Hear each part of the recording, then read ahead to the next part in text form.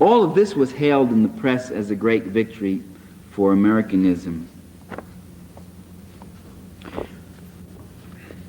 During the brief period of détente, 10 years, not such a brief period, the press's treatment of the Soviet Union was mollified, and generally, the anti-Sovietism never disappeared. Portrayals of life in the Soviet Union always continued to be portrayals of drabness, dreariness, joyless, people manacled to a system that they did not want, restive, oppressed populations, monochromatic, totalitarian, not pluralistic like us. By the way, pluralistic America looks like it's voting for English as an official language. Totalitarian Russia publishes books in about 120 languages. There are about 16 official languages. There's one nationwide language, which is Russian, which is used everywhere. But you go to Soviet Azerbaijani, and you could see street signs in Azerbaijani. You could see films in Azerbaijani. You go to Georgia. The Georgian film industry is, it turns out hundreds of films a year.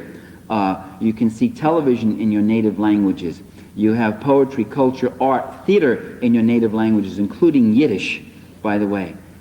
There's Yiddish theater and Yiddish literature in the Soviet Union. You tell me where there's Yiddish theater and Yiddish literature in the U.S. Few places in Brooklyn, Flatbush maybe, and that's about it. It's died.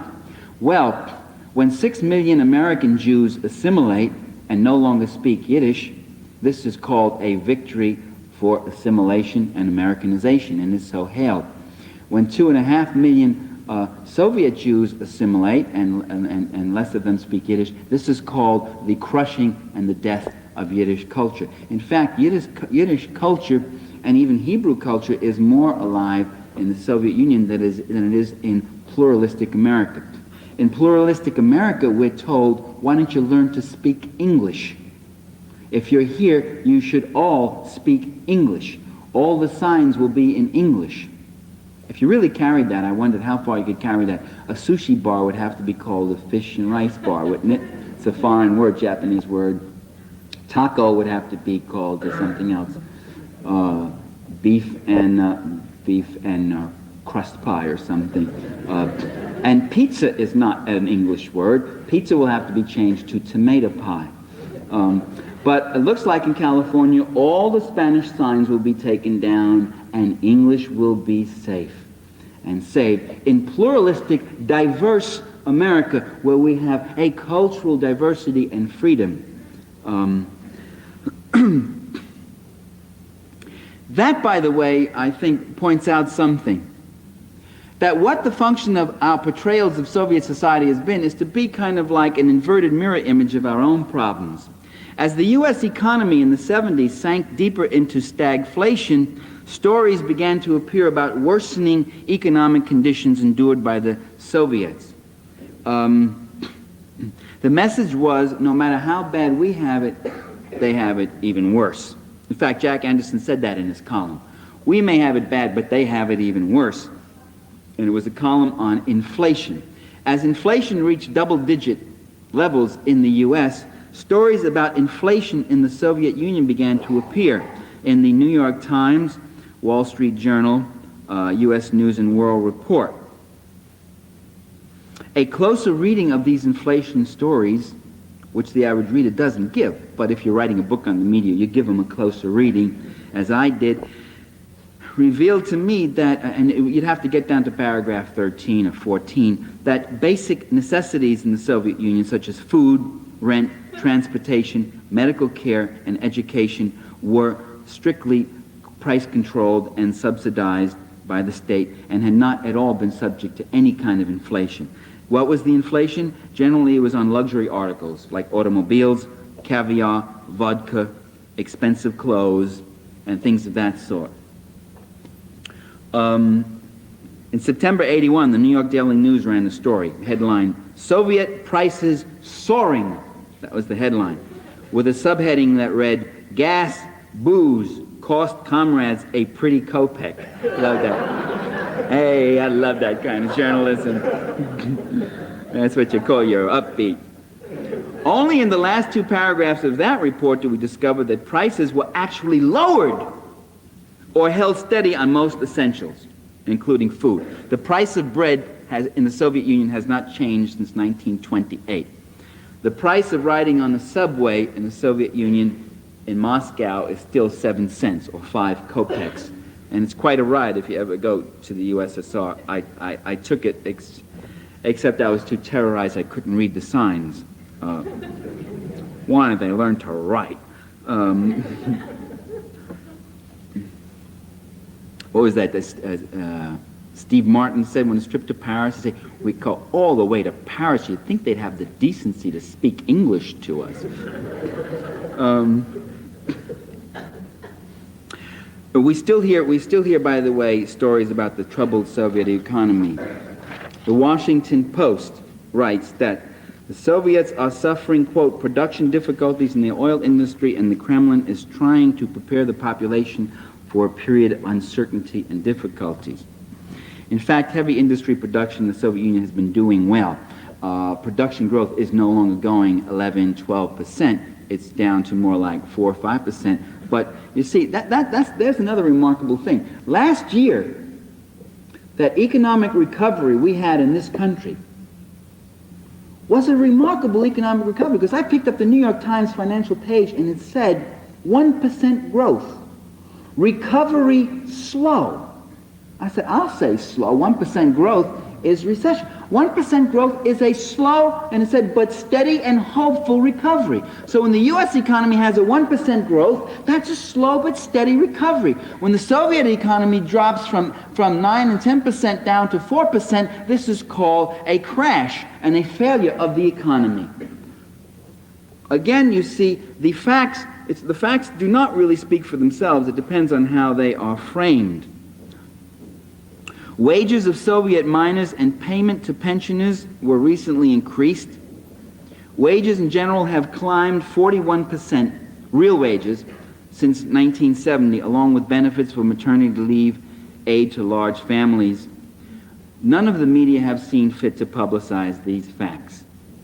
Likewise, none of the news media has publicized the fact that every Soviet citizen is guaranteed a right to a job, and there's no unemployment to speak of, that every Soviet citizen has the right to change his or her job, that Soviet men can retire at the age of 60, and Soviet women at the age of 55.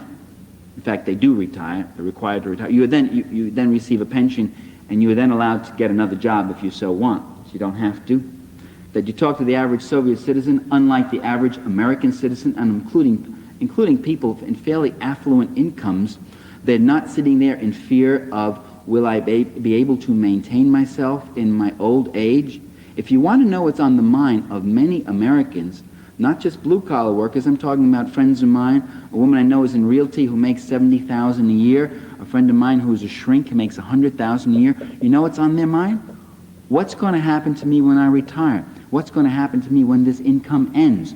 Will I be able to maintain my standard of living? Will I still be able to go out to a restaurant and have a vacation now and then? Will I end up in that furnished room with the naked electric bulb over me? It's an image that haunts people as they get up there in years.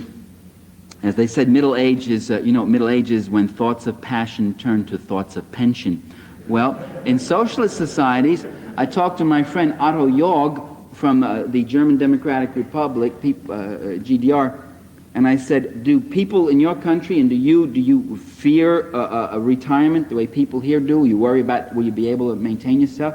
He said, no, not at all. He's by the way, head of the GDR News Bureau in Washington and covers news and works awfully hard. He said, I'm looking forward to retirement. He said, quite the opposite. You envy them. You walk by and you see people sitting around and they're smiling and laughing, and they retired, and you've got to go off to work. You envy them, and there isn't that kind of one of the essence of capitalist society is insecurity. The essence of capitalist society is that you must keep going after that wage. If you don't keep going after that wage, then there's no exploitation of the wage earner. And so one is never really secure here unless one has very substantial wealth. And even then you worry that there may be revolutions that will come and take that wealth away from you. No joke, the governor of New York State some years ago sent in the state troopers in Attica, you remember? And the state troopers went in there and massacred. It was called the biggest massacre of Americans by Americans since Wounded Knee, 1890. And they went in there, and when they turned to Governor Nelson Rockefeller, and they said, why did you do it that way? Why did you send those troopers in with blazing guns killing these guys? The prisoners had rebelled and they taken hostages. But the prisoners had a few skivs and a few clubs, and that was it. They weren't really armed. The guys went in there killing. They even killed some of their own guards, 7 or 8 of their own guards, because they went shooting so wild. And Rockefeller's answer was, they were revolutionaries. They were preaching a doctrine of revolution, and who knows where that could lead? The governor of New York. And who has more to fear from a revolution than a Rockefeller? So it's a very real thing even for the most wealthy, the specter of revolution. The American public was not told that every Soviet citizen has a right to free education to the highest level of her or his ability, that they have free medical care, which is something U.S. citizens do not have. There's still about an estimated 40 million Americans who have no medical coverage of any kind, and millions of others who think they have comprehensive coverage, who, when hit with a serious illness, find that they go bankrupt anyway. These are tough things to hear. I mean, this flies right in the face of everything that we have been taught.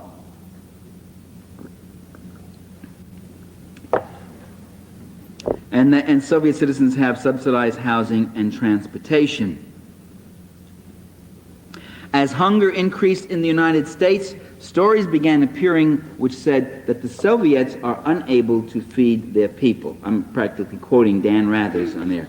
NBC, CBS reported this. Flora Lewis in the New York Times said their economy is falling apart and they are unable to feed their people. They need our grain. The sales of grain to the Soviet Union are probably the best publicized, best propagandized grain deals in the history of Western trade, of world trade.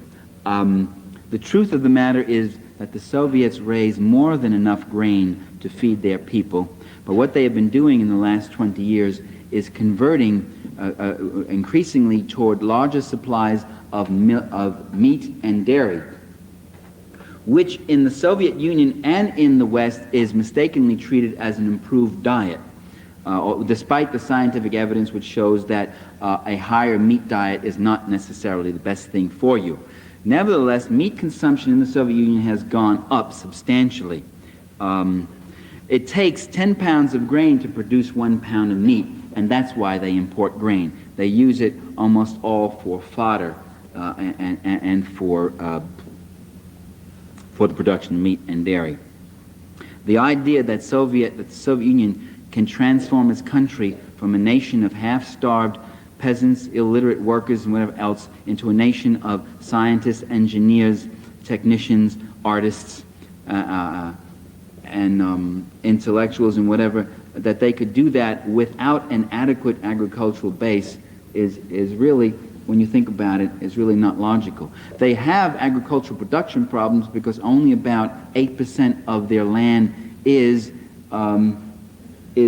suitable for agricultural usage. Most of it is either too arid or too arctic or too cold. And so they got shortchanged while they're very richly endowed on other resources, minerals and oil and all that stuff, and timber, and probably more than any other country in that sense. They are poorly endowed in agriculture.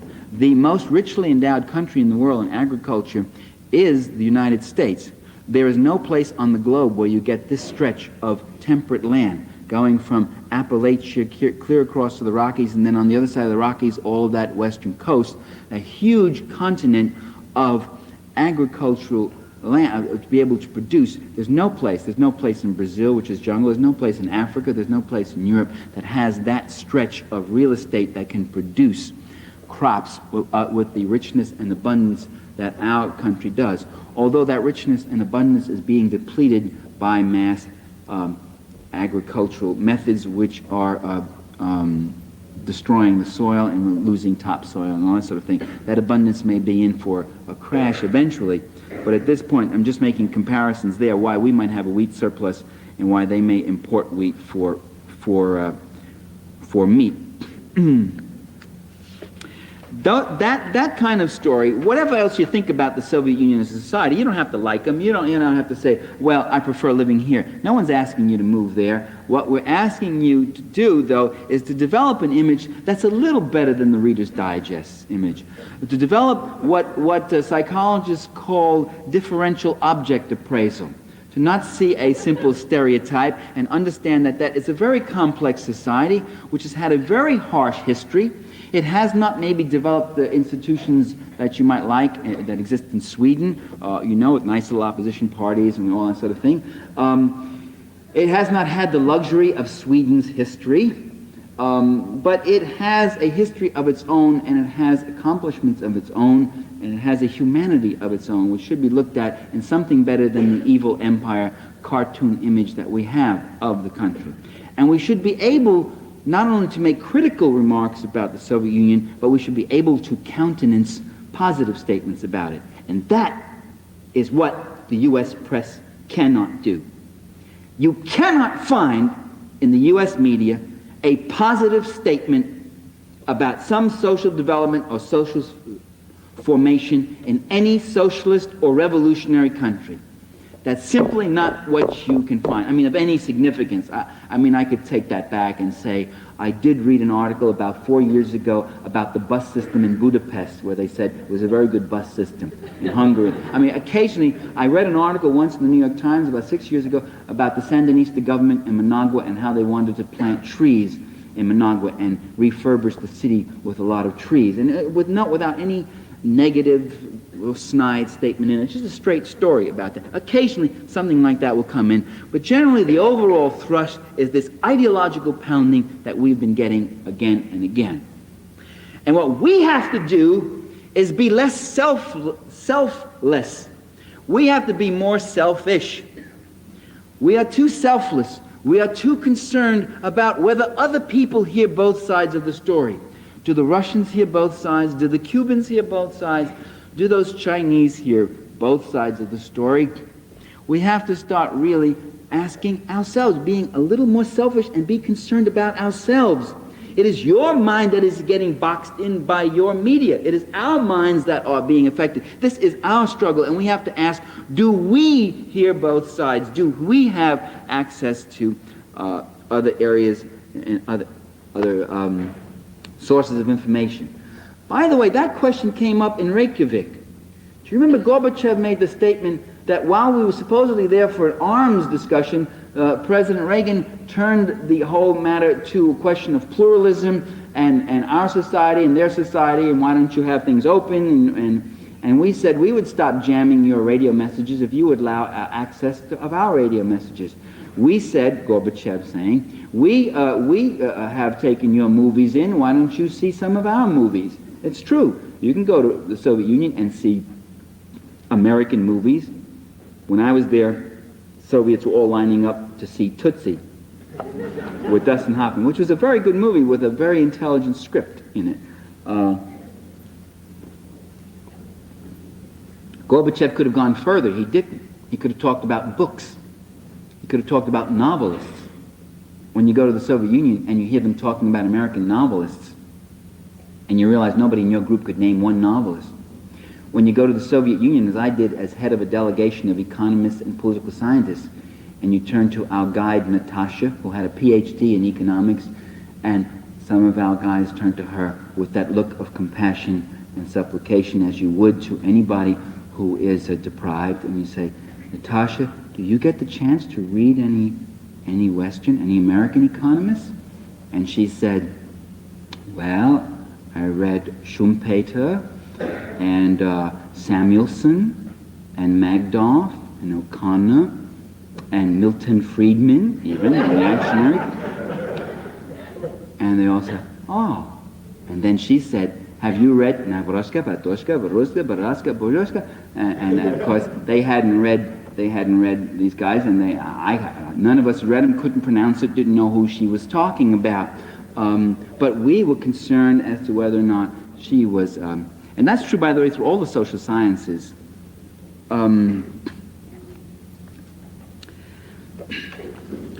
What I would like to do then is explain something about this anti-Sovietism. I believe it persists because it's very functional. It fulfills certain very real functions in the existing class society. For all its pretensions at neutrality and objectivity, the truth of the matter is that the press doesn't operate in a social vacuum. It's not only closely sympathetic to the corporate class and the ruling elites, it is part of that class. I mean, the major media in this country are themselves part of corporate America and corporations. They're owned by the same wealthy interests that control the rest of the corporate world, that invest in the third world, that were threatened by the Russian Revolution of 1917 and by every other revolution from Nicaragua to the Philippines to Attica. And so they generally present a ruling class perspective. They are for multinational corporations. They treat multinational corporate investment in the third world as a good thing. That's something that will supposedly uplift these people, not take their land away and use it for cash crop export, not exploit their labor and pay them 20 cents an hour. No, not that, but something that's essentially good for those countries. They are for capital and against labor. They are for capitalism and against socialism. They are for the status quo and against revolutionary change or any reformist or fundamental change of any kind. And this class bias frames much of what they do and how they see things. And it operates as a relentless propaganda theme, but also not just as an explicit propaganda theme, but as an implicit assumption and a conceptual framework. Keeping that in mind, I offer the following conclusions. One, the Red Menace theme that is so assiduously propagated by the ruling elites in this country is neither a foolish fantasy nor a product of mass hysteria. Those quotes about Lenin and Trotsky are on their way. That's not hysteria, although its goal, one of its aims, is to produce fantasy and hysteria in the minds of the mass of people. Two, that red menace, that hysteria is not a mass thing. It doesn't come from the masses. It's something that is fed from the top down. As I said at the very beginning of my talk, from the pulpit, from the police, from the professors, from the plutocracy, and most strategically from the press, and certainly from the government itself.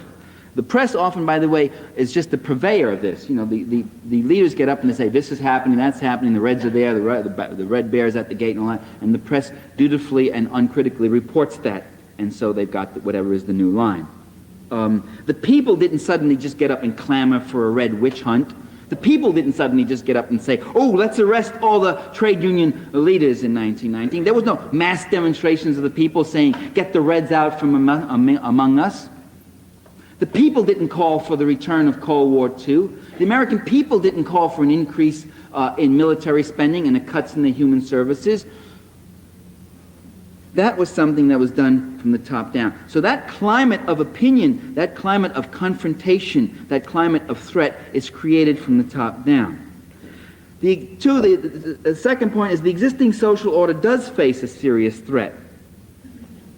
Not from without, but from within. Not from communists, but from within the capitalist system itself, from its unresolved crises of underemployment, overproduction, stagnation, inflation, poverty. And by the way, inflation was still with us. We had inflation as a problem under Richard Nixon. 4% was considered inflation. That cuts into your real wages. In 10 years, 4% can knock out about half your income, your real earnings. Today it said Reagan solved inflation because once it got up to 12 and 13% and it got back down to 4, everybody says, oh, inflation's been solved. Unemployment used to be a problem when it reached 4, and when anything over 3 or 4%, we started saying we had an unemployment problem. Today, once unemployment got up to 12% and is now down to 7, it's being treated as, okay, 7% is an acceptable thing. And that's the official count on unemployment. And the official count means that if you work a couple of hours in 1 week, you're counted as unemployed. If you work 1 day of that week, you're counted as employed. So there's a tremendous unemployment. There's a tremendous problem. They've got problems they can't solve. They've got an economic crisis. And they face demonstrations, opposition. They face problems of legitimation. They face these things, massive strikes, much more massive than you think. Right now, how many people know that there are 22,000 steel workers out? Not on a strike, actually. They're locked out. But the press always calls it a strike. Even when management locks out workers because they don't want a contract, don't want to negotiate, won't give them a contract, it's still called a strike, generally. Now, this red menace that's propagated by the military, industrial, governmental, and media complex, that's what I call it, serves the function of telling people that it's worse anywhere else. One of the first things you will hear is, where is it any better? The Soviets have it worse. If you go around and lecture, I'm dealing with the subject right now, but generally I might talk about Reaganomics. Talk about any subject. Almost the first question you get is, talk about the Russians. What about them? It's worse there. It's worse there. So why criticize here? And you could say, maybe it is worse there. And by the way, I don't think that the evidence indicates that in terms of economic conditions. But maybe it is worse there. What the hell's that got to do with you here? I mean, if you had abuses and problems here at University of Massachusetts, would someone get up and say, it's worse at the University of New Hampshire? Which it probably is. But what are you supposed to say to that? You're supposed to go, oh, that's okay then. Oh, then let them double my tuition because they're tripling it in New Hampshire. Oh, that's all right. Oh, then we shouldn't complain. Oh, it's worse there. But that's the first, I tell you, man, you can go anywhere in the country now. That's the first question that'll come up. Where do you think it's any better?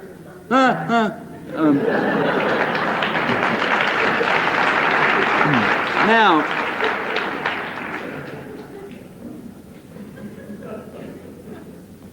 I think it's better in Cuba, where I injured my leg, a very serious injury, my Achilles tendon, and I went to a hospital, and I got an operation, and nobody gave me that examination you get in the U.S., the first examination you get when you go into an emergency clinic, and you can be bleeding from 3 places, the examination of your wallet to see if you got medical coverage, and if you don't, you're sent to another hospital, you're dumped on the public hospital, which may be across town while you're still bleeding.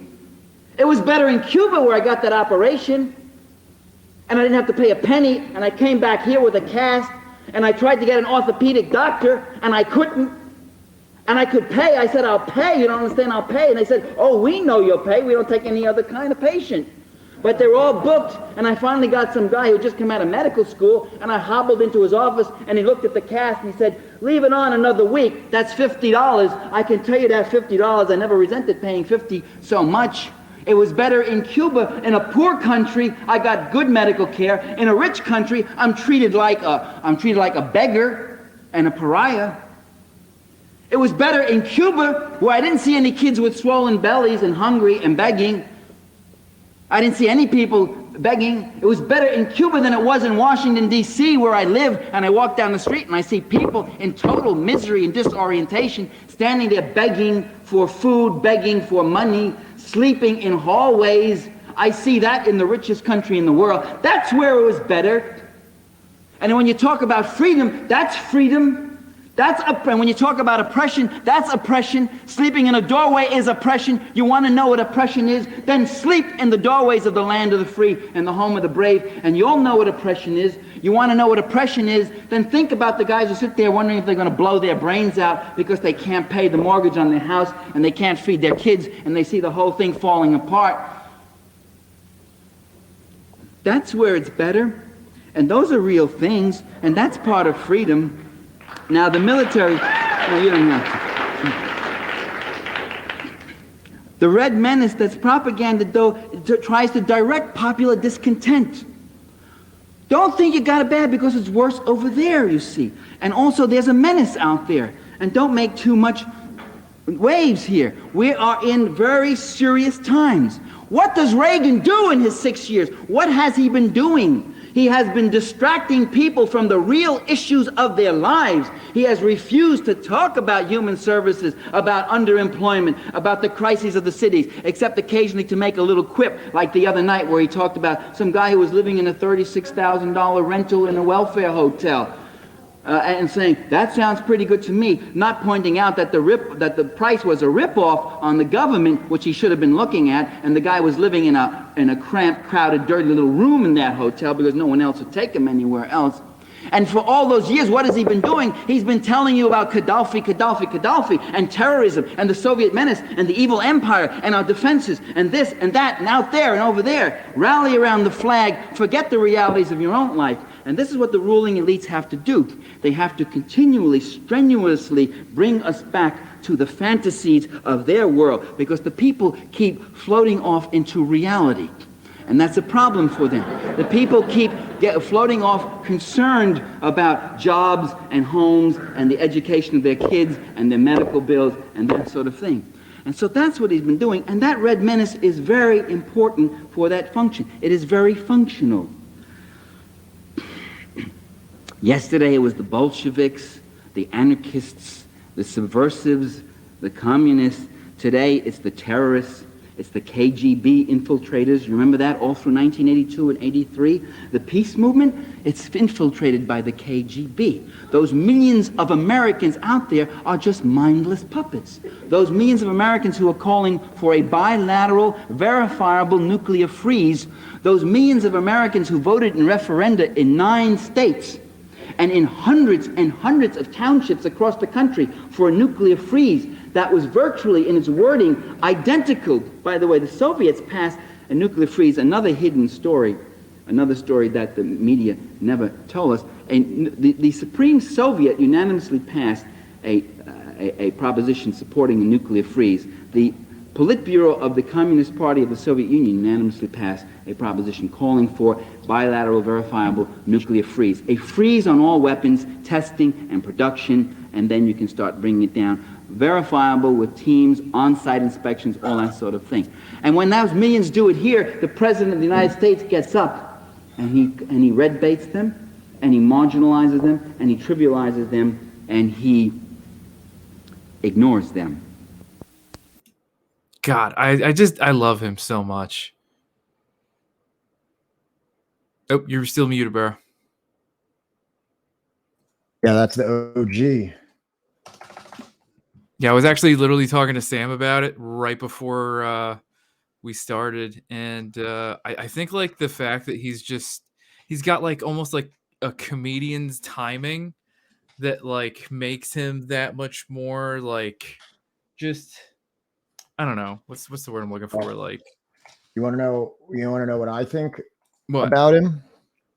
Let's this is a perfect time to plug the Facebook page, because there's a I think what you just said there is captured pretty succinctly on the Subversive History Facebook page, where for Michael Perenni's endearing is the word. Sam, are you saying from the Facebook page? Because I think I did.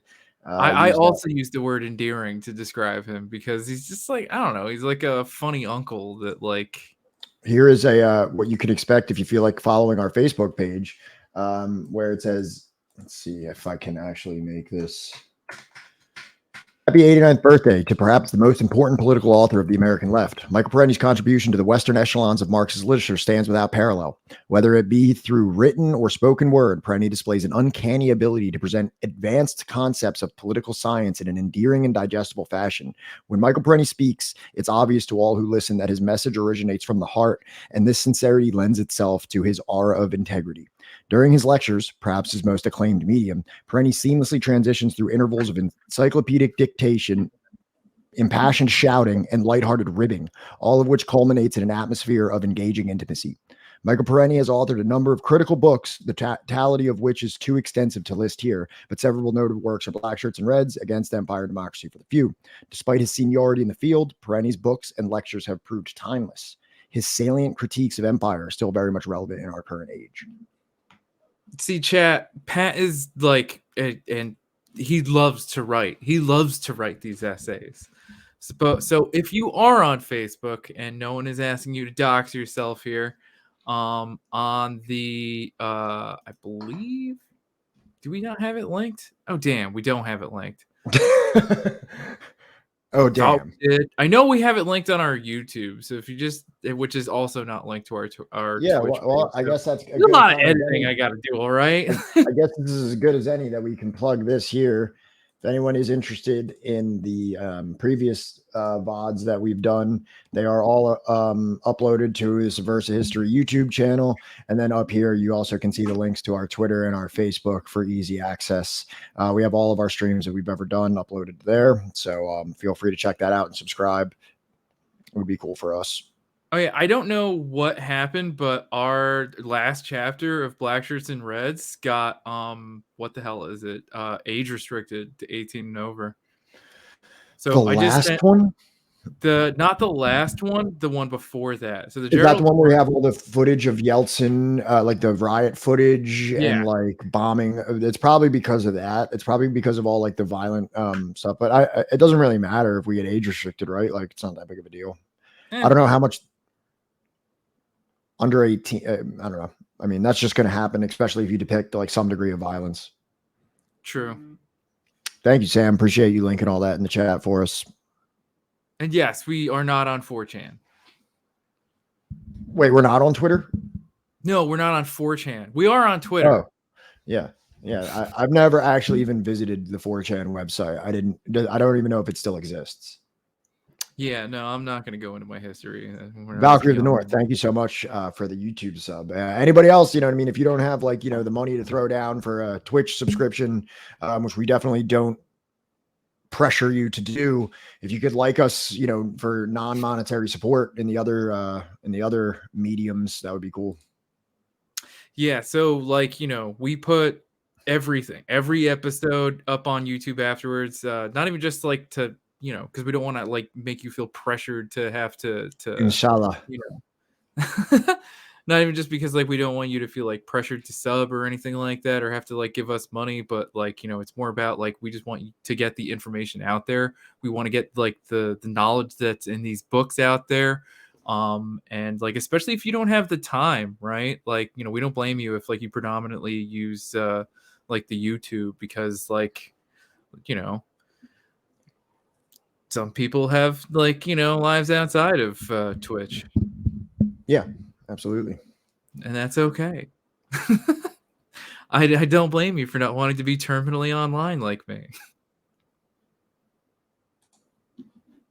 So, yeah.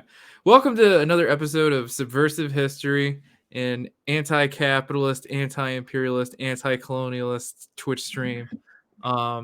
Apparently one of the few with more than one host and you know, one that like is more like a book club than it is a podcast or a Twitch stream. We keep going through the old intro. Oh, all right. Give me the thing. All right. I don't think I've ever sent it to you in any way that you actually have it written down anywhere. Yeah, give it to me, and I'll read it at the start of every fucking one from now on. We are so fucking boomer with this shit. I know.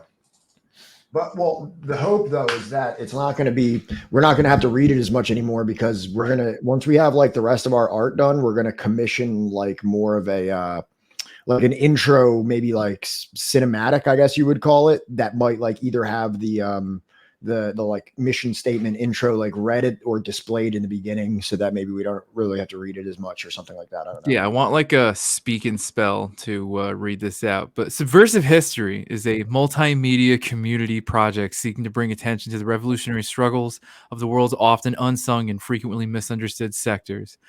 These are the stories of the demonized, vilified, whitewashed, or otherwise forgotten campaigns against imperialism, colonialism, capitalist exploitation, and racial apartheid. The orthodoxy of Western hegemony has often labeled these dissidents as subversive, and these are the struggles we aim to illuminate. Thank you. Thank you very much. How's your day going? Yeah, I today's, you know, just a non-starter beyond this episode. This Sebs Dev, This is like, what's that like band quote where it's like, We give it to you. no, like the like, I was forged in the darkness. You merely I adopted. was forged in the darkness, molded by it. Is You that merely adopted it. yeah, that was me using MySpace in 2003 or 2004 or something like that. Oh my god. Yeah, no, I sometimes have like fever dreams about like, the age of MySpace. I can hardly remember like what it looked like anymore.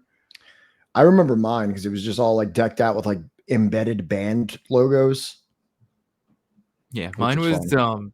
I That was was a I was fun thing to do. edgy. I was an edgy kid. I don't even want to talk about like Yeah, what well, mine not, looked like. let's not talk about the edgy phases. That's you know. Hold on, let me open my window. It's so hot in my office. So dumb, so embarrassing, but like I don't know. I like to imagine that like I can give hope that like you can grow, right? If you're watching this, like somehow, some way, if any of this is like sinking in, like you don't have to be like that. Right. And if you're here, you've taken the first step, the first step towards salvation. That the cult of subversive history can cleanse your sins, so long as you come here 3 times a week for your atonement Yeah. See, unlike some for your Twitch streamers, previous edgy transgressions. we are openly a cult.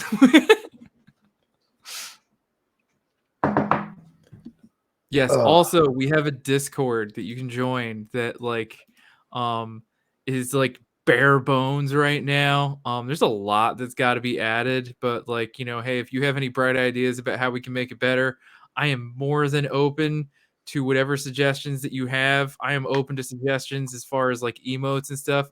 This weekend I'm going to try and figure out how to make I think like the first emote suggestion that we got actually into an emote on this goddamn thing.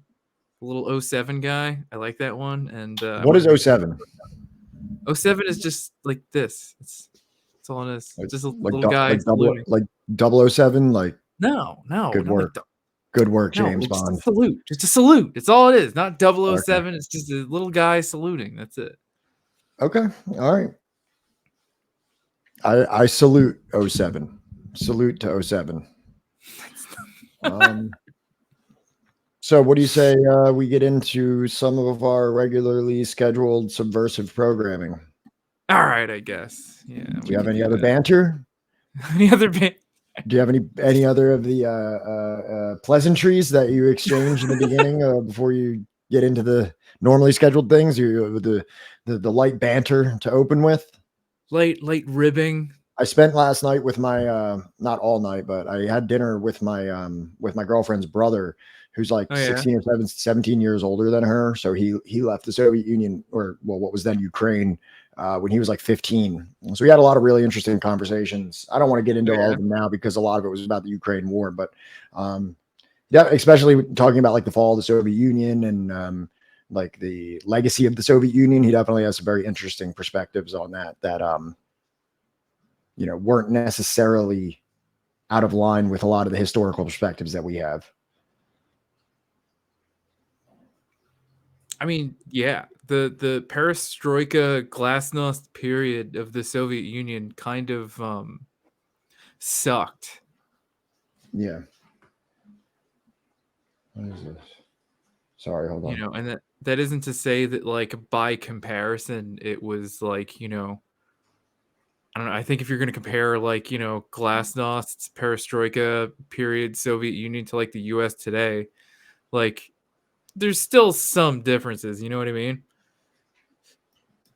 Sorry, my girlfriend said that he's 13 years older than her. She texted. I guess she can hear me, and it's very uncomfortable that she's listening to me talk. And so he's 13 years, but yeah. She Well, now you now know she hears everything. yeah, she's down there listening. She's like, "What the fuck is this dude talking about? I'm not even Yeah. Russian."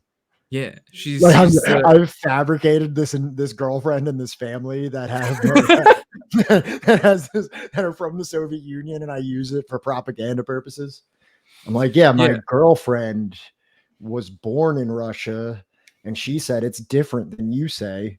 and her mom was like, no. I was gonna say that she's NKVDing you. She's secret policing you. She's monitoring Right. all of your communiques.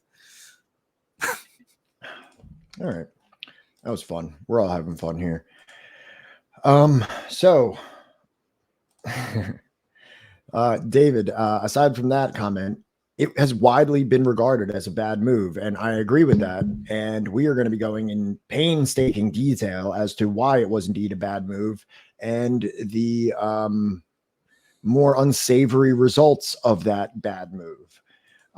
So with that, we will begin to dissect and analyze Chapter 7 of Blackshirts and Reds, Rational Fascism and the Overthrow of Communism, which is titled Free Market Paradise Goes, oh my God, it says go easy. It's supposed to Go be easy. Yeah, go easy. Part It's like 2. a ska man. So now I have it in presentation mode, so I can't even like edit it real quick. But for those of you that recall, we did a chapter on Wednesday called "Free Market Paradise Goes East," where we talked about a lot of the undemocratic means by which, quote unquote, democracy was achieved and freedom was exerted in the Russia and the other post-Soviet states, the coups, the National Endowment for Democracy, the polls and the disagreements and the protests and all of these things. If you're interested in hearing like that, more of like the setup of this whole thing happening, jump back on the YouTube channel and check out that episode if you would like. But if not, now we're going to be going into the results of Yeltsin's free market shock therapy and the consequences that it had for the Soviet Union as well as the Soviet Union. So sliding directly into this, we have the chapter introduction where Michael Parenti states, free market propagandists in the former communist countries claimed that as capital was privatized and accumulated in a few hands, production would be stimulated and prosperity would be at hand. But first, there would be a difficult period to go through. The difficult period is proving to be far more severe and protracted than predicted, and may well be the permanent condition of a capitalist restoration. So that's how we set the stage here. That's really a lot of like what it was like, that even like a lot of those that were like initially opposing Yeltsin in the parliament weren't even necessarily like hardline communists that wanted to return to some kind of like Stalin era of quote unquote siege socialism, but a lot of them were just much more like open-minded about how the reform process would be handled, and it would be handled much more delicately and with more of a heavy hand from the state, maybe similar to what happened in China or Vietnam that had much more favorable outcomes than what happened in the Soviet Union, as opposed to breakneck privatization and fire sale prices to mostly Western purchasers, which is what delved what was a once relatively stable nation into a tumultuous hellscape. And we're going to go into exactly the details of that hellscape right here. Johnny, do you have anything that you want to say about this before we get to the next slide? So like just out of the gate, like, Parenti, starts talking about China. He starts talking about like Vietnam. He starts about like how is this eventually going to be happening in like the DPRK in Cuba, right? Which is funny because like it kind of did, right? Not like even like a restoration, but like, kind of like they opened themselves up for tourism, as if they hadn't already. And there was like this, what's known as the special period after the fall of the Soviet Union, right? That left them kind of like aching for like any sort of like economic windfall. You know what I mean? Yeah. Yeah. And it's also, and if you're interested in more of like that kind of dynamic of like, what is the difference between some of the progressive reforms that went on in Cuba, in China, in Vietnam? I don't know much about the DPRK, following the fall of the Soviet Union, so I can't really speak on that. But a lot of that type of comparison and contrast can be seen in a book by Carlos Martinez called The End of the Beginning, Lessons from the Soviet Collapse. And that segues us perfectly into a excerpt from that I actually wanted to bring up, which is my exact next slide, regarding, let me get this out here, sorry, regarding the economic situation at the end, at the transition from the Soviet Union to the Russian Federation. And Carlos says, in the first few years following the collapse of the Soviet Union, Russian GDP and industrial production both contracted by more than 40%. As David M. Kotz and Fred Ware note in their book, Revolution from Above, The Demise of the Soviet System, 1997, by comparison, in the United States, the four-year economic contraction in 1929 to 1933, which brought the American economy to the low point of the Great Depression, entailed a decline in gross national product of 30%. So what we're saying here is that what happened in Russia following the dismemberment of the Soviet Union was more of an economic catastrophe than the worst period of the Great Depression in the United States. Right. Needless And to say, wages. Go ahead. I think statistically it was even worse than periods like during the Patriotic War. Right. I don't actually know that. It may be or may not. I'm sure by certain metrics it could be. Right. I don't have any of that on hand, but that would be an interesting thing to look more into. Needless to say, wages followed suit, and the Soviet people started to suffer serious poverty for the first time in many decades. According to a World Bank report, more from the World Bank coming soon, on the transition economies, all the former socialist countries of Central Europe, Eastern Europe, and Central Asia, the number of people on living on less than $4 a day increased from 14 million in 1989 to 147 million in the mid 1990s. I don't know if you did any math on that, but that is about 10 times more people, which I believe the population of.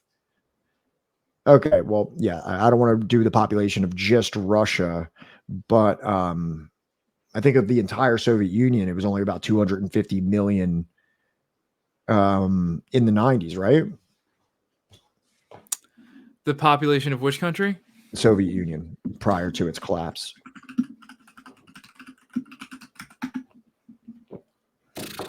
Two hundred eighty-six million seven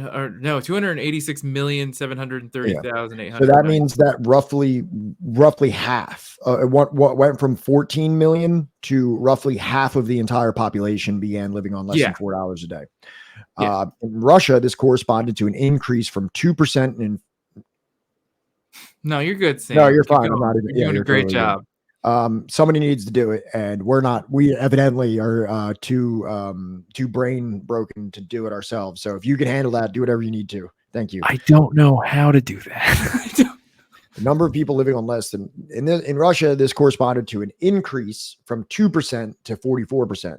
In Ukraine, from 1% to 63%, and in Central Asia, from 6.5% to 53%, which is just insane. So these are just the beginnings of the number here. Trust me, this is going to be a real slog. I hope you like statistics. I hope you like line go up, line go down, because the majority of what I've put together here is really examining what are the ones and twos and what are the effects of this, the free market paradise, the privatization, the capitalism, the things that, as we talked about throughout the 80s, through a lot of Russian intelligentsia, were becoming more and more popular, or this more and more idealized thing to achieve, that we can be a consumer culture and we can have all the things. And then we'll cap that off with a lot of polling data about Soviet nostalgia and a couple fun videos about that too.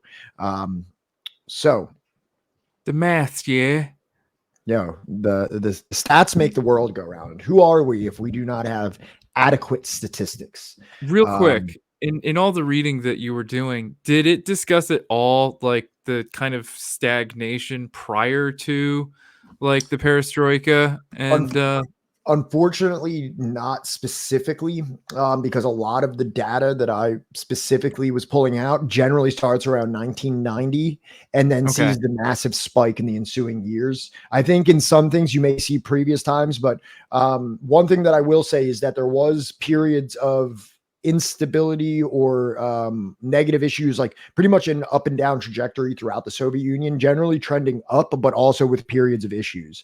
So, we might see some of that. I'm not sure. When we get into this stuff, we might see a little bit more about that, because I tried looking for more things that were Soviet Union versus Russia, but it was more difficult to find that than it was to find just issues from the 90s. There's like a lot of data. I wonder why. I don't know. So the first subchapter is titled "For Vipers and Bloodsuckers," and Peretti goes into it stating, "Today, the former communist countries and China are clicking away with vipers and bloodsuckers. Thousands of luxury cars have appeared on the streets of Moscow and Prague. Rents and real estate prices have skyrocketed. Numerous stock exchanges have sprung up in China and Eastern Europe, 16 in the former USSR alone. And a new class of investors, speculators, and racketeers are wallowing in wealth.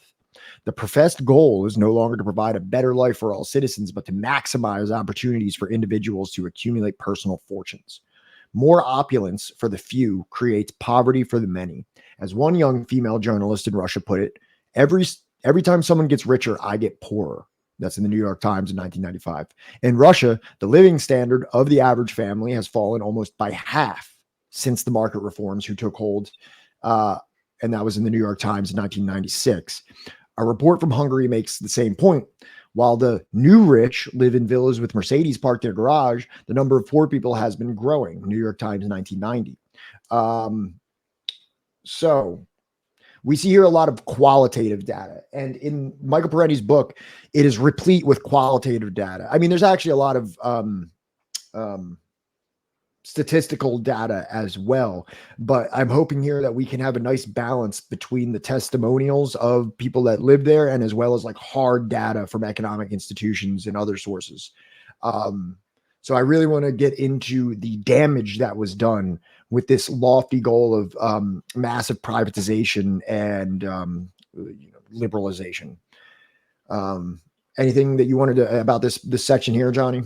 So this actually is what prompted me to try and find a video about the Vietnamese economy, because he brings up in literally the paragraph right after that New York Times article, as socialist Vietnam opens itself to foreign investment and the free market, gaps between rich and poor have widened rapidly, and the quality of education and healthcare for poor has deteriorated. In a New York Times article, prosperity has come only to a privileged few in Vietnam, leading to an emerging class structure that is at odds with the country's professed egalitarian ideals. In the emerging free market paradise of Russia and Eastern Europe, price deregulation produced not competitive prices, but prices set by private monopolies. Adding to the galloping inflation, beggars, pimps, dope pushers, and other hustlers ply their trades as never before, and there have been a dramatic rise in unemployment, homelessness, air, water pollution, prostitution, spousal abuse, child abuse, and just about every other social ill. But I don't know. Do you want to play that video about the Vietnamese economy? It's like 13 minutes. I mean, if you want. I mean, if you want to, yeah, just send it to me. Okay.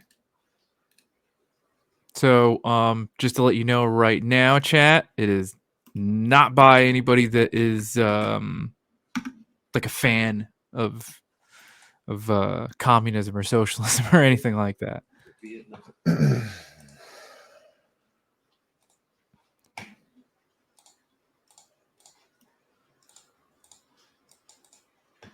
GDP per capita since 1990.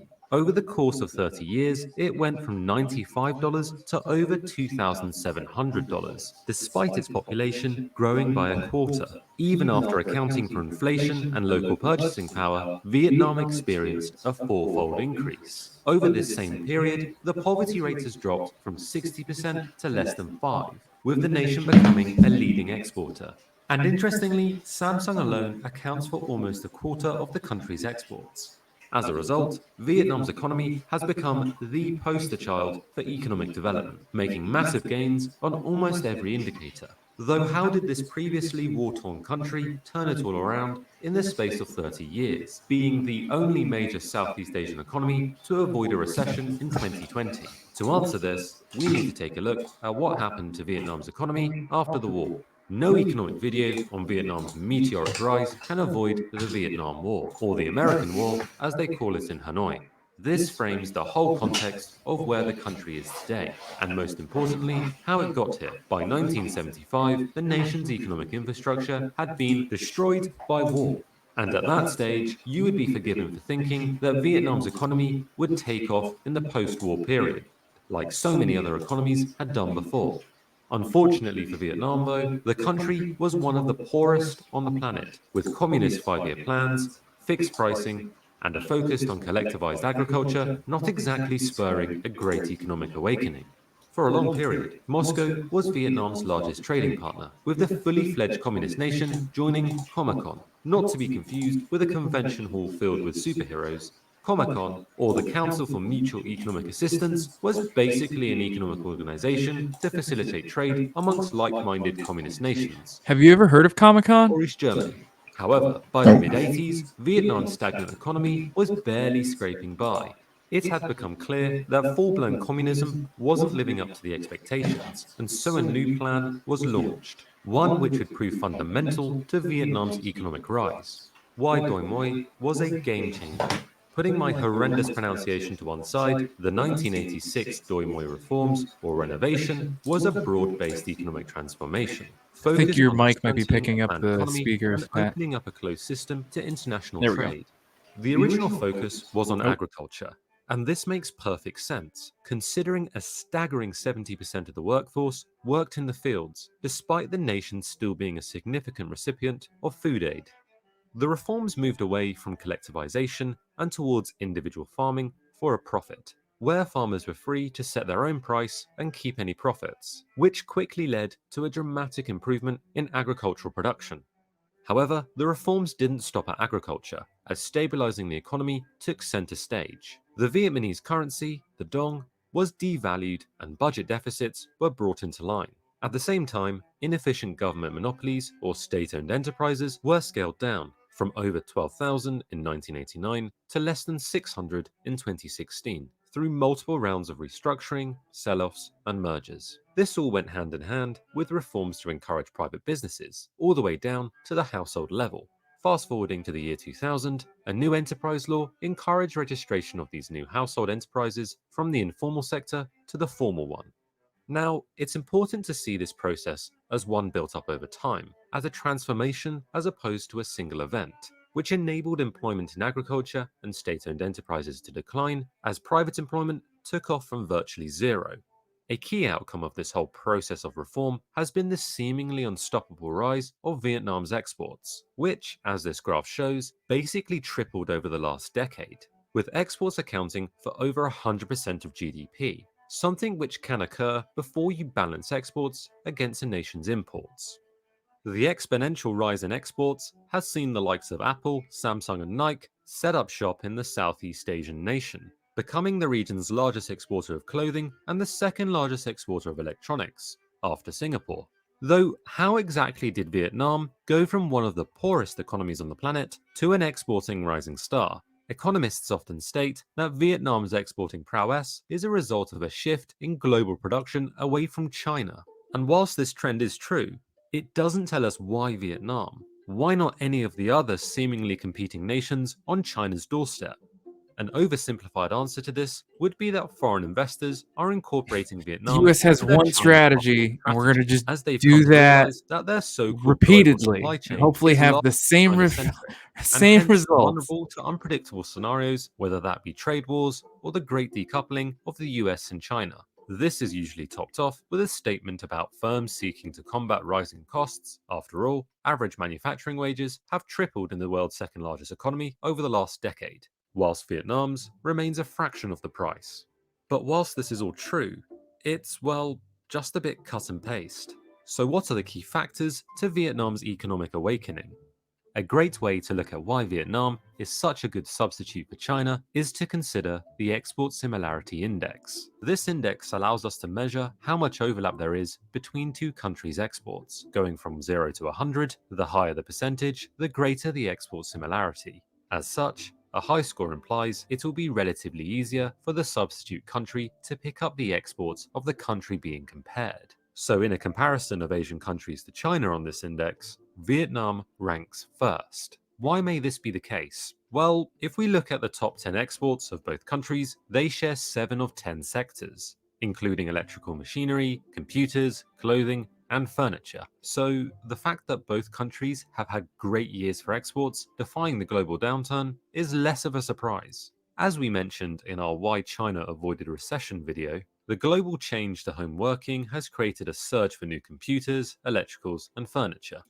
Which, Thank just you, like Bono technology, bin is Laden, great news for Vietnam, your as subscription to exports Tier grew 1. by over 10% in Q3 alone. But the similarity in exports alone, whilst important to understanding the What is trend, tier one? still doesn't explain the full I why. don't know, man. It's some kind of As Twitch mentioned tier earlier, thing. Vietnam's reform process, which started back in the mid-80s, was a gradual one. If you go through the legislation over the years, trade liberalization stands out as a key theme, and the Vietnamese have pursued this aggressively. If you were to consider a timeline of pro-trade agreements, one of the first things Vietnam did was to create the Foreign Investment Law in 1987. This enabled foreign-owned companies to enter into its closed domestic market. In 1994, the US ended its trade embargo on Vietnam, paving the way for it to join the ASEAN Free Trade Area in 1995.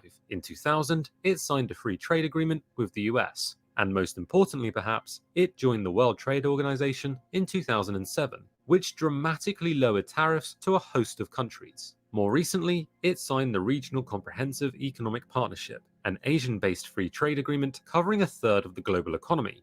Overall, Vietnam has signed well over a dozen free trade agreements, being a bit of a champion when it comes to free trade-based development economics. To help capitalize on these free trading opportunities, Vietnam has invested a lot in its human capital, which goes against any preconceptions of Vietnam just being a magnet for cheap labor. According to the PISA Standard International Testing, which ranks countries by the exam scores of their 15-year-olds, Vietnam outcompetes most developed economies when it comes to reading and maths, ranking an impressive 4th for science. And investment in its population isn't just something based in the classroom. Vietnam's Human Capital Index has increased from 0.66 to 0.69 since 2010. This means that a child born today will be 69% as productive as he or she could be if they enjoyed a complete education and full health. Now, a score of 69 may not sound great, but this puts Vietnam first amongst all middle-income nations. And for context, the highest score in the world is 88, which is very much an outlier achieved by Singapore. And like so many other developing economies, Vietnam is tipped to benefit from an emerging middle class, something boosted by the nation's very high participation rate of 80%, compared to only 65% in comparable developing countries. This high rate reflects the increased prevalence of women in the workplace at over a quarter more than the global average, an encouraging trend which points to broader-based economic opportunities. Now, all of this is good and well, with Vietnam making remarkable progress over the last 3 decades, but it's still a far way from achieving its economic goal of becoming a high-income country by 2045. So, what are Vietnam's key challenges? A lot of Vietnam's recent success has been based on positioning itself as a relatively cheaper manufacturing base. This has provided the jobs necessary to propel the nation's economy into middle-income status. However, Vietnam is still at a relatively early stage in this transition. This expansion in jobs is threatened by increasing automation, which is set to erode Vietnam's comparative advantage in cheap labor, creating a headache in more ways than one. Because principally, Vietnam is still an agricultural-based workforce, with just under 40% working in agriculture, and less than a quarter of the workforce possessing an employment contract. This stark subdivide between the formalized and informalized economy is a trend which carries through to foreign direct investment. A common criticism is that it facilitates economic dualism. In many cases, foreign direct investment is largely void and separate from the local economy, with the bulk of the benefits yet to merge into the domestic market. And even Vietnam's success in exports has started to gather negative attention, particularly from the US, as Vietnam has the 3rd highest trade surplus with the States, after China and Mexico. The US Treasury Department put the nation on a list of top 10 currency manipulators early in 2020, going on to launch a Section 301 investigation, which is the exact same process they used to place tariffs on billions of dollars of Chinese imports. Something which, if ever happened to Vietnam, could seriously dent any plans to move export-orientated manufacturing out of China to service the US market. Importantly, when it comes to many developing countries, a common theme is a young population which will present a demographic dividend. And for Vietnam, over the last 30 years, its population has grown by more than 25%. But the country actually has one of the fastest aging populations on the planet. On current trends, its elderly population, which is defined as those over 65, will double from 7 to 14% by 2035.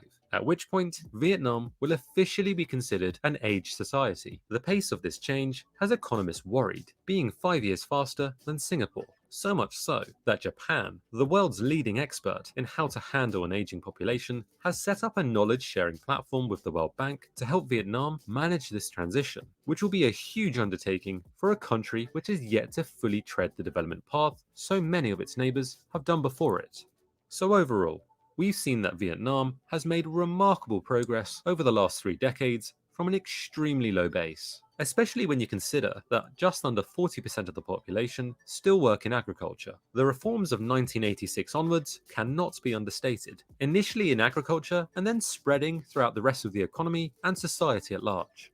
It would be an oversimplification to say that Vietnam's success has been built on an exodus from China, without mentioning what has made the nation so appealing, which includes its commitment to free trade, investment in human capital, and an emerging middle class. But there is a very real concern that Vietnam won't be able to follow the same development path as so many nations did before it, due to the challenges of automation, prospects of tariffs, and one of the fastest aging populations on the planet.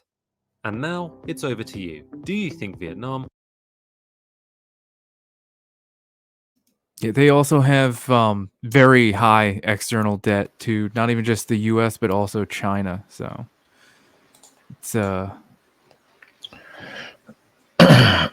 Okay, so kind of pivoting away from Vietnam. back. Yeah, well, yeah. I mean, so regarding back to like the period of like 1990 and the privatization and everything that was happening in Eastern Europe and Russia, just to kind of go into just to kind of bring it back to that. So like we had said here, that there was all of these like social ills that were beginning to develop because of privatization and because of this free market shock therapy. So we started to assemble some of those here. You can see here that this is a chart. Red line going steadily up is France.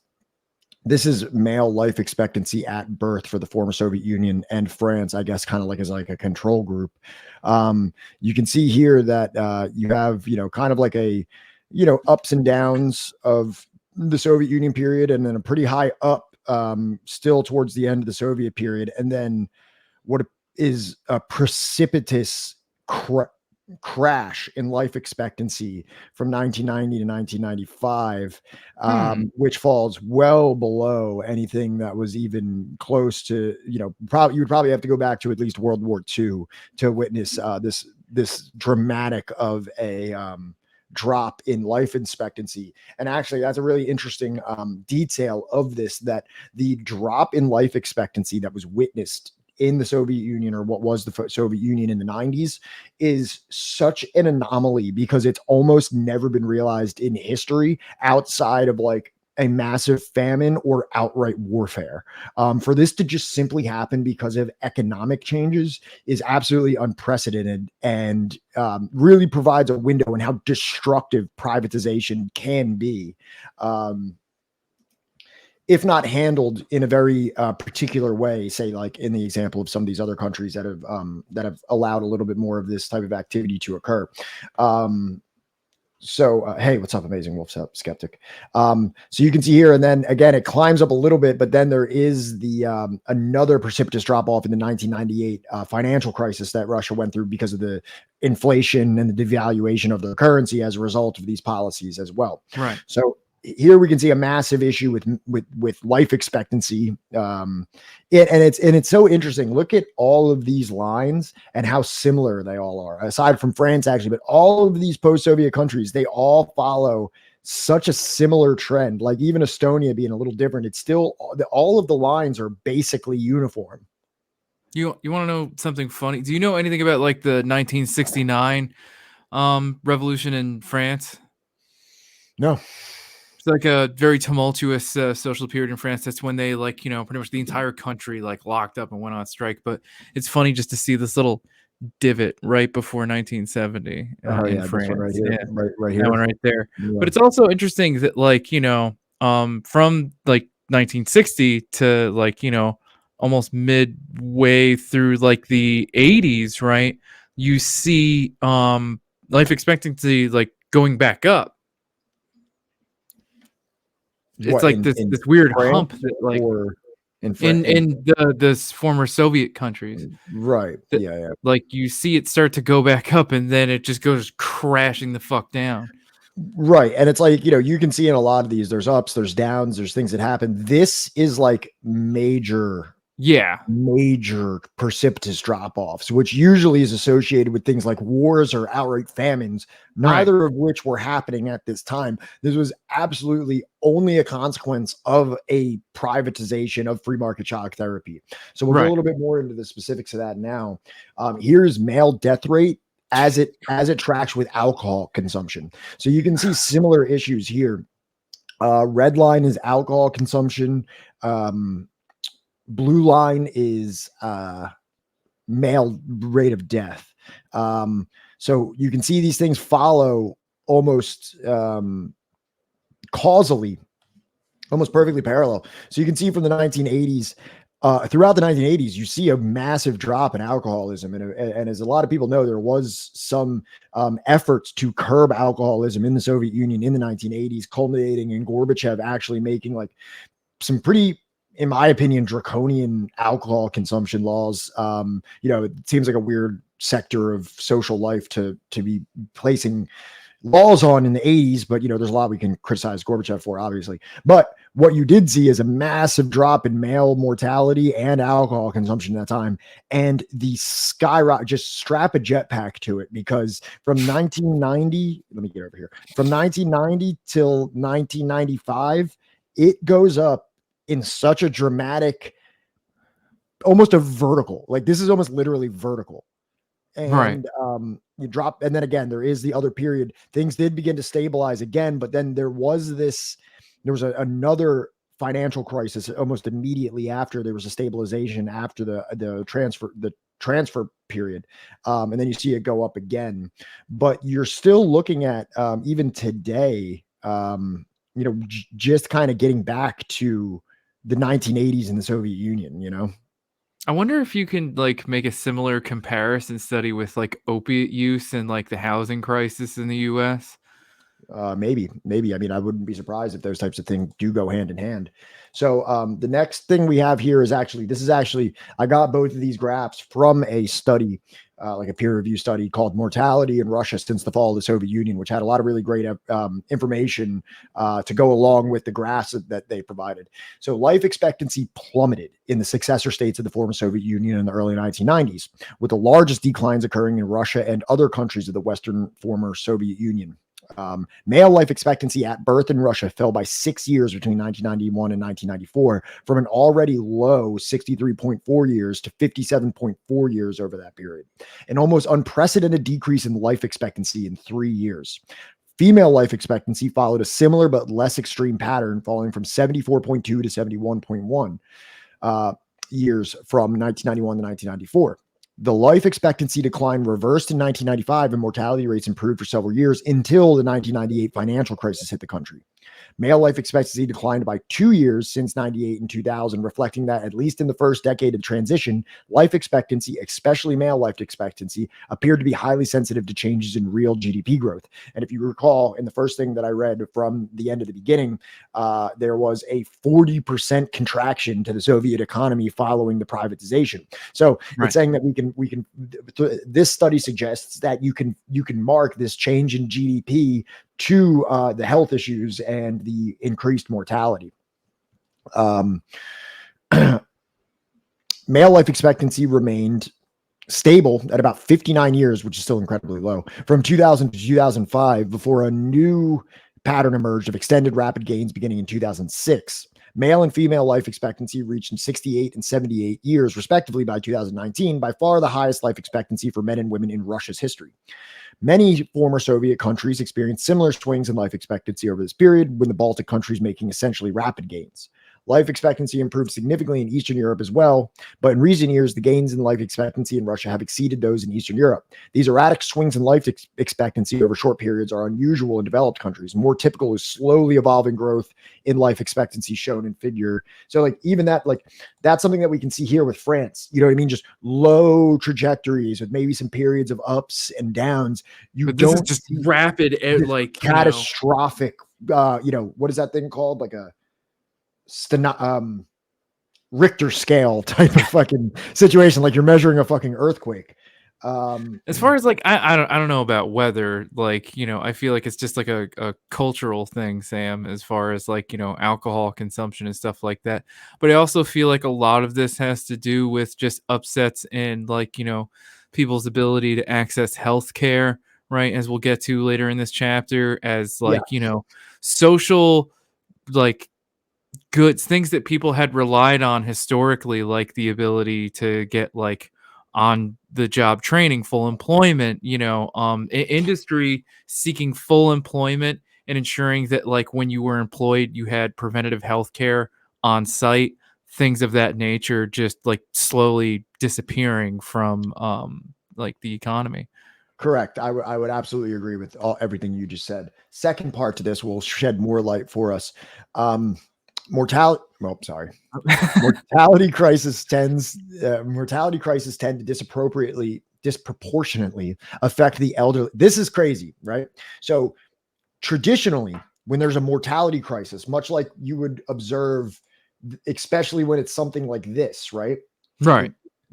Especially when it's something like this, typically when you see these spikes, they affect elderly and the infants. Right. But like the working age population, what? Exactly. Well, like COVID or a famine or a war, perhaps, you know what I mean? Like, right. But the working age population experienced the largest increase in deaths in the mortality crisis of the early 1990s in the former Soviet Republic. So this again was anomalous, not only in how rapid and, severe it was outside of a time of war, but also what we can usually see where elderly and infants are typically affected. The working age population are the ones that suffered the worst in this period. In Russia, the death rate among men from 35 to 44 more than doubled between 89 and 94. For women in the same age group, the death rate increased by 80%. Increased deaths were remarkably high across all working ages for both men and women, as shown in table, blah, blah, blah. Less educated men and women experienced substantially okay. We'll get to that in 1 second. By cause, the largest increase in mortality in the early crisis period comprised cardiovascular disease deaths, heart attacks, strokes, and cerebrovascular diseases, and deaths due to external causes, accidents, injuries, suicide, and homicide rates in the world in some age groups in the earlier transition. Wait. In context, the suicide rate among white Hispanic men aged 54 to 45 to 54 in the United States was 39 per 100,000 in 2015, a time of notably rising deaths of despair. Which one of us do they think is Jewish? I think they mean Karl Marx or something. Oh, okay. Let me see what they say here. So one of the most asinine things in history was the pretense that Marx was right about anything or that he had any valuable insight in reality at all. You people are just byproducts of a massive, pathetic delusion. Yeah, I mean, it's all hyperbolic. You're not really saying anything about anything. There's nothing even for me to even. You're making such a broad statement that isn't even. Yeah. I don't know if they're saying I'm coping or he's coping. I mean, it sounds like. I mean, I'm applying that to them, but they both have poser in their names. So. I know. It makes me like feel like, are they like some kind of like terror fan? Like, all posers. It's funny because we're literally going off of like they're saying that like we're literally going off of like the massive issues of privatization. No, I just kill posers.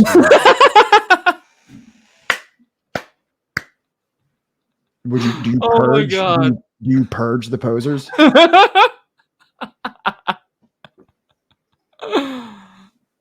That's fucking awesome. I wish they would say something more specific than like Karl Marx wrong, LOL, like something that I could actually respond to. Is this some like fucking Nietzsche like bullshit or what? I don't know. I can't tell. I don't know. This is, yeah, I don't care. Not entertaining. All right. So moving on. So yeah, so the main thing that we're looking at here is suicide deaths among men aged 50 to 54 reached 140 per 100,000, whereas, and then it gives you in the United States that from 54 to 50, from 45 to 54, it was 39.2, which was a period of notable rising deaths of despair. So in these two periods of crisis, you have almost 4 times the amount, over 4 times, almost 5 times the amount of suicidality among men in the Soviet Union or in Russia at that time, as you do in periods of deaths of despair rising in the United States.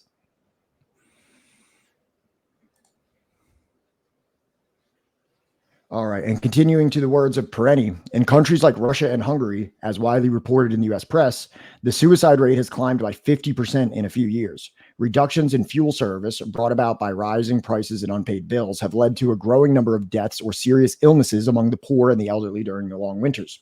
In Russia, doctors and nurses in public clinics are now grossly underpaid.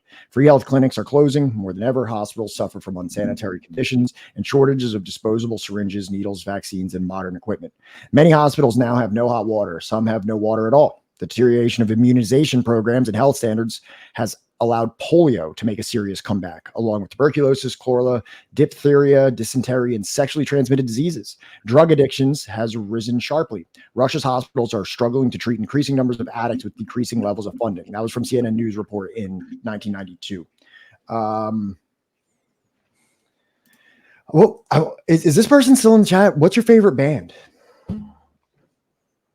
I don't think so. I'm pretty certain that did they get timed out? Or Sam got him. Sam got him. I mean, unless you want to tell Sam like just to give them like, you know, timeouts or something, because like you're that interested in what like really shitty like Five Finger Death Punch metal they listen to. I mean, yeah, that's. I mean, I just like, you know. Thank you for subscribing, Feminist Critique, with your Prime subscription. Oh, thank you so much. I'm just curious, like what like legit bands that they might listen to. And I assume that they're talking about bands in right Bronze Age Poser Killer. It's gotta be, yeah. Like thank you for letting us know, Sebs. I'm pretty certain Sam got to him because Sam has like no patience for this shit. And I don't blame him at all. But I'm gonna go out on a limb and say that, like, you know, fucking what is it? Bronze Age Poser Killer probably listens to like some nerd shit. Yeah, I would say so.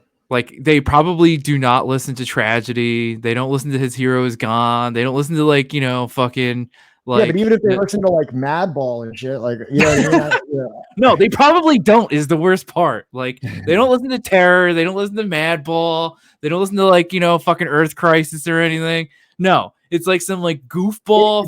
You called it. That was a Nietzsche quote towards the Ubermensch. It was. So was like, it? Yeah, you were right. You called it right from the beginning. Hell yeah. And like, and also Nietzsche sucks. And they probably didn't even read like all of Nietzsche. They probably just quoted the one thing that's about the Ubermensch because it's like edgy and fash.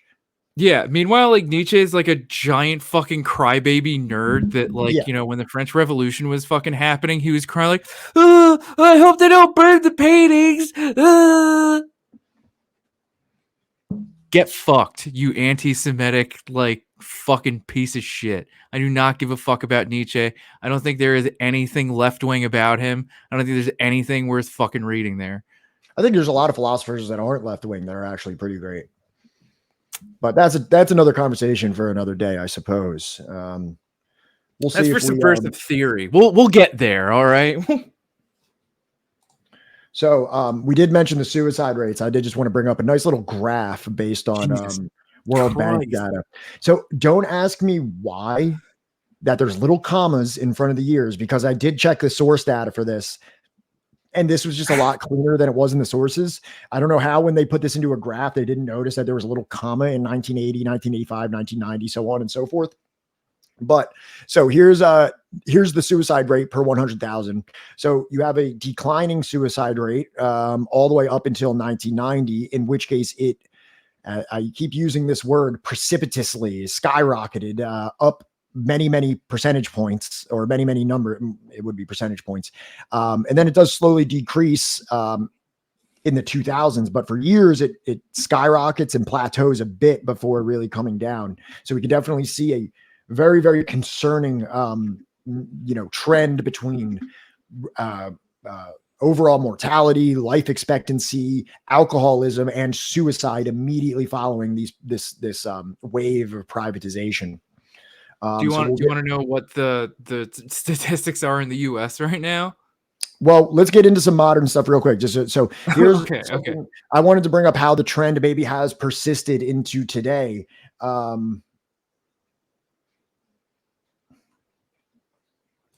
Bro, this is subversive history, not subversive current events. I was waiting for them to comment some shit. Oh my God. No, hold on. Just leave it for a second. Like, what we're talking about history. We're not talking about like shit that's going on like right now. Not saying fucking room, man. You're misinterpreting the entire fucking mission statement of the situation. Like, literally, we're not even talking about contemporary fucking Russia. But that's fine. Also, Nietzsche not having anything left wing about him makes him the best philosopher. You macaco cretin. Wow, what an engaging and meaningful comment. I guess I'm just going to keep going through all of like my painstaking data and quotations and all of this, and I guess I'll just, I guess we're just gonna have to pack it up at the end. Because how can I fucking Jesus prove this wrong? And then how can I? Okay, Sam, you can ban them now. Either if they're gonna. I don't want them insulting anyone in chat or anything that. They can insult me, and I don't have a problem with that. But if they're gonna talk about like other people, it's just too toxic for the chat. I'm not having that. You can come at us, like they can talk about us, but just they can't talk about the other people, because I can't have them to a degree. People or I can't have them like alienating people or have people not want to hang out here. So I'm not having that. Jesus Christ. What?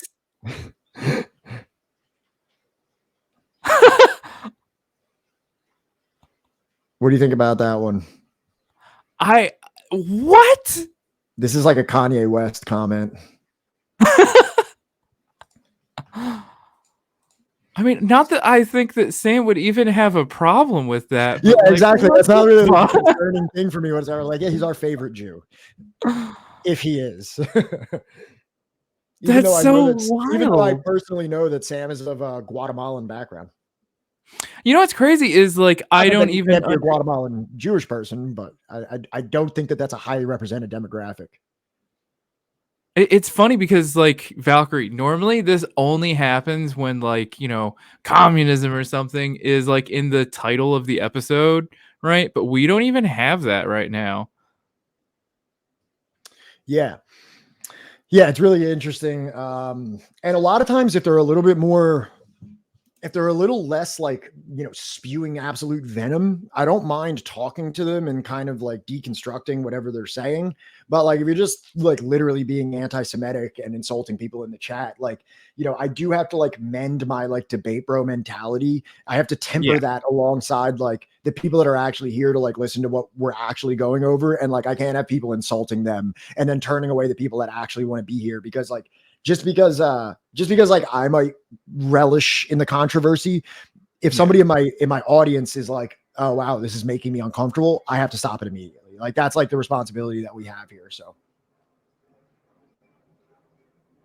Ooh, you know what, Sebs? I think you might have a point. wow.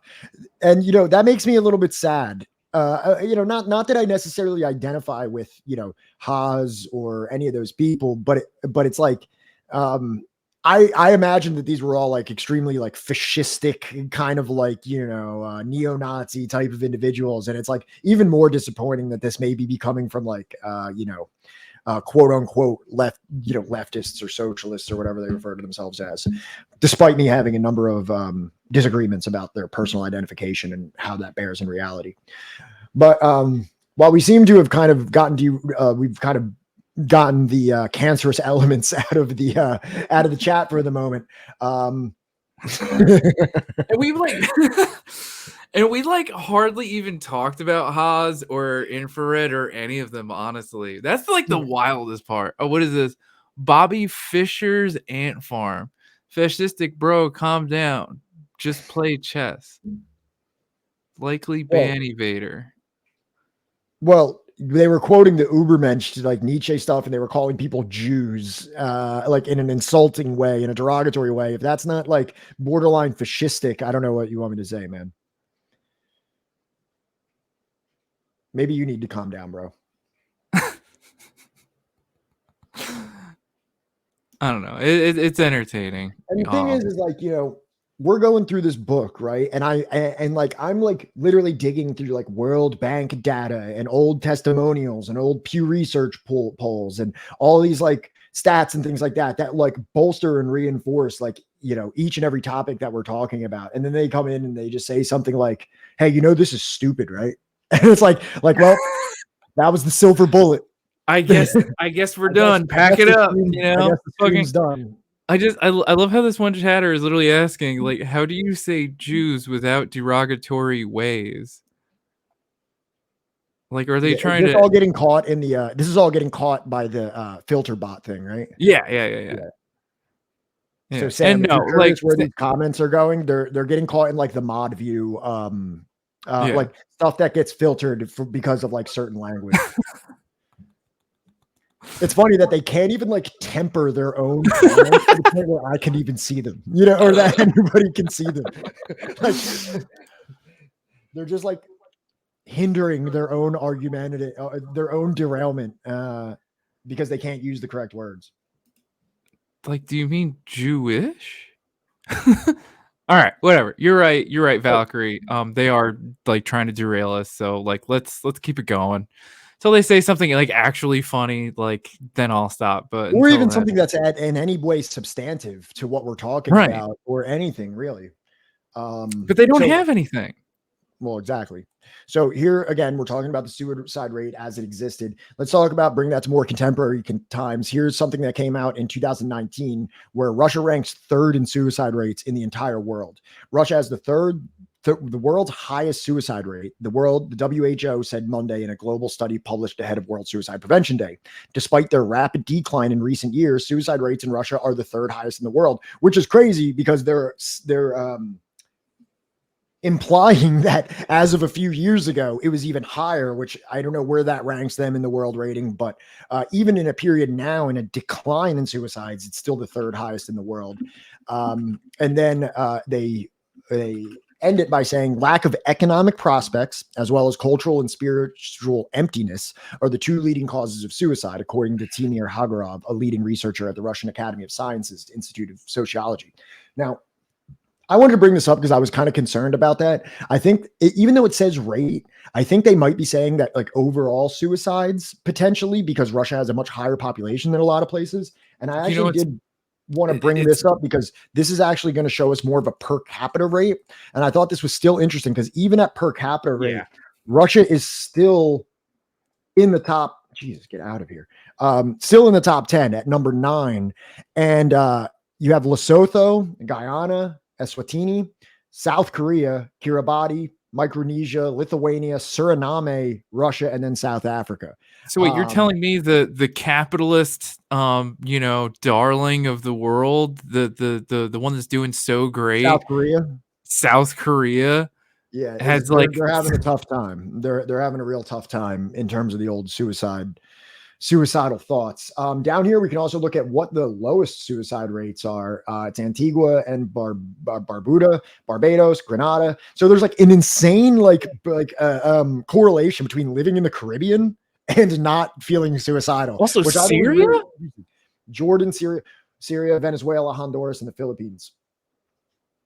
I'm actually kind of like shocked because like I thought that like Syria, We're especially for kind the of last going to get 10 into like years. more of like a philosophy of social development here, but I think that like suicidality can sometimes like in the case of South Korea, like when there's like this like advanced industrialization that ends to like alienation and emptiness, whereas when you're in a period of absolute crisis, and remember how the other day we went over Maslow's hierarchy of needs, where it's like once you're like these deep concepts of like self-esteem and personal success and all these things that you push onto yourself don't really start to develop until after your very basic needs have been met: food, water, shelter, clothing. And if you're in a place that's like war torn, you're so fixated on survival that maybe these more troubling thoughts about not being good enough and the pressure to succeed and all of these things, which you might feel more so in South Korea than you do living in Syria. That's literally, I base that on almost nothing other than just an inkling, my gut feeling, but I think that's why. But that still doesn't explain a lot. Like literally every single one of these, the top 5 are all Caribbean nations. Okay, so Bobby Fischer's Ant Farm talking in favor of because I'm not gonna let you interact with the rest of the chat, but I'll read your just because I know Pat wants to probably say something about it. Talking in favor of communism by talking about the 90s is so incredibly out of context that it's offensive to the entire oeuvre of history. Yes, post-World War II Soviet Union was far better than the West. Not for reasons you will ever be able to understand. But if you want real communism, talk about Lenin and Stalin and their 30-year reign of blood. You are weak cretins. Weak. We do.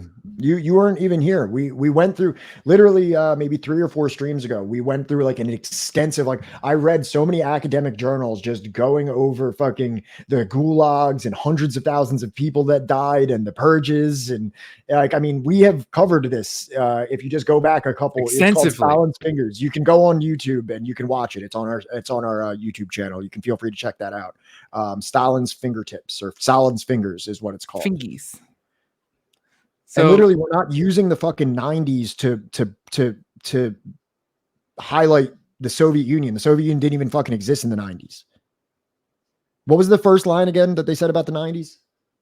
Said talking in favor of communism by talking about the 90s. Like that's the thing is that like we're kind of like we're critically, examining it.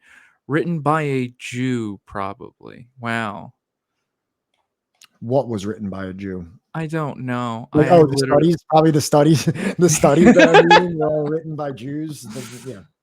Which is also funny because like, when you guys want to go and watch that YouTube, please feel free to like and subscribe and comment. You can definitely add your comments to the YouTube, get us up at the algorithm a little bit. I will never read them though. I'm just letting you know right now. I will never read them. So now that kind of brought us to present day in terms of the suicidality. We've talked about that in a good amount. Wait. I just wanted to bring up in the US currently, right? The annual age-adjusted suicide rate is 13.42 per 100,000 individuals. Males die by suicide 3.5 times more often than females. On average, there are 132 suicides per day. If you want to go back to that fucking graph. Okay. You mean like this? Yeah. So that's saying like 40. We are currently at 132. Wait. Per 100,000 or out of the entire population? Per 100,000 individuals. 132 per day. In the United States, yes. Not just in out of the entire population. Where the fuck is it? Annual age-adjusted suicide rate, right? And this is all right. The American Foundation on Suicide Prevention reported in 2016 that suicide was the 10th leading cause of death in the U.S., imposing a cost of $69 billion to the U.S. annually. Other statistics reported are the annual age-adjusted suicide rate is 13.42 per 100,000 individuals. Males die by suicide 3.5 times more often than females. On average, 132 per day. White males accounted for 7 of 10 suicides in 2016. A firearm is used in 50% of all suicides. The rate of suicide is highest in middle age among white men in particular. Okay. Yeah, so suicide's definitely a big problem there. So a little bit more here. There's been a decline in nutritional levels. Bro, we love graphs here. So if you don't like empirical data to back up political positions, then this might not be the stream for you. You can watch like some like hot tub, what's it, like a hot girl in a hot tub, or you can watch like a react stream about like some streamer's favorite soda, or you can watch them just watch like the same fucking current event bullshit that everybody else is fucking watching, or you can get into some actual historical analysis. If this is too highbrow for you, then just fucking leave. If it's too big brain to actually go into statistics, then you can slide your way out, and there's plenty of brain dead content for you to consume. Yeah, dude, why don't you just like get a Crunchyroll subscription? Watch like Attack on Titan, bro. Yeah. Just like seriously, you have so much like better things you could be doing with your time.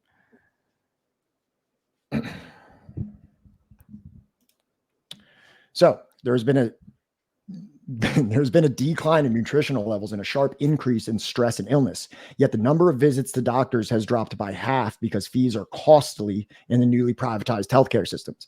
As a result, many illnesses go undetected and untreated until they become critical.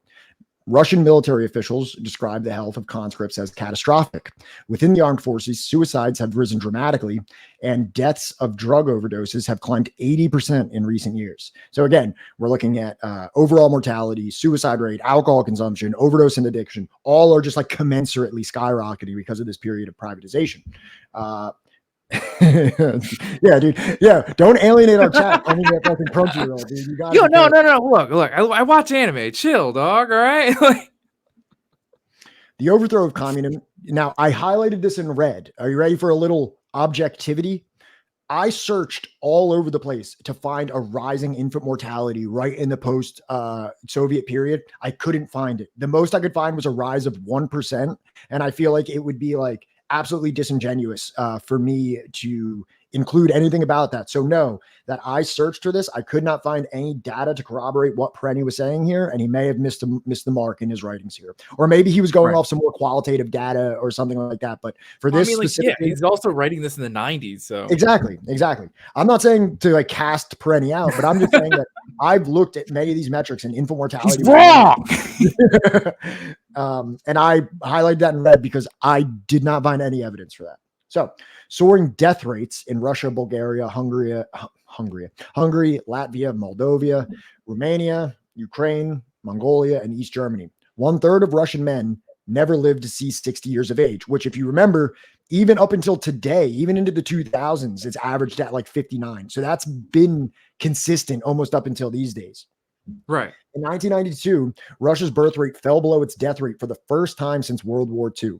Again, social metrics falling like this or rising like this, depending on which one you're looking at, have been unprecedented outside of periods of war. And it's so just as a consequence of making this intense economic shift towards free market liberalization was just absolutely socially catastrophic. The death rate rose nearly 20% for East German women in their late 30s and nearly 30% for men of the same age. So now I got another, we'll talk about nutrition levels. I got another study here that is titled Food Security and Nutrition in the Russian Federation, a health policy analysis. So let's look at how did this affect nutrition.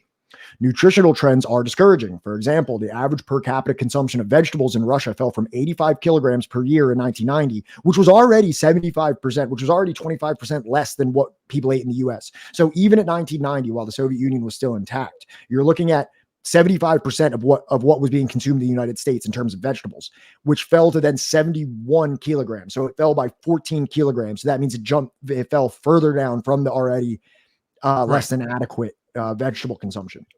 At the same time, the country's burden of premature mortality attributable to non-communicable diseases has increased over the past decade. The decline in fruit and vegetable consumption alone is attributable to 28 8% increase in cardiovascular disease mortality in Russia. So you can see here that this is a correlative relationship between the nutrition issues and the increasing mortality. The collapse of the Soviet Union and the ensuing introduction of free markets and had dramatic economic implications for the Russian population, and population poverty rose, period. From 1992 to 1998, the proportion of the Russian population living below poverty level increased from 12 to 46%. So going up to almost half the population of Russia went up in just 6 years. Imagine living in a country where it's just like you have a higher caloric intake than we do now, Yeah. and gyms are like free and everywhere, you know, and you've got like probably like some of like the best trainers in the world in every single one of these fucking gyms. Yeah. And then within the flick of a wrist, it all goes to shit. Yeah. This increase in poverty happened while gross national income decreased by 22%. The most immediate impact on food availability and nutrition was the decline in the production of inventories of livestock. Livestock products have a high income elasticity of demand compared to other foodstuffs, making its demand highly responsive to income changes. This consequently resulted in a reduced demand and output of feed grains. The Kremlin adopted its first concept of federal healthy nutrition policy in Russia by the year 2005 and 1998. It emphasized aspects of a healthy diet, regular physical activity, prevention of obesity, and food safety, which essentially means that the government had to step in and have some like state managed program to begin to increase the nutrition levels of its population. We continue. A 1993 survey conducted by the humanitarian aid organization CARE classified that 70% of households, 77% of women, and 30% of children as hungry, defined as positive answer to items using the Radomir-Cornell hunger scale. Which you may recall from The Divide, to tap the sign again. For the duration of 5 years, the USA and the EU delivered food aid to Russia. In 1999, due to unfavorable weather conditions, the harvest was the lowest in 50 years. And food donations to Russia from 1999 to 2000 surmounted all US and EU food aid to Africa combined. During the economic crisis from 92 to 98, the proportion of overweight among children aged 6 to 18 decreased from 15.6 to 9%, while underweight increased from 6.9 to 8.1. So just like nutrition metrics across the fucking board are abysmal, a country that was once able to adequately feed itself to the point where it was getting as much, if not more calories as the United States, and at times better quality calories at that, now has issue with underweight children, not getting enough fruits and vegetables, increasing their cardiovascular disease because they aren't eating the right foods, and just overall poverty, lack of access to food. We're needing aid, more aid than Africa, apparently. Wow. Definitely has should show some red flags in these sweeping privatization campaigns. Which is also crazy to think about because, like, you know, we're talking 92 to 98. Africa is battling AIDS, right? Yeah, like things were well in Africa at this time. What the hell else was going on? You know, and what wasn't going on? The U.S. was battling childhood obesity. So, and now if you remember, I don't want to get it too confused. Right. In 92, no, not because of what you said, but just because I went to that study and now I want to bring it back. If you see at the bottom here, it says that. And I didn't mean that in any way to like body shame anybody or be fat phobic or any stupid thing like that. We're just talking about statistics. I know the studs hate not the studs, the chuds hate statistics, and like you said, there's probably a lot of other much more dim-witted streams that they could be consuming, that is more palpable to their right. And the ironic thing here is that, like, with all this data and all these statistics, one could literally make the argument, like, in some roundabout way that, like, are you doing Putler apologia? Are you trying to say that, like, you know, Putin fixed a lot of these problems?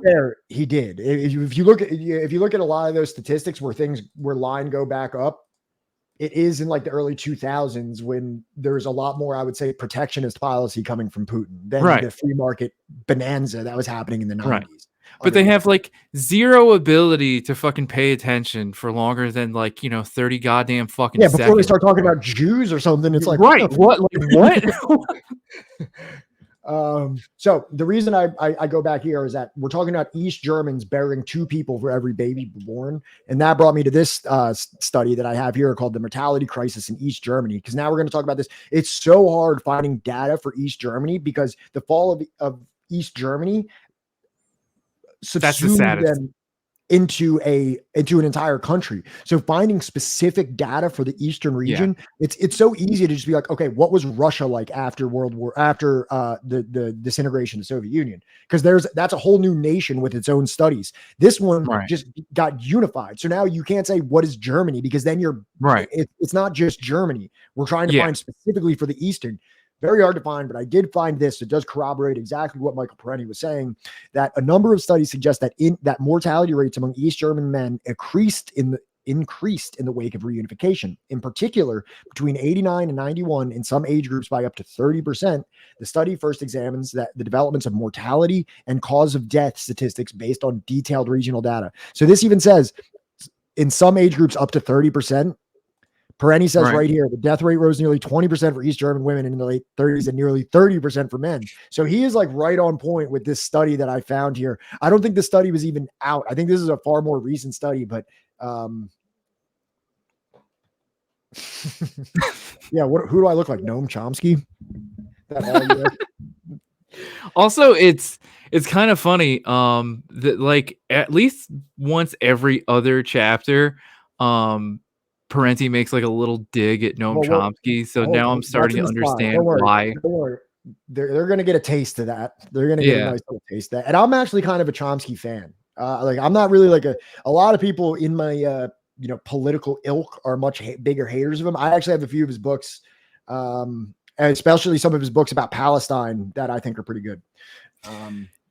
Baldwin's Ghost. Yes, that is another thing that they were battling, and we talked about this in Jason Hickel's book, The Divide, which is an excellent read, and you can find our old episodes on our YouTube. I would post it, but I'm just not, because like I just don't want like Bobby Fischer's ant farm to comment like a million fucking times on all our old videos.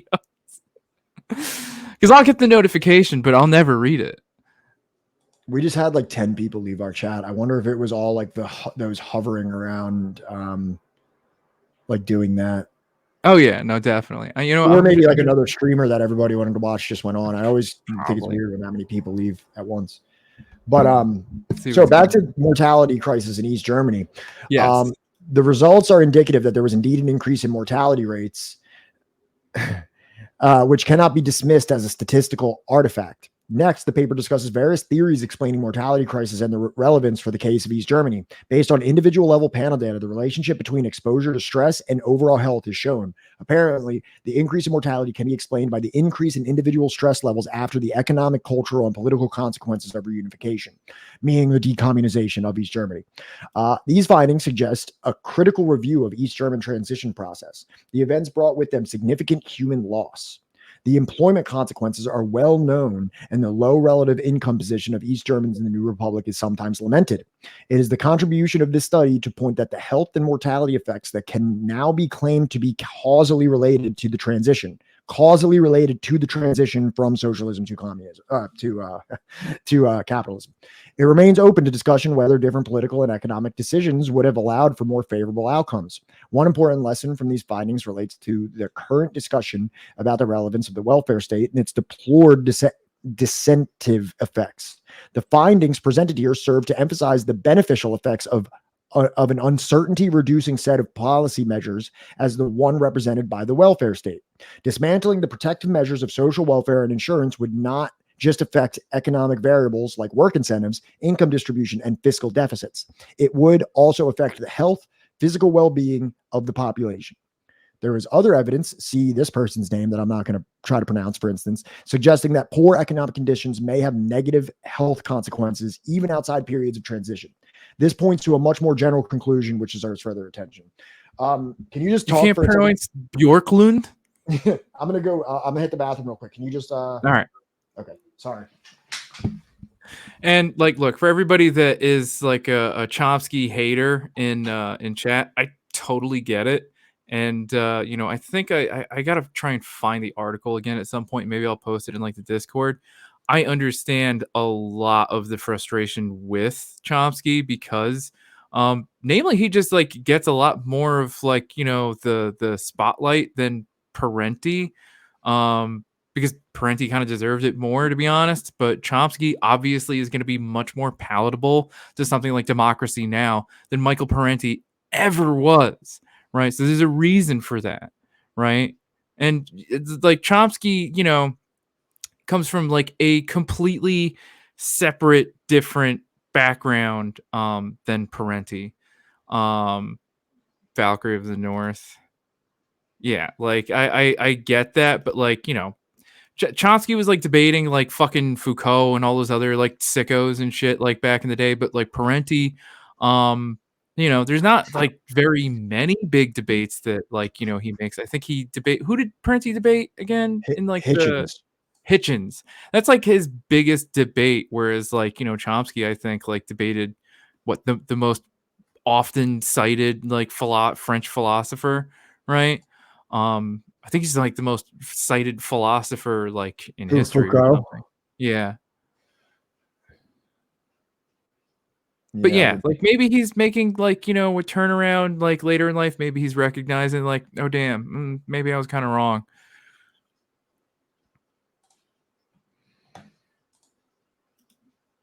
And also remember that Yeah, I like love that video. for a lot of people, Chomsky is like, because he's so much more palatable and therefore gets far wider recognition than like Parenti ever has. He's like the baby leftists like first writer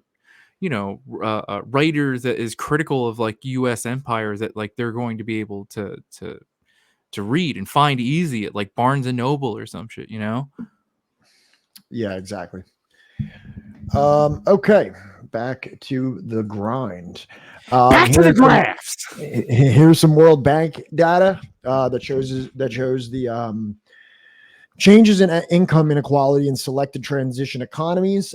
This shows the Gini coefficient. If you know what that is, 0 in this graph. 0 means perfect equality. And then as it raises, this is almost like percentage points, where like 100% is like which would be like 1 would be like the greatest amount of inequality. So we can see here that this is measuring 87 to 90 and 96 to 99. So you can see pretty much here the top bar being 87 to 90, that in almost every single every single transition economy, you see inequality sharply rise, some more than others. And then also here, average poverty rates. So they show everything here. And actually, I'm glad they showed everything because it actually makes a really interesting statement. So Eastern Europe and Central Asia, that's kind of what we're studying right now. You see poverty, a population living on less than $1 a day, go from 1.5 to 5.1. So that's almost like 4 times or 5. That's almost a 5 times rate of poverty, right? Yeah. Now, if you look at sub-Saharan Africa, which is like probably like the most poverty inflicted place in the world, poverty actually reduced. The population living on less than $1 a day actually reduced in this time period, which has also happened in South Asia as well as drop. So you can look at the total, even with the total is a overall global trend of poverty going down, at least by the measure of $1 per day, which we know from reading The Divide, I'll tap the sign, is like one of the most wholly inadequate data points for because they literally state in The Divide that if you take away a lot of the gains that China was making in the 90s, right, you literally end up with like a negative number, and that like world hunger and like income inequality and all this stuff was actually like worse than it was with the data, including China's gains. But I just wanted to clarify this. Chomsky is less responsible for writing manufacturing consent than Edward Herman, and I believe it was like even Benjamin Norton has stated this a number of times that like Edward Herman doesn't deserve the hate. Like he didn't ever like agree with like Parenti, I mean not Parenti, fucking Chomsky on like the take about like, you know, Soviet imperialism and all this other shit. So just want to keep that in mind. Yes. So this is actually a book that's quoted in that actually was brought to my attention by Parenti. He actually cites it in here, and I thought this book was so interesting. If anybody wants it, I'll throw it in the chat. You just need to make a login.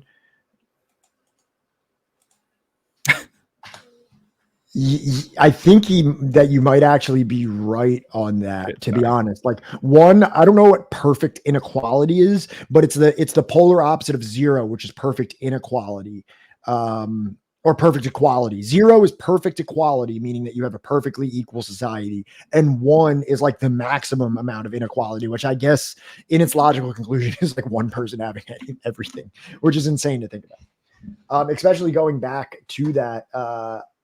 When you see that places such as Armenia are up to like over 0.6 of it, like are like halfway there essentially. It's very, very interesting and concerning.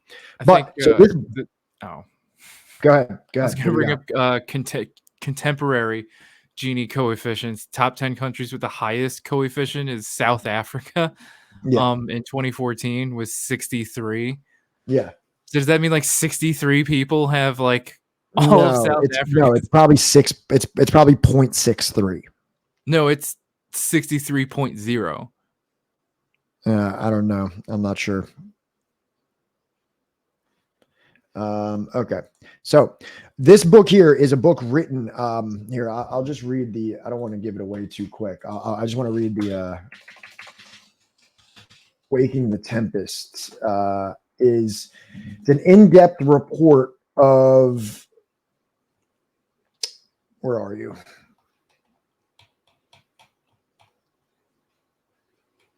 What the hell?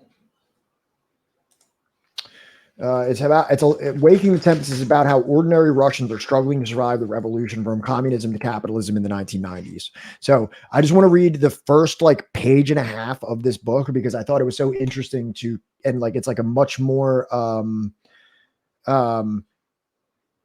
vivid and like poetic written like literary representation of an experience there in Soviet Union in the 90s, or in Russia in the 90s. So the road along the Moskva River was the long way home, but I chose it that icy November day to lift my spirits. Almost a year after the end of communism, Russia in 1992 was a society trying to create itself in midair, and freedom for many had the feel of abandonment. We are so free and we're allowed to fly even though we have no wings and no airplane, one Russian had complained to me several weeks earlier. The day's news was full of stories about people selling their government vouchers, their share of the new society, for 3 bottles of vodka and about suspiciously cheap meat that had been analyzed by the city's overworked inspectors. It was not cow, sheep, pig, or even pigeon going for a few cents a kilogram, the officials had announced, but dog. That afternoon, as part of my job for the Washington Post, I had explored the maze of ragged kiosks across the street from Moscow's Kievsky train station, looking for the ways that Russians were adapting to the free market. I had pushed my way through a seething crowd of small-time hucksters, the low-level speculators with their bulging plastic suitcases or feeble cardboard boxes, or antiquated carts that creaked and groaned over the broken sidewalks. At a stall with frosted windows, I had seen meat that indeed looked rangy and old, but women in patched mittens and thick woolen turbans were buying, often after sighing over expensive sausage in bright polyurethane wrappers from Denmark or Germany. The snow and mud around these small dens of commerce had created a grim new schoolyard for a cluster of street boys, urchins in blue jeans and Western sneakers who moved constantly in the cold, selling cigarettes or trading rubles at high rates for dollars.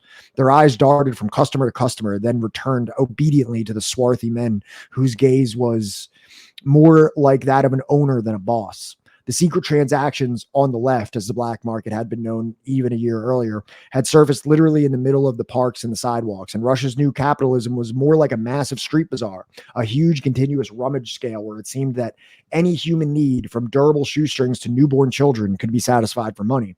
A few days earlier, a Russian friend had shown me an advertisement from a newspaper in Chelyabinsk as the latest example of how everything was for sale. It said, if you've got a lot of money but don't have a child, the most important part of happy family is life. We, a pair of students who are badly in need of money, suggest you exchange our nearly born child for a 2 or 3 bedroom apartment. So directly out of newspapers there's people trying to sell their children for apartments. And I actually have this trend of selling children actually coincides with, if you knew about this, it actually there's in the 90s there was like a massive amount of children being adopted into the United States from Russia, where it says Moscow, this is in Washington Post from 1992. Moscow, bright-eyed, blonde-haired Natalia clutched an empty gum wrapper slightly in her small hand. She had chewed and undoubtedly swallowed the gum hours before, but unaccustomed to gifts of any kind, she still treasured the wrapper. Natalia, 6, was waiting for a medical examination, one step on a journey from a Russian orphanage to a new life in the United States. She is one of a group of 11 children slated for U.S. adoption, most of whom are to leave Russia today to meet new parents who have so far only seen their photographs. The children, all considered by authorities here to be handicapped in some way, are among a growing number of Russians without families who are being matched with families in America eager to adopt. The movement is gathering strength as the collapsing Russian economy raises fears that many more children will soon find themselves abandoned. I didn't read, we don't have to read through this whole thing. I know we've been reading a lot, but you can kind of get the gist. It's interesting that people never really thought to question, like, because we both grew up in the 90s, like the whole like Russian mail order bride, thing that was like a big thing on like, sitcoms and TV shows and stuff like that. Even Orange is the New Black, had a character that was, and we never really stopped to consider, why are there Russian mail order brides? Why was there maybe so much more than in the 80s and the 70s and the 60s? Right. And like, is this trafficking? Yeah. Well, I think there was always like a trafficking undercurrent to that. Like even like I'm rewatching The Wire right now, and the whole second season is kind of about human trafficking. And this was obviously this was back in like 2003-ish or 2004, so a little bit more modern, but still around that same era. Right. But and plus, have you ever seen that YouTube video of like the dude like asking like those kids in like the streets in Russia about like if they're like prostituting themselves and stuff like that? No, I haven't. Oh, dude, it's I don't even know if I want to watch it, but like it's only like a minute long, and I don't feel like pulling that up, but like Perenni's going to talk about it, so we'll cover Perenni's coverage of it because he talks about exactly that type of situation. So we don't need to actualize that anymore with the footage of them. So continuing the subchapter of Vipers and Bloodsuckers, with the end of subsidized rents, estimates of homelessness in Moscow alone run as high as 300,000. Thank you, Valkyrie. Thanks, Valkyrie. Thanks for stopping by. We appreciate it. The loss of resident permits deprives the homeless of medical care and other state benefits, such as they are. Dressed in rags and victimized by both mobsters and government militia, thousands of indigents die of cold and hunger on the streets of various cities. In Romania, thousands of homeless children live in sewers and train stations, sniffing glue to numb their hunger, begging and falling prey to various predators. In Mongolia, hundreds of homeless children live in the sewers of Ulaanbaatar. Before 1990, Mongolia was a prosperous nation that had benefited from Soviet and East European financial assistance and technical aid. Its new industrial centers produced leather goods, woolen products, textiles, cement, meat, grain, and timber. The communist era dramatically improved the quality of life of the people, achieving commendable levels of social development through state-sponsored social welfare measures. But free market privatization and deindustrialization has brought unemployment, mass poverty, and widespread malnutrition to Mongolia. And I thought that was all. I thought that was all from a specific article. Maybe I didn't click it correctly. When I was doing all that that research on Bulgaria, there was a pretty crazy picture that they had in there. Let me see if I can find it. I don't know. It's probably, wait, hold on. I think I know how to find it.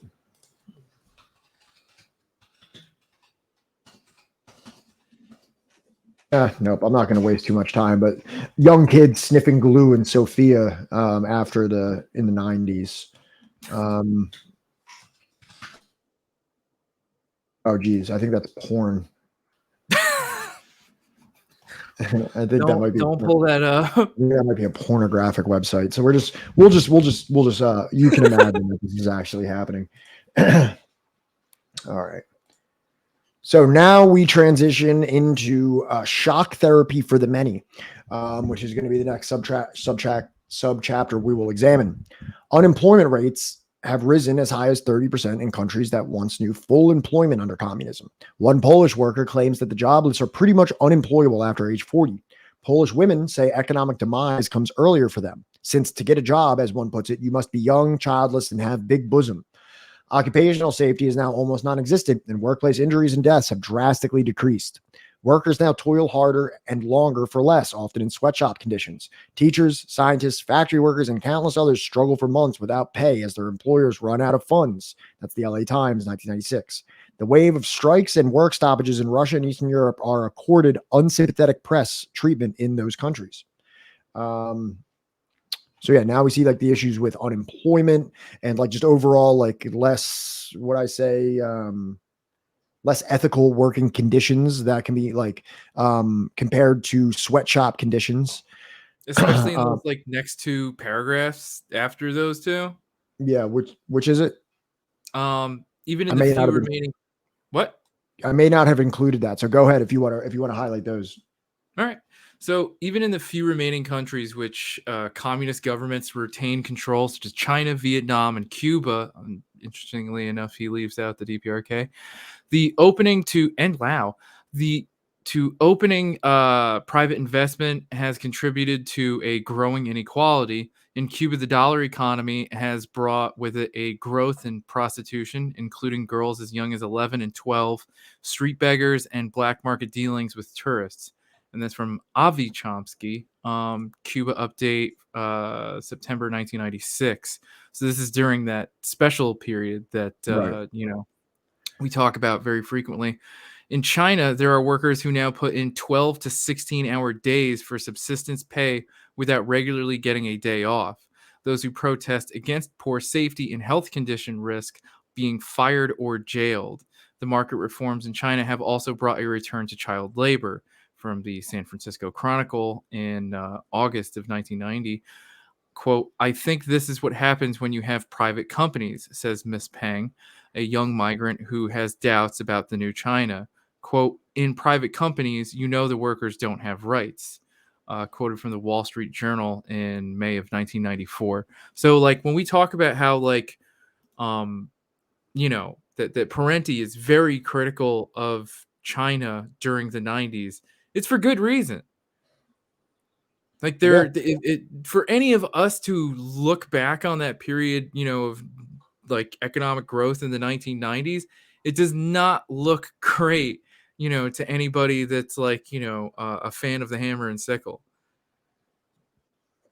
Absolutely. Yeah. Real quick on a side note, I pulled this up, but then we were talking and I forgot to look at it and I just looked at it.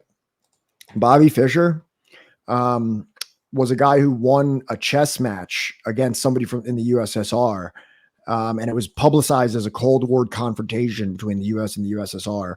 And then also he made numerous anti-Semitic statements and denied the Holocaust. His anti-Semitism professed since at least the 1960s was a major theme in his public and private remarks. There's been widespread comment and speculation concerning psychological condition. Okay, whatever. But yeah. So this guy, yeah. So like anti-Semitic who, I guess had some kind of a nominal Cold War victory over the USSR. So, so definitely unearthed the lore behind that one. Not that it was very difficult to do so. Also, I wonder like how many accounts did he have that were in our chat? Because it seems like once Sam rather banned more than a couple, like they all just kind of like logged off and like 10 people left our chat right after that, which is fine. So continuing with shock therapy for the many. Throughout Eastern Europe, unions had been greatly weakened or broken. Sick leave, maternity leave, paid vacations, and other job benefits once taken for granted under communism have been cut or abolished. Worker sanitariums, vacation resorts, health clinics, sports and cultural centers, children's nurseries, daycare centers, and other features that made communist enterprises more than just workplaces have nearly vanished. Rest homes formerly reserved for workers have been privatized and turned into casinos, nightclubs, and restaurants for the nouveau rich. Real income is strong. Oh, riche. Okay, yeah, sorry. Real income has shrunk by as much as 30 to 40% in the ex-communist countries. In 92 alone, Russia saw its consumer spending drop by 38%. By comparison, during the Great Depression, consumer spending in the United States fell 21%. So again, we're going back to this like highly unprecedented rate of economic a contraction, which normally goes against like wars or major economic depressions. And this is because of privatization. In both Poland and Bulgaria, an estimated 70% now live below or just above the poverty line. In Russia, it is 75 to 85%, with a third of the population barely subsisting in absolute economic desperation. In Hungary, which has received most of the West's investment in Eastern Europe, over 1/3 of its citizens live in abject poverty, and 70% of the men hold 2 or more jobs, working up to 14 hours a day, according to the Ministry of Labor. And I know we're jumping all over, but it's all kind of relevant. Again, remember, this is the World Bank data that says Eastern Europe and Central Asia had just a globally unprecedented growth of poverty, people living under $1 a day. So you hear all the percentages. Right. I don't have a source for every single one of those, but we can at least like assume their credibility if we trust what the World Bank is saying about that region. Also, it's funny though that like East Asia and Pacific, I assume would include China, right? Oh, it's not East. Oh, yeah. Yeah. And yet it goes from 28.2 to 15.3 So which like is good. Yeah, I mean, like basically, why wouldn't that make sense? No. I mean, like it's just that like there's the part of the book where he's talking about like them opening up their economy and how it's not good for workers, yet population living on less than $1 a day is actually being like practically halved, if not at least quartered. Right. Well, he was going off of testimonials in the San Francisco like tribunal or whatever. I would imagine that this data, because they were taking this up until 1998, and I'm pretty sure this book was written in 1997. I don't think Perenni would have access to a lot of the data that we're looking at, have the luxury of looking at this point. Right. I mean, well, that one's dated World Bank 2000, but yeah. I just want to grab 2 books real quick. I just want to show chat this.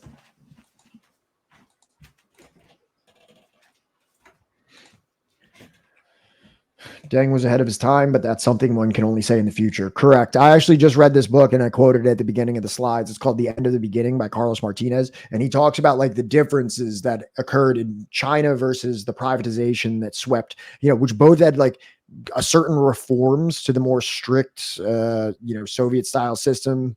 And then moved forward. What is this? Oh, okay. Sorry. I didn't realize what was happening. If Pat ever becomes like broken enough, right, for me to do this, I have all 3 volumes, right, of Deng Xiaoping's fucking writings, right, his selected works. So I mean, like maybe one day if we ever do subversive philosophy or subversive theory, right, we can read all like, oh fuck, these are like 500 page, like 450. Hey, unelectable airwaves, what's up? It's like 450. Yeah, there's like over 1,000 pages, or at least like close to like 1,500 pages of this. Yeah, so maybe one day we'll read this. You can do that on the side if you want on different days. I don't think I'm gonna be entertaining that. Not out of lack of interest, but just out of lack of. It would take us a year to go through it, and I'm not doing it. So back to the shock therapy for the many. After months of not getting paid, coal miners in far eastern Russia were beginning to starve. By August 1996, 10,000 of them had stopped working simply because they were too weak from hunger. With no coal being extracted, the region's power plants began to shut down, threatening an electrical blackout that would further harm the nation's Pacific coastal industry and trade. I brought up a little. There's just like this is a pretty interesting article here that kind of shout out to Matt. 1 million miners go on strike in Russia, Ukraine. 500,000 Russian coal miners went on strike today in a politically potent demonstration against unpaid back wages that could cast a shadow over re-election hopes of Boris Yeltsin, who once capitalized on the miners' discontent. In Ukraine, another 500,000 miners also walked off the job with similar complaints about late paychecks. More than 200 million is owed to the Russian miners and more than 360 million to miners in Ukraine. So this is like a little bit of a scope into this is a little bit of a scope into the labor situation going on in the post transition Russia. Yeah, you guys can do something on the side. Yeah. You can do Look. My wife would fucking leave me if I commit more time to this than I already do. First of all, you wouldn't be able to replace me. No, it would not be a replacement. It would be a completely different show. It would be Subversive Theory. Never replicated. No, and there's no replacing this. Like this is like lightning in a bottle right now. Often duplicated, never replicated, you know? I'm just kidding. I love you, subs. Eastern Europeans are witnessing scenes that are commonplace enough in the West, but are still wrenching here. The old man rummaging through trash barrels for castaway items. The old woman picking through a box of bones at a meat market in search of one with enough gristle to make a thin soup. That's LA Times in 1990. With their savings and pensions swallowed up by inflation, elderly pensioners crowd the sidewalks of Moscow, selling articles of their clothing and other pathetic wares while enduring harassment by police and thugs. A Russian senior citizen refers to this poverty, which only a few have escaped, while some have become wildly rich.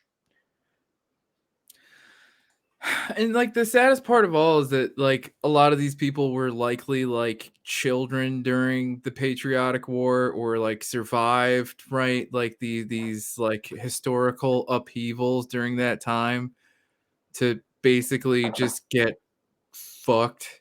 Yeah, right. So, and here's an article that I grabbed here about East Germany struggling 5 years after the wall fell. The city's boom remains an exception in East Germany. Since the wall came down, most of the East has fallen prey to painful deindustrialization that has brought growing joblessness, bitterness, and confrontation with the richer Germans in the West. So that's just a little bit. We've been talking about Russia a lot. We talked a little bit about East Germany in terms of their death rate going up substantially, but now we can look at that even like the issues with deindustrialization and unemployment that also were suffered in East Germany following the period of transition. Oh, this is going to be a fun one. Okay. So crime and corruption. Wait, I just wanted to say real quick, right, in that chapter, and my friends that made Proles of the Round Table and now like, you know, inventing the future, right? To never forget like the kind of like social benefits that people in East Germany had. And Parenti even describes it that throughout Eastern Europe, unions had been greatly weakened or broken. Sick leave, maternity leave, paid vacations, and other job benefits once taken for granted under communism have been cut or abolished. Worker sanitariums, vacation resorts, health clinics, sports and cultural centers, children's nurseries, daycare centers, and other features that made communist enterprise more than just workplaces have nearly vanished. Rest homes formerly reserved for workers have been privatized and turned into casinos and nightclubs. Real income has shrunk as much as 30 to 40% in the ex-communist countries. In 1992 alone, Russia saw its consumer spending drop by 38%. By comparison, during the Great Depression, consumer spending in the United States fell by 21%. You already went over fucking all of it, didn't you? Yep. Son of a bitch. While I was getting the dang book. Maybe. I'm not sure. All right, whatever. My point is that, like, you know, it's just, have you ever looked up anything about like what the workplaces were like in Eastern Germany? Oh wait, we might have skipped this part by. Oh no, we did read this. Okay, sorry, because I remember I got this nouveau riche part. Nouveau riche. But we're like they talked about how like, you know, fucking like airflow and stuff was taken into consideration, and how you had like daycares in your workplace like without having to pay more. Right. You know, like it's just preventative health care on the job as like part of your employment. Can't be fraternizing. Okay, so this is a really interesting part of this because we've heard about the oligarchs and the mafia and all of these things, but maybe what isn't examined quite enough is the role of Western companies and banks and even like government institutions that had made perhaps a hand in quite a bit of this. So this is a pretty fun and interesting topic here of this. I think so. So the next subchapter is crime and corruption. With the socialist ethic giving way to private greed, corruption assumed. Okay. With the socialist ethic giving way to private greed, corruption assumed virulent new forms in the post-communist nations. Officials high and low are on the take, including the police. The Russian security minister calculated that 1/3 of Russian oil and 1/2 of Russian nickel shipped out of the country was stolen. Among those enjoying staggering profits from the plunder were Shell Oil and British Petroleum. That's from Washington Post in 1993. In April 1992, the chairman of Russia's central bank admitted that at least $20 billion had been illegally taken out of the country and deposited into Western banks. We'll talk about that more in 1 second. Choice chunks of public real estate are quietly sold off at a fraction of their value in exchange for payoffs to the officials who preside over the sales. Government officials buy goods from private contractors at twice the normal price in exchange for kickbacks. Factory directors sell state-made commodities at low state prices to their own private firms, which those firms then resell at market prices for a vast profit. One member of the Moscow City Council estimated that corruption amounted to hundreds of billions of dollars. These funds went into state coffers instead of private pockets. We could meet our budget 3 or 4 times over. Which is said as the member of this Moscow City Council said to the LA Times in 1992. So what we're going to look at now is, I guess I bring that. Okay. Yeah. I bring that up at the end. So just one more part to quote Perenni. Along with corruption, there is an upsurge in organized crime. Over 100 racket syndicates in Russia now extort tribute from 80% of all enterprises. From 92 to 95, as competition for the spoils of reform intensified, 46 of Russia's more prominent businessmen were slain in gangland-style murders. In 94, there were more than 2,500 contract murders, almost all of them unsolved. Contract murders occur regularly now in Russia, and most go without much notice. That's from the San Francisco Chronicle, 95. Police say they lack the funds, personnel, and crime detection equipment for any real campaign against the mobs. Street crime has also increased sharply. In the former Soviet Union, women and elderly who once felt free to sit in parks late at night and now dare not venture out after dark. Since the overthrow of communism in Hungary, thefts and other felonies have nearly tripled, and there have been 50% increase in homicides. The police force in Prague today is many times greater than it was under communism, when relatively few police were needed, according to New York Times. How odd that fewer police were needed in the communist police states than in the free market paradise. That's a pretty interesting claim there, right? That the police, were like, needed less apparently. Well, that you needed more in the free market paradise than you did under the communist police state. Yeah. Well, I mean, because think about it, there's all of these social benefits, like as far as like education, employment, healthcare, just like living standards, food, you Yeah. fucking name it, right? And like your hierarchy of needs is fulfilled, and suddenly there's just like a lot less Of that type need. of crime. Yeah. Yeah, there's a lot less need to actually like do crime. And this is why, like, you'll always hear me talk about how like the root of like, gang violence, or like the root of like, drug addiction, or just black market activities in general, is always going to be poverty. Agreed. And when you see that rectified, you see far less of those types of crimes. Right. All right. So now let's get into like some of the empirical data which backs this. I also have a video on the Vori that I put in the private chat if you want to. Oh yeah, that would be perfect for right now. So have you ever seen the movie Eastern Promises, Pat? No, I haven't.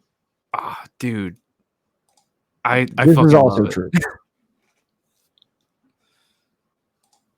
So nobody spoil anything in chat, but like, I don't know. To me, Eastern Promises, maybe it's probably aged poorly. I don't know, but I fucking, Viggo Mortensen is in it, and he's great as always. All right. So this is from a Wikipedia article just about corruption in Russia. So according to Richard Palmer, who's the CIA station chief in the U.S. Embassy in Moscow in the early 90s, the dissolution of the Soviet Union and the rise of Russia coincided with the illegal dispersal of the equivalent of billions of dollars from the Soviet state treasury into private accounts across Europe and the U.S. Be gay, do crimes.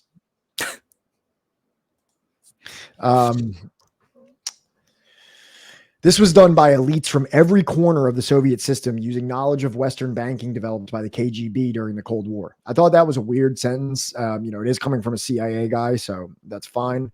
Palmer described it as if in the United States, the majority of the members at Congress, as well as the Departments of Justice and Treasury and agents of the FBI, CIA, DIA, and IRS, Marshal Service, Border Patrol, state and local police officers, the Federal Reserve Bank, Supreme Court justices were engaging in massive corruption. So we have like almost all levels of not only Russian, but also U.S. State Department involved in the pilfering of the Russian economy. The only one missing is the USPS. Yeah. So, oops, wrong thing there. So then I actually looked more into this individual, Richard Palmer, because I thought this statement was extremely interesting. Right. So here's some things from his actual statement. Mr. Chairman and other honored members of the committee, I welcome the opportunity to address this committee on a subject that presents serious threats to Western nations, as well as involves the U.S. taxpayers' funds to continue the looting of Russia and its former republics. Several powerful organized criminal groups exercise control over the national economy. This brings us perfectly into the video that you're bringing up. The corrupt government and law enforcement agencies serve as tools for organized crime groups, and the chiefs of state of those countries are unable or unwilling to fight organized crime and corruption. There is still a severe shortage of democratic institutions and mechanisms, paralysis of the legal system. The market mechanisms are suppressed by organized crime. This is one of those things where, like, it's a CIA guy. He's like, the market just isn't working because of organized crime. They're suppressing the market mechanism, as opposed to just like, this is the barbarity of the market that you're the market is the organized crime. Yeah, exactly. So as is illustrated by the figures shown above, most informed observers agree that the criminal mafia groups account for only about 10 to 15% of the makeup of organized crime, with Russian officials, former officials, and their newly created entrepreneurs accounting for the other 85 to 90%. In other words, the criminal mafia groups with ostentatious cars, bodyguards, and flashy attire are only the most visible portion of the Russian organized crime, and are possibly much less dangerous than the more hidden official members of organized crime who the West consistently attempts not to see. I just want to show this real quick. Go ahead and say what you're going to say. It's just like an incredible thing to say, because like, if you know anything about like the Russian mob, they're like crazy. So, this is the archive that I found of this statement from Richard Palmer. And it's so long that I couldn't, like, just prepping for the stream and like having to do the other reading and prepping, I couldn't read all of it. But because we so routinely tap the sign of the divide, and one of the main topics of the divide was situations about the IMF and the World Bank, I noticed something while I was in here regarding like IMF situations. So from published accounts, it appears that BenX and similar money transfer firms utilized contracts, and in this case, in BONY is the Bank of New York, so it doesn't say Boney, but to assist in the keeping of money transfer operations from being discovered. Less charitable accounts, such as the New York Post, Article 2899, tape of Bank of NY Bigs knew of Russian scam, argue that Miss Natasha Gernfinkel Kagalovsky actually took instructions from Vice President of Income Bank regarding the backdating of documents to avoid attracting attention of U.S. Treasury agents, which you'll see as FinCEN. If the account is proven to be true, it indicates that even Vice President of Income Bank, a privileged Russian bank, is so familiar with the criteria used by U.S. Treasury agents that he can easily adjust transactions so as not to alert U.S. law enforcement to any irregularities, meaning that there's collusion between all these things, so they know perfectly how to walk through the red tape. While no one can be certain about this accusation until it's proven in court, I would like to note that while examining 11 cases of U.S. and other Western firms being defrauded by Russian organized crime elements, I was able to identify 9 cases where U.S. Western executives had clearly been suborned by ROC, which is Russian organized crime. That's what ROC stands by. Groups to assist in looting their employers. So U.S. Western executives colluding with Russian organized crime to loot their employers. It is also well known that Miss Natasha is the wife of Mr. Kagalovsky, a member of the board of directors of Manitamp, another privileged Russian bank, and former Russian representative to the IMF. And it goes on. There's a whole section in here about issues with IMF loans. What happened to the 4.8 billion IMF transfer? What happened to it? You have if you remember us reading The Divide, you have these. And if you ever read John Perkins' Confessions of an Economic Hitman, you hear about these loan auditors, or maybe not auditors, what's appraisers, where they go in and they're like, oh, they're going to need all this. It's like, when there's like a hack job plumber or like your car, when you take your car to the mechanic and they might like tack on a million other things that are actually wrong that don't need to be replaced, but they just want to gut you for every dollar. Yep. That's what these loan appraisers are doing. You can read John Perkins' Confessions of an Economic Hitman, where they go in, they're like, oh, this whole electric thing needs all this. And it's like designed to put billions of dollars of debt onto these countries. So if you remember last time as well, Yeltsin, in his like strive for power, received a $10 billion loan from the IMF. And then as we're going, there's even additional IMF loans that the primary reason for the IMF loans over the last few years has been the shortage of taxes collected by the Russian government. Thus, every year the IMF needed to provide billions of dollars to make up for uncollected taxes. The tax funds were diverted, ended up in the hands of criminals and corrupt officials. This means that Western and U.S. taxpayers in particular are footing the bill for tax funds that have remained unpaid by Russian businessmen and a large number of Russian state representatives. So you essentially have this process where, you have the U.S. taxpayer funding IMF loans that are then giving to Russia, while Russia's taxes are being pilfered by Russian executives and corrupt officials. Sadly, the cycle shows no signs of slowing. It's also quite safe to assume that these IMF loans will never be repaid.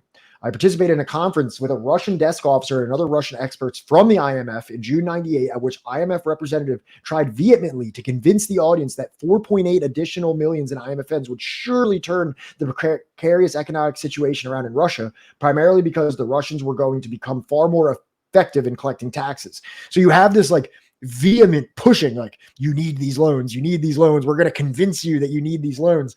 The IMF key speaker and his peers conveniently ignored any warnings about the widespread top to bottom corruption in Russia that argued that the financial future of Russia was bright. Only 2 months later, the economic crisis of August 98 saw the devaluation of the Russian ruble and the near collapse of the entire economic system. Apparently, IMF predictions did not seem based upon facts that are readily available to even non-Russian experts. And then I just pulled up The Divide, right? And I'm looking at like the parts that I highlighted, and then what the hell is it like? He says major decisions require 85% of the vote. Not incidentally, the United States holds about 16% of shares in both institutions, talking about the IMF and the World Bank, and therefore wields de facto veto power. Exactly. So it's created as this like global institution that has participation across the board. But when you really get down to like voting percentages and things like that, it is they even said that if all of Africa agreed unanimously, ubiquitously throughout the entire continent, every single voting power or every single constituent of Africa could vote against this, and it would not be enough to veto the United States. That's how unequal these voting dynamics are. I can't read all of this, but the whole next thing is about what happened to this 4.8 billion IMF transfer. I guess I'll look into it. Worse yet, there's a matter of what happened to it. Claims that there was no evidence of theft and these funds are grossly misleading. First, as already mentioned, there are very few laws in the books regarding financial fraud. Second, Price Waterhouse audit central bank offshore was based solely on the documents provided by the Russian central bank. So yeah, I mean, if you wanted to, you could go through this, and I would love to. If I had more time, if I did a whole stream just to read this, I totally would. But unfortunately, I'm reading another book. And if you noticed, we're on slide 25 out of 32. So my entire stream is about reading that book and then also providing adequate bolstering the rest of the stream as well. So I just like simply can't sit there. I'm also working full-time and in school right now. So I just can't fucking read these entire things. I'm sorry that I can't, but I think you get the idea that there's quite a lot of very nefarious money dealings going on in Russia with complicit U.S. Support, whether it be at the state level or the business level. Trying to find that part where he's talking about, like, in The Divide, literally about, here we go, hot money and trade misinvoicing. What was going on and what you were describing was trade misinvoicing. Hot money is a term used to describe the rapid movement of capital from one country to another in order to speculate on interest rate and exchange rate differences. For example, the United States looks likely to raise its interest rate with someone with investments in Nigeria or Russia might rapidly move their money to the US in the hope of making a quick profit. These rapid speculative movements of capital are only possible because the financial deregulation that has been promoted across the developing world over the past few decades by the World Bank, the IMF, and free trade agreements. And they can lead to serious market instability, particularly in small economies. I mean, think about it. Like post-Soviet USSR had like oil, natural gas, and what, copper, right? Yeah. In 2013, hot money accounted for 19.4% of total illicit outflows from developing countries, or 211 billion. Trade misinvoicing, for its part, involves sending money into secret offshore accounts by cheating the trade system. In 2013, trade misinvoicing accounted for 80.6% of illicit outflows from developing countries, or 879 billion. In arbitrage. Thank you, Matt, from Unelectable Airwaves. Yeah, it's just absolutely absurd, and like it's really interesting how we compound these streams, like where we read these books, and especially when it's like of like more like the modern era that we're more familiar with. You can see all of these things like linking up with this, like the economic suggestions made by Jason Hickel, and then the actual on the ground developments of places like the privatized transition of Russia. I'm going to play this video that you got here now about the Vori. Yes. Yes. Oh, oops. That's not it. That's more slides. Mafia is a phenomenon that emerged after the collapse of the Soviet Union in 1990. The beginnings of Russian organized crime can be traced back to Imperial Russia. Since then, it has evolved into an autonomous organization with its own set of laws and customs, dedicated to perfecting the life lived under the shadow of the law, as well as morality and respect for others. So the Brotherhood of the Law of Thieves was formed, an inconspicuous organization that brought together all the thieves, criminals, robbers, and Russian crooks. Members of this actual union felt safe from police searches, highly organized, and well trained for their infamous task. Even though it may appear unbelievable, the Thieves in Law operated actual vocational schools, where young people were trained step by step in the art of robbery, theft, deceit, and fraud, all leading to a specialty in tailored killings. Although the Russian word is frequently translated as thieves in law, a more accurate translation would be criminals professing the code. In the late 1920s or early 1930s, the fraternity was founded in Soviet labor camps. They adhered to rigid norms and a code of conduct as well as a set of shared ideas. They set up simple but efficient courts in which members who broke the code were judged and punished. A Vor, a full-fledged member of the Vori-Vizakoni criminal fraternity, would get his crown at a gathering when the fraternity's primary laws were presented. The prospective applicant was invited to participate in an initiation rite after a period of observation. The meeting admitted the novice into the society after a recommendation from a current member, and the new Vor swore an oath of acceptance. The prospective applicant was invited to participate in an initiation ceremony after a period of observation. The meeting confirmed the novice into the society after a recommendation from a current member, and the new Vor swore an oath of acceptance. Nicknames were formally selected during the process, and word of the coronation was transmitted to other members through informal methods. The name given to the Vor at the ceremony was unique from a common nickname, and it amounted to a new name for the Vor. As suggested by Likachev, the ritual Guy, and I like the manicured nose ring guy as like the prison, like, Yeah. I'm in prison because I'm a gangster and I have my nose ring on while I'm in jail. My Russian mob name is Two Thumbs Pete. shared a key feature with the induction into the Russian and Georgian Orthodox churches. To this day, when the priest is ordained, he is given an entirely new name, usually referring to a figure in the church who is considered to be a role model for the novice. Vory's bodies were covered in tattoos, with a star on the shoulders or knees indicating complete membership in the fraternity. They spoke their own language, which had a Russian grammatical framework, but a separate lexicon. A Vor is the leader of a criminal gang that pledges to a creed shared by other leaders. He obtains his title through a standardized initiation ritual all over the crime gang, and he participates in mafia activities. During the Soviet era, the members were mostly imprisoned, but in post-Soviet times, they were involved in mafia operations. Yegor Filaretov, the first Vor to be crowned, according to Prime Crime Records, was crowned in 1916. Around 1912, he became a member of a Proto-Vori fraternity established in Moscow's Taganka prison. The organization mirrored the Vori-Vizakoni in that it was founded by pickpockets, but it quickly expanded to include other professional criminals and established a common fund controlled by a keeper who reported to the other members on how the money was spent. The new authority in Russia targeted criminals around the time of the revolution, and they were rapidly arrested and jailed. It's difficult to say how the code came to be, although it's likely that it came from guilds of professional criminals working in Tsarist Russia. The laws were most likely influenced by the Voris' experiences in Soviet camps and their close collaboration with priests, who were also considered enemies of the people. The code was developed in penal labor camps over a few years, the fraternity grew in power, and Voris courts arose. Bitches, war. The second time when the fraternity was really threatened by the authorities' brutality was during the Bitches War in the late 1940s and 50s.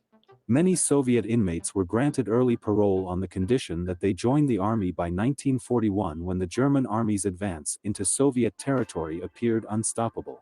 During the war, almost 1 million Gulag convicts joined the military forces, serving in special penal battalions. Which All we've talked Voris about. who fought for their nation throughout the war broke the law according to the code. Wearing uniforms and carrying weapons, two emblems of a jail warden's power, was their offense. They were labeled as traitors and expelled from the Brotherhood upon their return to the camps. As revenge, the turncoats' commanders established a new code that allowed convicts to work as prison trustees, headmen, and foremen, as well as other positions of authority inside the camp. Soviet prison authorities intended to utilize the Bitches War to methodically execute specific convicts at the hands of their criminal comrades. By the end of the 1950s, law enforcement was persuaded that the Vori had all but vanished. Despite this, the state's anti-Vori actions have proven ineffective. The Vori managed to withstand the Soviet regime's rigorous persecution between the 1930s and 1950s.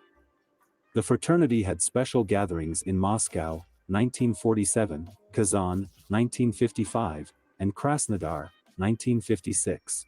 After Stalin died in 1953, the severe restrictions governing economic operations were relaxed, signaling the end of the totalitarian government. Because of the social and economic conditions, the fraternity was able to take advantage of possibilities outside of the prison walls and grow in number and strength.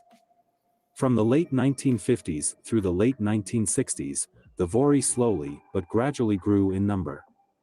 In the years 1959 to 69, an average of 5 Vori joined each year, 13 in 1960 alone. In 1970, the number of Vori crowned began to climb dramatically, and it continued to rise until 1996, when 64 Vori were crowned. A significant decline then took place in 1997, when only 35 Vori were initiated.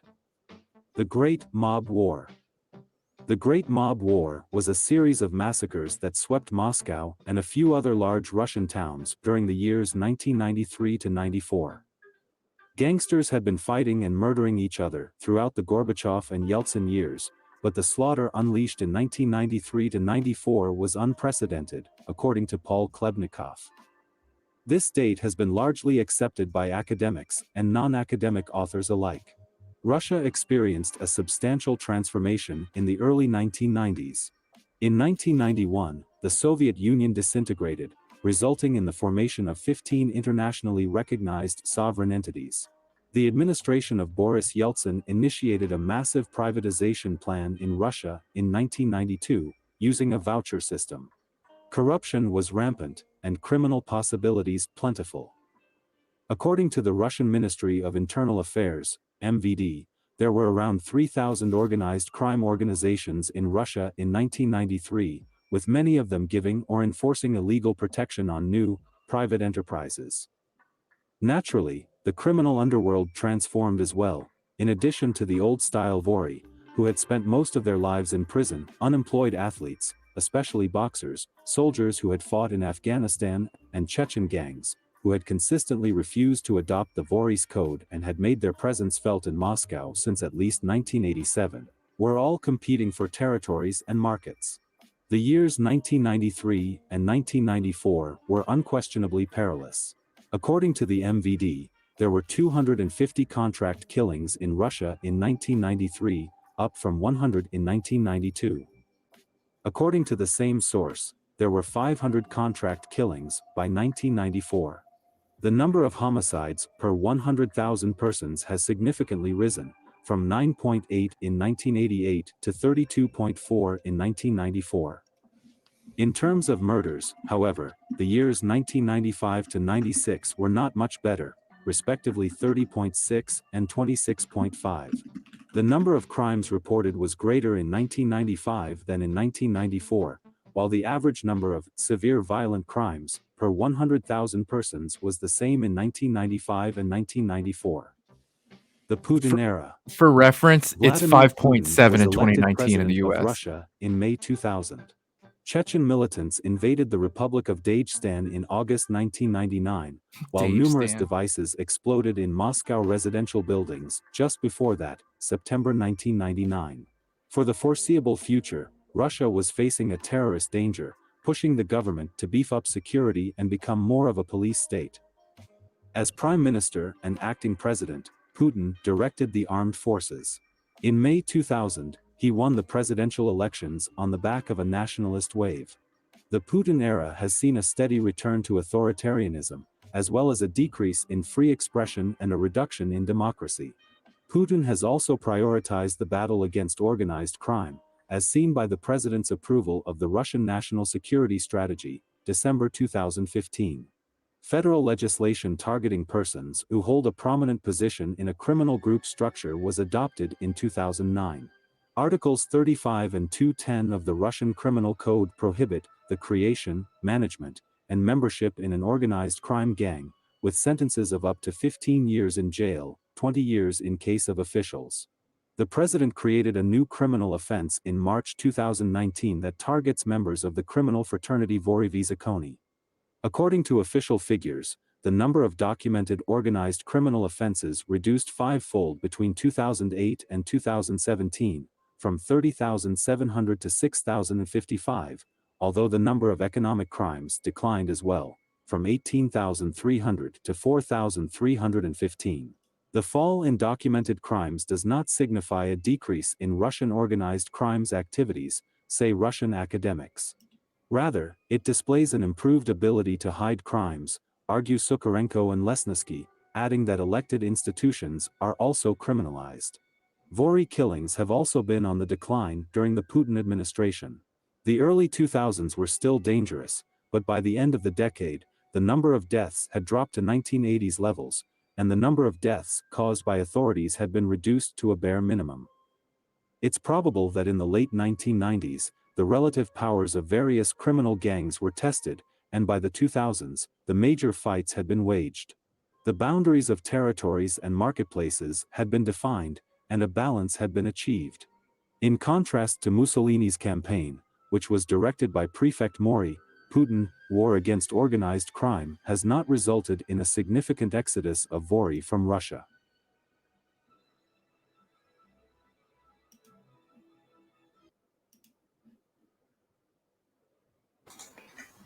Very cool. And yeah, that actually substantiated a good amount of what we were saying about the corruption, the privatization, the new business class that is now utilizing the organized crime. I have this book that it's my girlfriend's. I haven't read it, but she read it. Apparently, it's pretty cool. If anybody's interested in like reading more about that, there's a whole book called Russian Super Mafia. So Do you want to hear? It's almost completely unrelated to this, but because I'm like a psycho and I like watch like the special features on like every movie I watch. Viggo Mortensen, he got all these like Russian mob tattoos and stuff, and he has this bad habit of like going out in character, right? And he went to like a Russian bar in New York, right? Dressed up like his character, right? And I think like at some point, like while he was there, he had like apparently a couple people like looking over at him or something, right? And it's not until later that he learns that like if the Russian mob finds you, right, and you have like a bunch of like Russian mob tattoos and you're not like initiated and stuff, they'll cut it off of you. And he's like, yeah, that was kind of dumb on my part. I kind of risked my life doing that, but it was interesting to, to see how authentic it was and that like, I looked like a Russian mobster to a lot of people. That's true with a lot of gangs, especially in prison, is that if they check you about your tattoo and you can't actually wear it, that they'll take it off. They'll cut it off of you. Yes. So, getting a little bit towards the end here. This whole part here, I want to make like a little disclaimer. Cultural decay. I found this is such a hard thing to quantify studies for, like things like the culture decaying. So we're kind of going to just keep this to Perenni's word. And then the closing chapter, we're going to have a lot of fun with because you'll see. I think it's all fun.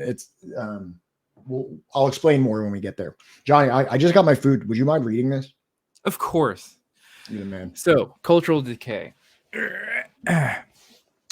Cultural life has drastically declined in the former communist countries. Theaters are sparsely attended because tickets are now prohibitively expensive. Publicly owned movie industries in countries like Russia, Poland, Czechoslovakia, and the German Democratic Republic, which produced a number of worthwhile films, have been defunded or bought out by Western business interests and now make cartoons, commercials, and music videos. Movie houses have been taken over by corporate chains and offer Team Rocket's going to cut that thing off, man. Team Rocket's going to remove that tattoo. Jesse and James, they're going to fucking catch you, and they're going to they're going to use a Charmander to burn that thing right off, man. Movie houses have been taken over by corporate chains and offer many of the same Hollywood junk films that we have the freedom to see.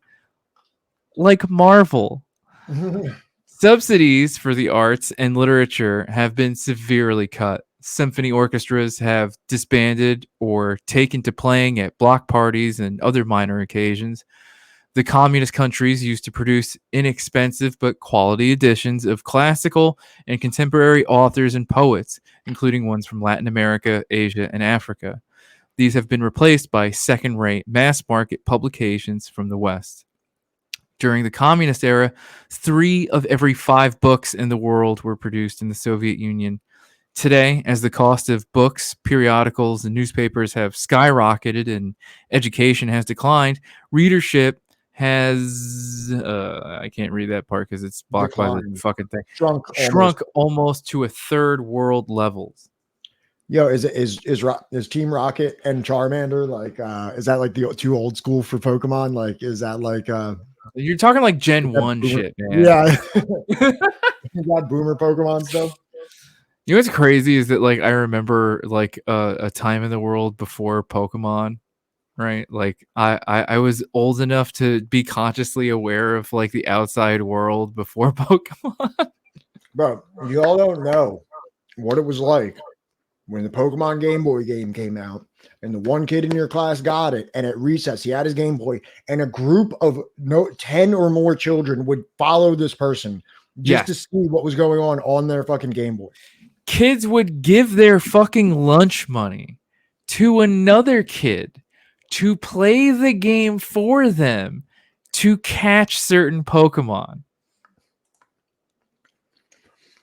Like, there was no color. I was born in the dark. I was born in the darkness. You simply adopted it. I was born in the cultural void. Oh shit, that's so Oh, bro, funny. and then like forget about when like the fucking cartoon came out. Yeah. What is it, Kids WB or whatever? I don't know, And but it was lit though. I'm pretty certain it was Kids WB that like had it for the longest time. Or either that or it might have been Fox Kids, but I don't think so. All I know is that like I remember like the episode with Magmar and stuff. When he's like still getting to like the gym leaders and shit. Like Yeah. it was wild. That shit was lit. It was, Yeah. man. It was just a different time. Sorry you missed out. Did I ever tell you about the time my dad took me to see the fucking movie in the theaters? Dude, and they gave you the ancient Mew card. Yeah. Yeah. Yep. My dad, right, just like straight up slept, right, throughout the entire Pokemon movie, and my eyes were just glued to the fucking screen. Yeah, that shit was like crack for kids. Like adults didn't know how to Yeah. handle it. They're like, dude, what the fuck? Kids are just like addicted to Pokemon now. Yeah, and like it's not like my dad's like above fucking anime or some shit. Like he had me watching Transformers, like OG Transformers, off of like bootleg fucking VHS tapes he made, fucking GI Joe, and like a bunch of other shit, right? So it's not like my dad's like, oh, I'm too good for like fucking cartoons or something, you know. And Digimon was like my favorite. I honestly like Digimon probably has like a more favorable place in my heart than Pokemon. Damn, dude, that's wild. I know. I was into Digimon though. Digimon, digital monsters, Digimon are the champions. Yeah, I was there, dude. I was there. Into digital to save the digital world. So what? That means they don't got a Magmar hanging around? They don't have a Magmar hanging around in the later seasons? Oh, bro, dude, like Ash What do doesn't they- even what do they look right. Dude, What do they Ash doesn't look the exterminate? same anymore. Nothing looks right. Do they exterminate the original Pokemon? You didn't even spell it. You didn't even spell it right, first of all. All right, we're getting so far off right now. I'm sorry. All right. How crazy is it that in the communist era, 3 of every 5 books in the entire world were being produced in the Soviet Union? Where have all of them gone? And do they have to be like $300? Can you read this one? I mean, like Sebs, that's like part of the charm. Like, especially that first season. That's like the Yeah. charm of it. This is fucking trash, but I love it. All I right, had like so a video game too. dude, I had the video game. Do you remember Monster Rancher? Mm-hmm. Ah, fuck. I remember playing the game. I remember watching the cartoon. All right, no, I need to stop. So fucking books of a Marxist or otherwise critical left perspective have been removed from the bookstore and libraries. In East Germany, the Writers Association reported in one instance in which 50,000 tons of books, some brand new, were buried in a dump. The German authorities who disposed of the books apparently did not quite feel free enough to burn them. I guess that would have evoked some history there. Yeah. Education, once free, is now accessible only to those who can afford the costly tuition rates. The curricula have been depoliticized, meaning that a left perspective critical of imperialism and capitalism has been replaced by a conservative one that is supportive or at least uncritical of these forces. Wow, why does that sound so fucking familiar? I just like kind of like what it says. Like these are like what like people say like, oh, the communists are gonna burn the books. The communists are gonna fucking make fucking all the Like, books. motherfucker, you're the people that are like burning fucking Chixie Chixie dicks. Dixie chicks. The Chixie dicks. I'd like to know what that is. I'm interested in that.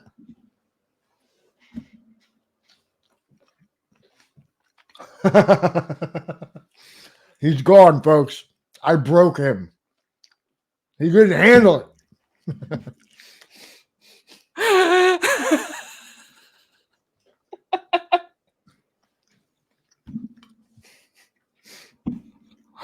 Motherfucker. All right. So like these are the same fucking people that are like, you know, burning Harry Potter books. They're burning like they're making like, you know, children take down their fucking murals because it's got like a fucking what is it? Not Fortnite. It's like some other fucking like video game character on it. Listen, back in my day, we played Grand Theft Auto, and they criticized you for engaging in virtual prostitution as an 11-year-old. Bro, they fucking like tried to make Pokemon out to be like some kind of satanic. Have you ever seen like the video of the dude talking about Poliwhirl, you know, and how like Poliwhirl is like fucking what is it, hypnotizing kids to like, you know, worship Satan and shit? It's probably like, did you ever go down like a QAnon rabbit hole? Like, no. There's like a spiral triangle that's like a right. like a symbol for pedophilia or something like that. What the fuck? Like they were saying it was in the Chipotle logo. Do you remember? Oh no, that's from that fucking the Creepers new movie. Yeah. What's the creep? Oh yeah, but I knew about this before because I actually watched The Fall of the Cabal. If you know what that is, that's like the OG indoctrination thing, and it's the most insane thing. But I couldn't stop watching it. It's got like 10 parts to it. It's like hours long, but I watched every single moment of it, and I loved it. It is the most. I mean, like, you want to would be interesting to like rewatch, you know, especially now that like I am a little bit more well read and I'm not like, you know, still like fucking actively withdrawing from heroin. Zeitgeist. I haven't watched Zeitgeist since like I first got clean. Yeah, I haven't watched it since before that. I was probably still like smoking blunts in my friend's backyard when I was watching that shit. You want to know how I found out about it? Go ahead. I don't know. A fucking like old timer literally was like talking to me about Zeitgeist or some shit. Because I recreationally engage in consuming the most deranged shit in an unironic way. I went so deep in the QAnon rabbit hole as a spectator, not as a participant. What was I going to say? I have no idea. That was like the emergence of me being like a high school kid to be like, listen, I know what's going on. I know what happened with 9/11. I know about all these conspiracies. And I'm so happy that it probably might have saved my life that I got on drugs, because if not, I might have just delved further into that. Yeah. Were you a no planer, Pat? I don't know if I was a no planer, but I was definitely an inside jobber. Oh yeah, no. I mean, it obviously, I still to this day still think that, but like, you know, I was just wondering if you thought that like, you know, the Pentagon was a no plane or a plane. Oh, the Pentagon? Yeah. Okay, listen, I'm going to put a disclaimer out here. Everything that's coming out of my mouth right now is purely based on research, quote unquote research I did when I was 16 years old. I have done no contemporary study. I have done no like rigorous attempt to, you know, debunk the like conspiracy things I consumed as a teenager. But just based on everything that I read as a teenager, no, I do not believe that a plane hit the Pentagon. Really? Wow. Yeah. Bro, have you ever seen pictures of, dude, this is me. I'm going to go. And like, this is me wearing the hat that I know. I'm well aware that like, there's only like a single frame and then like, you know, the fucking tape. I just don't want this to be construed that me at 32 years old with my stream that's called Subversive History is somehow like engaging in a sincere discussion about 9/11 being an inside job, because that's not what this is. This is like an off tangent of an extremely immature thing that I haven't studied for over a decade. We'll not even save that I it. didn't rigorously study. So like, but when I was reading what their claims were, they showed a bunch of pictures of other plane crashes and showed all the debris of the plane. But they said that the biggest piece of plane wreckage at the Pentagon you could pick up in your hand. There was no wings. There was nothing like that. And like you were saying, there was like a gas station nearby that had footage on it, and they only released a couple frames of it. Like the FBI went in there and like seized the tapes.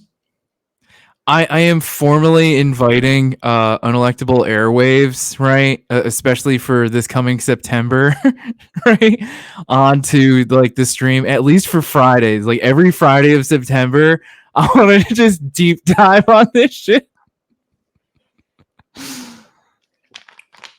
Yeah, we'll get to it. Okay, yeah, let's not get too far. I think there's people actually leaving chat at this point. Right. Okay. Back to Blackshirts and Reds. Can you get on this for me? Yeah. All right. So, the president of one of Russia's largest construction companies summed it up. Quote, all the material well-being that people had, they lost in 1 hour. There is practically no more free medical care, accessible higher education, no right to a job or rest. The houses of culture, libraries, stadiums, kindergartens, and nurseries, pioneer camps, schools, hospitals, and stores are closing. The cost of housing, communal services, and transport are no longer affordable to the majority of families, which sounds a lot like America. Facing forced privatization, news and entertainment media have had to find rich owners, corporate advertisers, conservative foundations, or agencies within the newly installed capitalist governments to finance them. Television and radio programs that had a left perspective, including some popular youth shows, have been removed from the air. All media have been purged of leftists and restaffed by people with acceptable ideological orientations. This process of moving toward a pro-capitalist communication monopoly has been described in the Western media as, quote, democratization. Billboards and television commercials promoting U.S. cigarettes, automobiles, and other consumer items, many of them beyond the average pocketbook, now can be seen everywhere. Oh yeah. Okay. Yeah, unless you have anything to add, we can just keep going. The overthrow of communism. This is women and children last. We finished the cultural portion, and now it goes into the issues with like women and children. Right, which are probably the worst afflicted by this. The overthrow of communism has brought a sharp increase in gender inequality. The new constitution adopted in Russia eliminates provisions that guaranteed women the right to paid maternity leave, job security during pregnancy, prenatal care, and affordable daycare centers. Without the former communist stipulation that women get at least 1/3 of the seats in any legislature, female political representation has dropped as low as 5% in some countries. In all communist countries, about 90% of women had jobs in what was a full employment economy. Today, women compose over 2/3 of the unemployed. Those who do work are being channeled into low-pay, unskilled positions. Women are being driven from the professions in disproportionate numbers and are advised against getting professional training. More than 30% of unemployed females are skilled workers and professionals who previously earned higher salaries than the national norm. The loss of maternity benefits and child care services has created a still greater obstacles to female employment.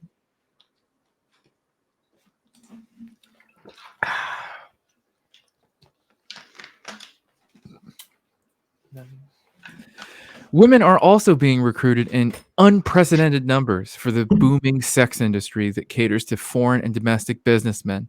Unable to find employment in the professions for which they originally were trained, many highly educated Russian and Eastern European women go abroad to work as prostitutes. Women are not the only ones being channeled into sex market, as reported in Newsweek in September of 1996. Quote, Prague and Budapest now rival Bangkok and Manila as hubs for a collection of children to serve visiting pedophiles. Last year, one investigator was stunned to find stacks of child pornography in the reception rooms of Estonia's parliament and its social welfare department. Quote, free love is regarded as one of the new freedoms which the market economy can offer, she wrote. Quote, simultaneously, sex in the market economy has also become a profitable commodity. In some cases, quote, children are kidnapped and held like slaves, says Thomas Katow, a specialist with the Council of Europe. Quote, this is happening more and more. It is organized crime, end quote. So this is kind of like what you were saying earlier with like the video that was probably going to be a little too graphic to bring up, like about these kinds of things like becoming commonplace. it's not even graphic. It's just like it's hard to watch. Right. Like it's hard to even like read this shit because it's just like that's why, like, when we talk about like your girlfriend and like her family wanted to get the fuck out of Russia or Ukraine, whichever, right? Like one can I hardly. was talking to a brother who was 15 at the time. He said that he still considers himself like he was trying to say, like, imagine if where you lived, like, imagine if like you living in New Jersey, imagine if someone that lived in like Florida, like all of a sudden it was like a different country. You know what I mean? Right. Yeah. Like I still feel like we're all part of the same thing. You know what I mean? Because Yeah. I lived 15 years when we were all considered the same nation. So like I don't look at Russia and Ukraine as like, he also said some things about Ukraine not existing if it wasn't for Russia. I didn't look into any of that. He had a lot of opinions about a lot of things. I'm not. So but these are the things I didn't vet him on any of his opinions. We were just talking for a while. So his opinions are not that of my own. But I mean, if you can pull it up from anywhere, Matt, like, we'll throw it up on the screen. yeah, it'd be cool if we had access. I know that Fidel Castro stated that in Cuba before the revolution, prostitution was the number one job in Cuba on the island. And then after the revolution, doctors and teachers are the number one job. Right. And it's like, I just, it's a heart-wrenching fucking tragedy that, like, this was a country, like, even during its fucking worst years, right? The Soviet Union, right? It still offered like some kind of like life, like a full life to its people.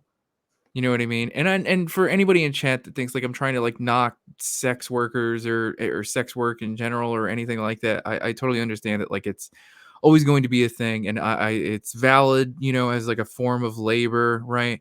But like this is not good. It's just not.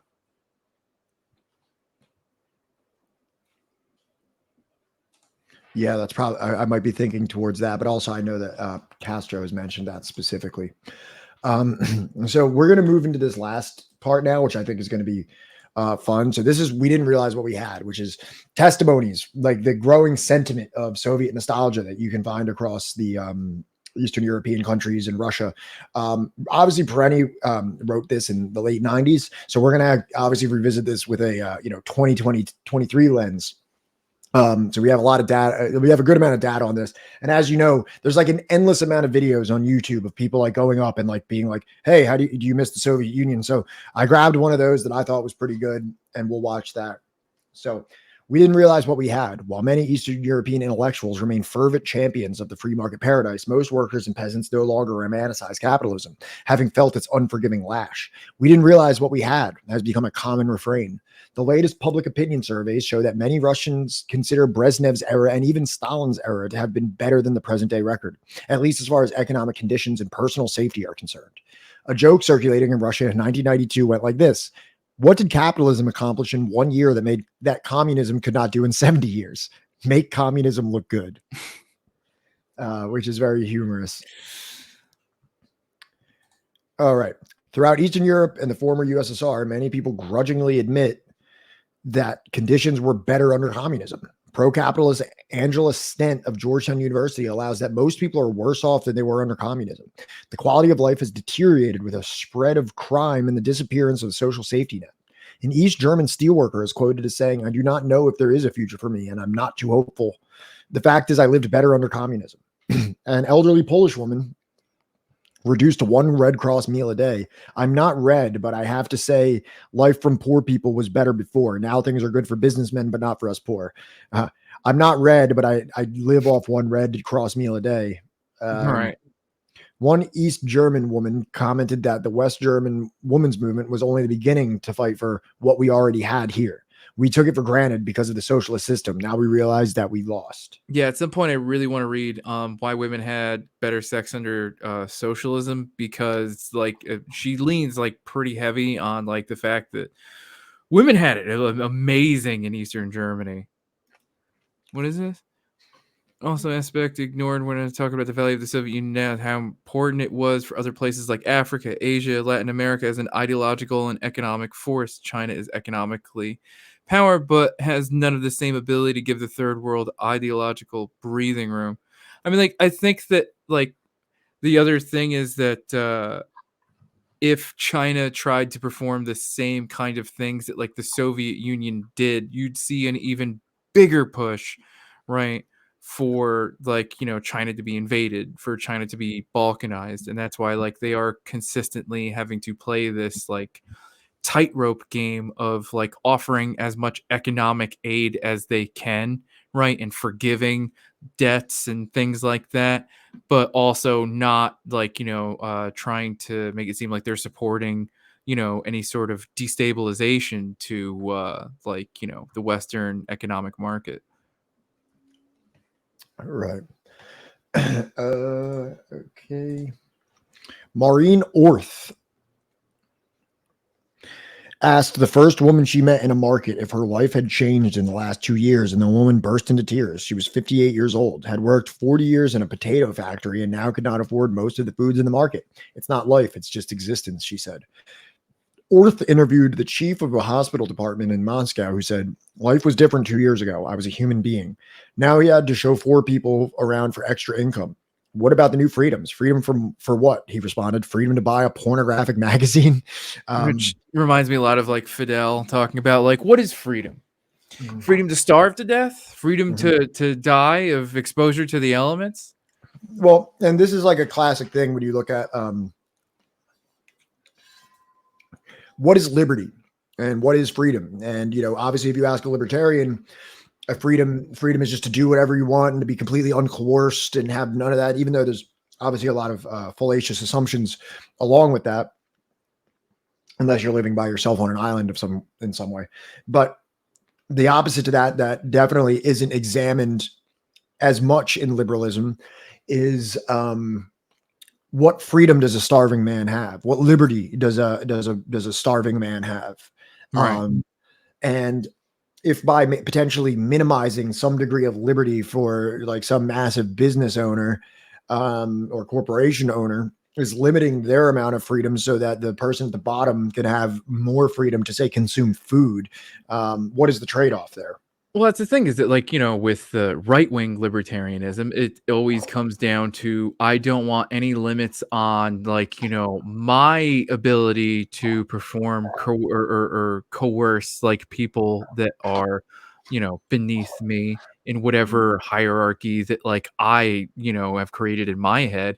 And even for left-wing people, it's like I don't want there to be any sort of limits on my liberty or my freedom if it like comes down to it inconveniencing, right, another group of people. Yeah.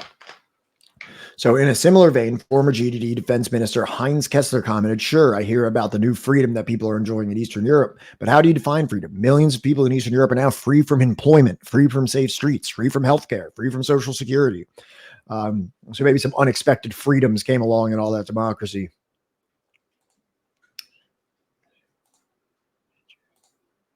So many. Okay. I quoted this extensively because I thought just a lot of this was really good. Do people in the East want the free market? Opinion polls taken in 1993 in Russia showed only 27% of all respondents supported a market economy. By large majorities, people believe the state control over prices and over private business is useful, and that the state should provide everyone with a job and tolerate unemployment. In Poland, 92% wanted to keep the state welfare system, and lopsided majorities wanted to retain subsidized housing and foods and return to full employment. Most people here, reports the New York Times Moscow correspondent, are suspicious of private property, wonder what was so bad about a system that supplied healthcare at low cost from birth to death, and hope that prices are once again reined in by the government. State socialism, the system that did not work, provided everyone with some measure of security. Free market capitalism, the system that works, apparently, brought a free-falling economy, financial blunder, deteriorating social conditions, and mass suffering. Like literally. Yeah, so we're gonna get Pavlov's devil dog. We will be examining that in one moment. I'm very glad you brought Okay, that so up. I'll hold off on what I was about to say, but it's interesting that it's only 27%, like, because that kind of holds up to the data that I'm looking at right now. Oh, is it the opposite? Yeah, literally. Wait, this says that 27% of all respondents supported a market economy. I know, and think about like the opposite of those that wanted a market economy. Yeah, so like 70% of people wanted a non-market economy. Are you saying that it switched? No, I'm saying that like it's funny that like the people that voted most likely to dissolve, right, are now changing their mind. And then there's the 77% that never did and never Right. wanted this to begin with. Right. Yeah. Okay. I see what you're saying. When the first anti-communist upheavals began in Eastern Europe in 89, they were those on the left who said that if the people in those countries discovered that they didn't like the free market system, they could always just return to some variant of socialism. As I argued at that time, this is such a good point. This was hardly a realistic view. Capitalism is not just an economic system, but an entire social order.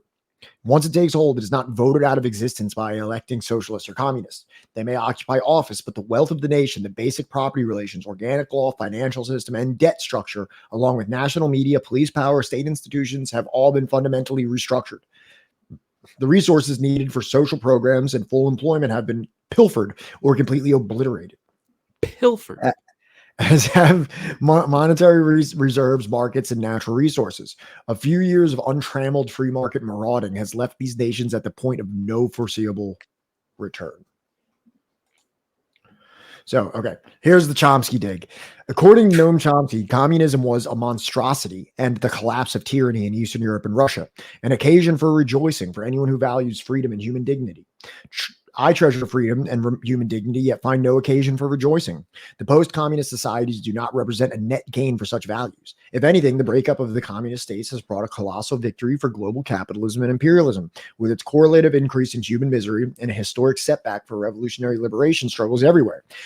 There will be harder times ahead, even for modestly reformist national governments, such as the fate of Panama and Iraq have indicated. He was definitely right about Iraq. This being written, Yeah. And that's actually, we brought up the debate with Hitchens. That's what he debated about Hitchens. They debated about Iraq. Yeah. And literally everything that he said came fucking true. Yeah. Yep. So, the breakup also means a net loss of global pluralism and a more intensive socioeconomic inequality throughout the world. Did you want to say something before I went on? yeah. In the footnote, he states that like the overthrow of communism, however, does not mean the end of U.S. global military machine. Quite the contrary. Huge sums continue to be spent, and new weapon systems and high-tech methods of killing continue to be developed in order that a tight grip be kept on the world by those who own it. So that's like the one thing that like I don't ever recall Chomsky, thinking that like that fucking trade unionists are gonna take over, like, after the dissolution of the Soviet Union. Did he think that I thought that what Perenni is referring to there is that now that the quote unquote Cold War is over, that this might result in some kind of like reduction in military spending. But this is where you get that Colin Powell quote that we brought up before, where he's like, I'm running out of villains here. I'm down to Fidel Castro and Kim Il-sung. Like, I need money. Like, and then also there's this book called Inventing the Axis of Evil, which is like about Syria and the DPRK and I believe Iran. Let me pull up the book. I read it before. Right. It's what? That sounds about right. Do you want to know something interesting about like my life, I guess? Sure. My dad was laid off. This is before I was born, but he was laid off from the Air Force because they were literally just like reducing the military because there was no more bad guy anymore. So inventing, yeah, that's crazy. Because it's weird because that's kind of counter to what they're saying here, like inventing the axis of evil, the truth about North Korea, Iran, and Syria. I have this book downstairs. I think I brought it up here before. It's ever since the axis of evil labels first applied by President Bush in 2002, State of the Union address, the Hawks and his administration have left little doubt as to where they intend to turn their attention after Iraq, North Korea, Iran, Syria. Yet most Americans know very little about these three countries beyond what the Pentagon has told them.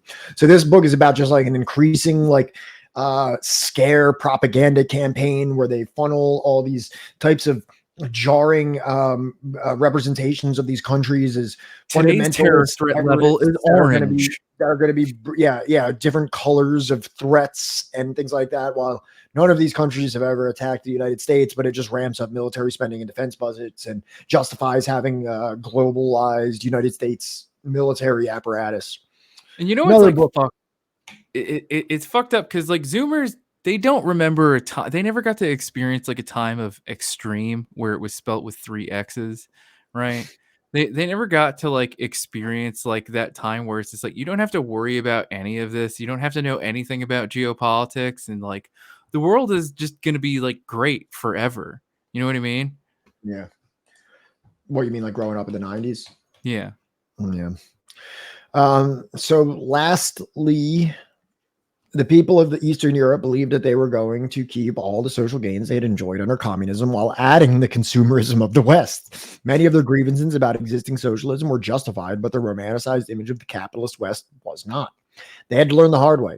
Expecting to advance from second world to first world status, they have been rammed down into the third world, ending up like capitalist Indonesia, Mexico, Zaire, and Turkey.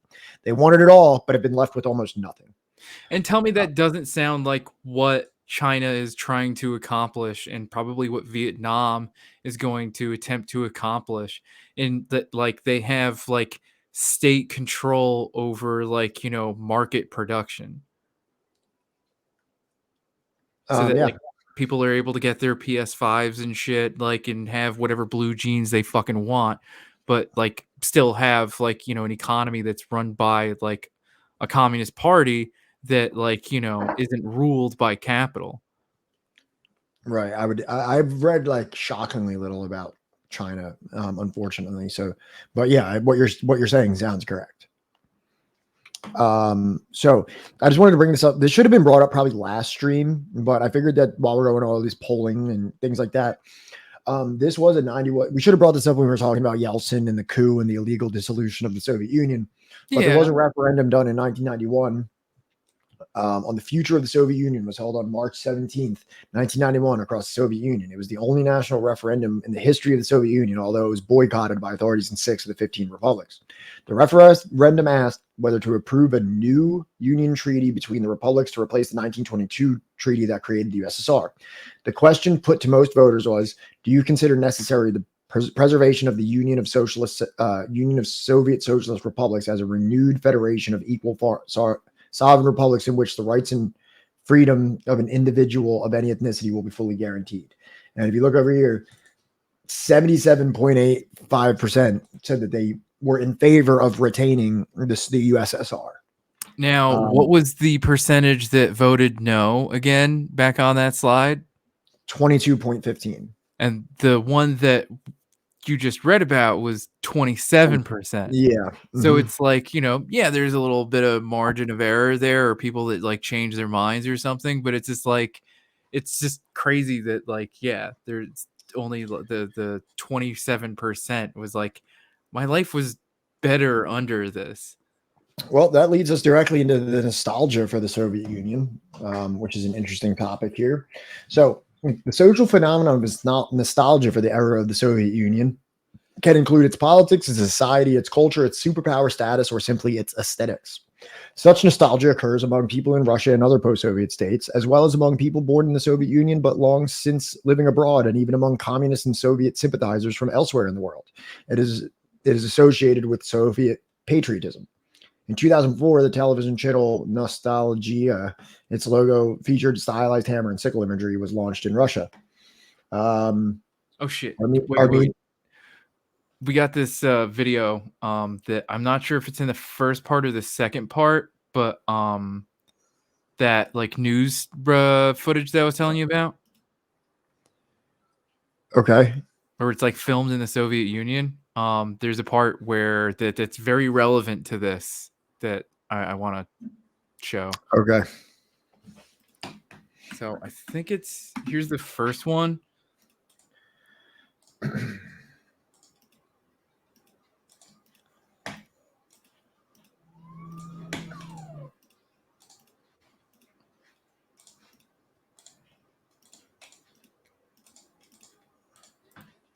On night patrol with the police officers of Moscow's 116th precinct, Sergeants Nikolai Petrushenkov and Igor Gusev are answering a call in one of the rougher sections of Moscow.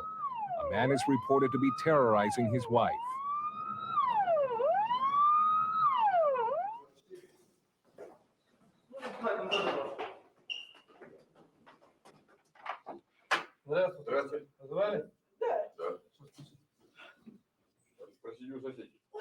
The woman is badly shaken, and the police try to sort out what happened. The woman says her drunk husband threatened her and broke all the phones in the flat. She decides to press charges, so the police take them down to precinct headquarters.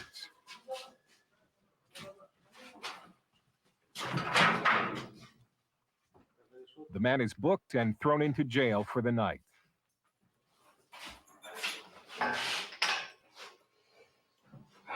Hardly the violent crime Americans are used to seeing on the 11 o'clock news. But make no mistake, the Soviet Union is in the grips of a mammoth crime wave.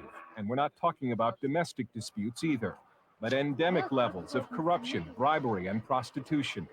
The reason is simple, according to former Soviet economist Yuri Maltsev. Soviet life is in a free fall, having degenerated to a very basic level, the daily desperate search for food and clothing. Instead of, I don't know, developing culture or technology or medicine, they are desperately looking for food and other basic necessities of life. But even the basic necessities are becoming out of reach for many. These poorly made Soviet shoes cost more than 1 month's wages. With inflation running at close to 100%, Soviets are scrambling for ways to make more money. Glasnost and perestroika have brought Soviet citizens a small but increasing taste of Western-style freedom. But they've also brought some long-simmering Western-style social problems to the surface. Perhaps none bigger than crime, but it is the type of crime symptomatic of a socialist society where everyone owns everything and nothing, and where shortages of even basic items have reached historic levels. These people, thousands of them, are engaged in criminal activity on a Sunday afternoon right in the middle of Moscow. This is the Soviet black market. Hardly the back alley scene you might expect. The atmosphere is closer to a county fair. People are here to buy and sell, even military men and police officers. But the party's over when the riot police show up. The crowd is warned to go home or be arrested. This woman says she doesn't want to have to sell on the black market, but she lost her job and has no other way to feed her child. Amid the rising chaos, it has come down to the survival of the fittest. And a very effective instrument of survival in the USSR is the bribe.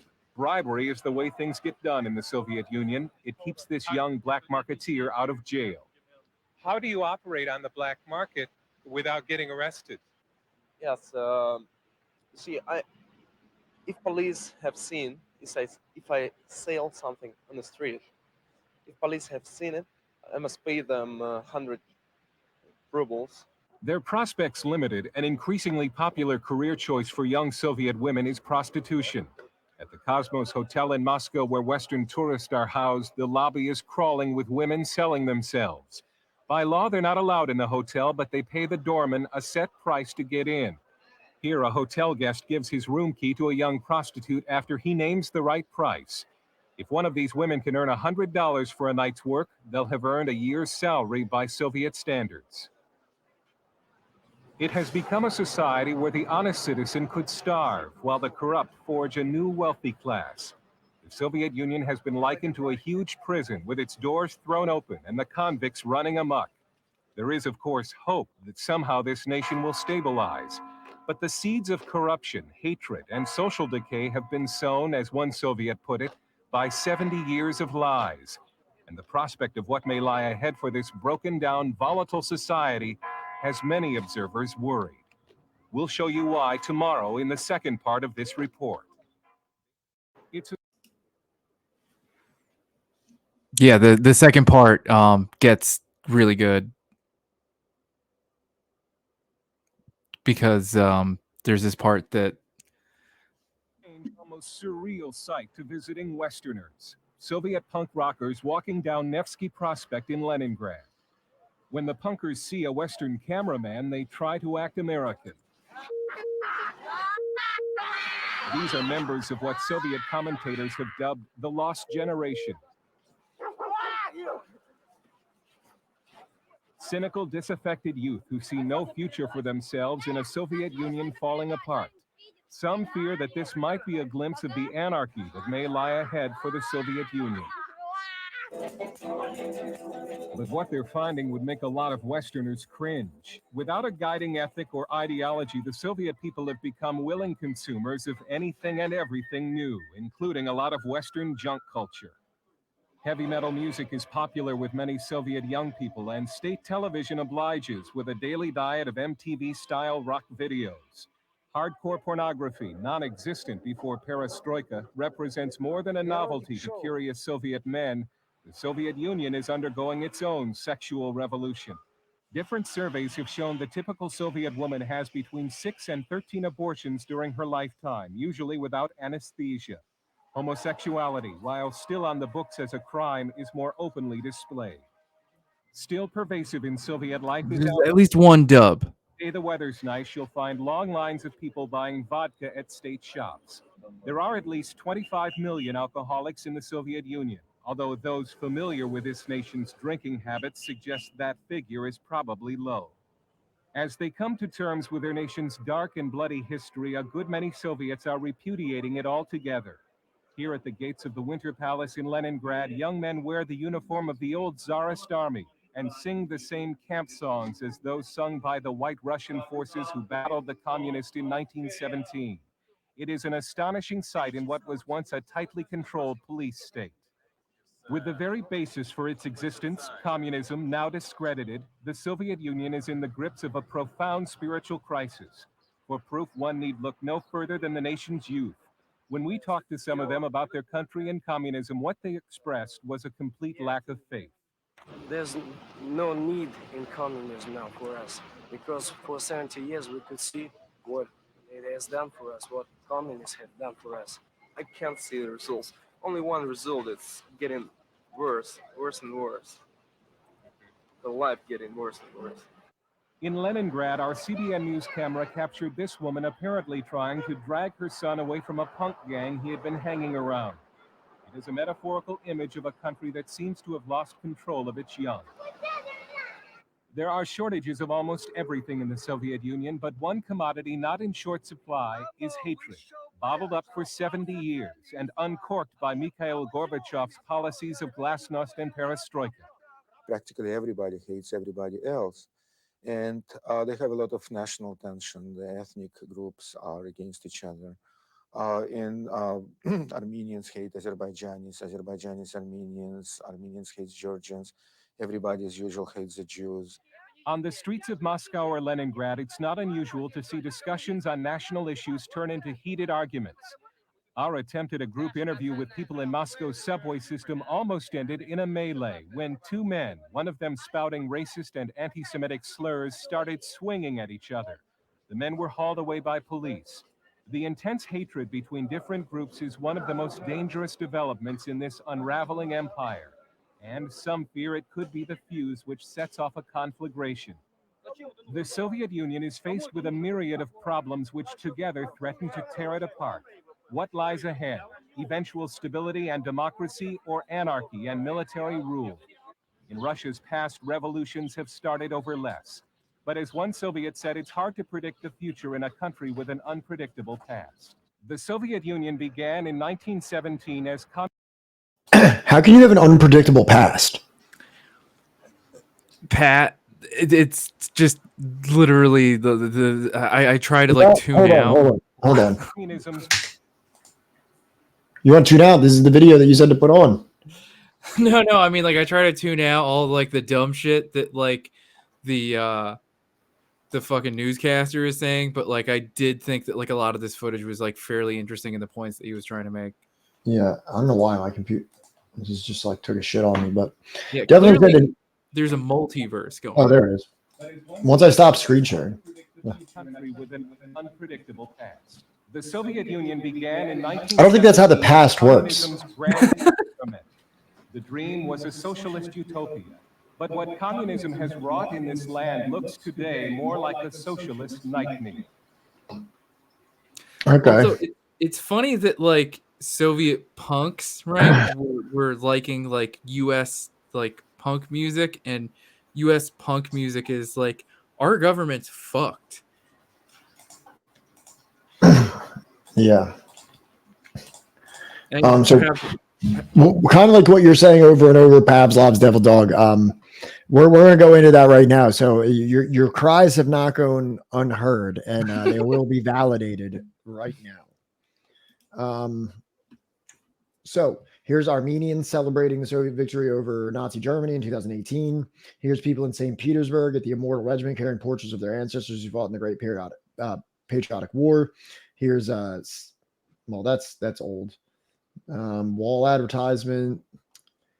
Here's like an old babushka lady. This has the Z thing on it, which I don't really know enough about to really talk about. But ever since the fall of the USSR, and the Eastern Bloc, annual polling by the Levada Center has shown that over 50% of Russia's population lamented its collapse, only with the exception to this being in the year 2012 when the support for the Soviet Union dipped below 50%. A 2018 poll showed that 66% of Russians regretted the fall of the Soviet Union, setting a 15-year record. And the majority of these regretting opinions came from people older than 55. In 2000, the people who actually lived within it. right. In 2011, a poll conducted by Pew Research Center found that 82% of Ukrainians, 61% of Russians, and 56% of Lithuanians believe that the standard of living has had a bad influence since 1991, respectively. It also found that a further 34% of Ukrainians, 42% of Russians, and 45% of Lithuanians approve the change to a market economy, meaning less than half. A poll in 2013 conducted by Gallup found that a majority of respondents in Armenia, Kyrgyzstan, Ukraine, Russia, Tajikistan, Moldova, and Belarus claim that the breakup of the Soviet Union has caused more harm than good. A further 33% of Georgians and 31% of Azerbaijanians also agreed with this statement. A 2012 survey commissioned by Carnegie, it's not Carnegie, it's Carnegie. Is that Carnegie? I think they're trying to say Carnegie, maybe, but Yeah, that says Carnegie. Yeah. Endowment found that 38% of Armenians concurred that their country will always have a need for a leader like Stalin. In 2017, another poll conducted by Pew Research Center found that 69% of Russians, 54% of Belarusians, 70% of Moldovans, and 79% of Armenians claimed that the breakup of the Soviet Union was a bad thing for the country, with the exception of Estonia. The percentage of people agree that the statement was higher amongst people aged 35 or over, people who lived in it. 57% of Georgians and 58% of Russians also said that Joseph Stalin played a very/mostly positive role in history. Reasons. According to polls, what is missed most about the former Soviet Union was its shared economic system, which provided financial stability. Neoliberal economic reforms after the fall of the USSR, in particular, privatization and austerity, resulted in harsh living standards for the general population with a sharp increase in unemployment, poverty, and mortality rates, which we have painfully discussed over the past almost 4 hours that we've been here. So, even longer. Like, yeah. Policies associated with privatization also allowed much of the country's economy to fall in the hands of a newly established business oligarchy. Remember the corruption section. The sense of belonging to a great superpower with a secondary reason for the nostalgia. Many felt humiliated and betrayed by their experiences throughout the 1990s and blamed the upheaval on advisors from Western powers, especially as NATO moved closer into Russia's sphere of influence. According to Kristen Godsey, a researcher on post-communist Eastern Europe. That's the one that wrote Why Women Have Better Sex Under Socialism. Oh, is it really? Yeah. Cool. Only by examining how the quotidian aspect, I don't even know what the fuck that word means. Quotidian aspects of daily life were affected by great social, political, and economic changes can we make sense of their desire for collectively managed and more egalitarian past. Quotidian, of or occurring every day, daily. Oh, interesting. Nobody wants to revive 20th century totalitarianism, but nostalgia for communism has become a common language throughout which ordinary men and women express disappointment with the shortcomings of parliamentary democracy and neoliberal capitalism today. Thank you, Unelectable Airways, for picking up where my vocabulary skills fell off. According to Levada Center poll in November 2016, the people mainly missed the Soviet Union because of the destruction of the joint economic system of its 15 republics, 53%. People lost the feeling of belonging to a great power, 43%. Mutual distrust and cruelty have increased, 31%. The feeling that you were at home in any part of the USSR was lost, 30%. Connection with friends and relatives lost, 28%.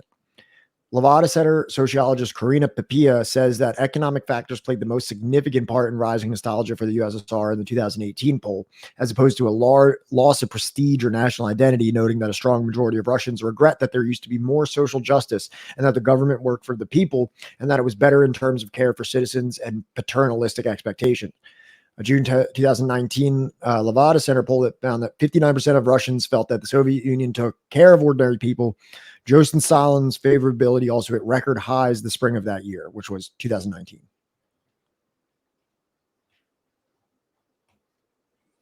It's weird that they put like right under the C also they put like National national Bolshevism. Bolshevism. It's like, what the fuck?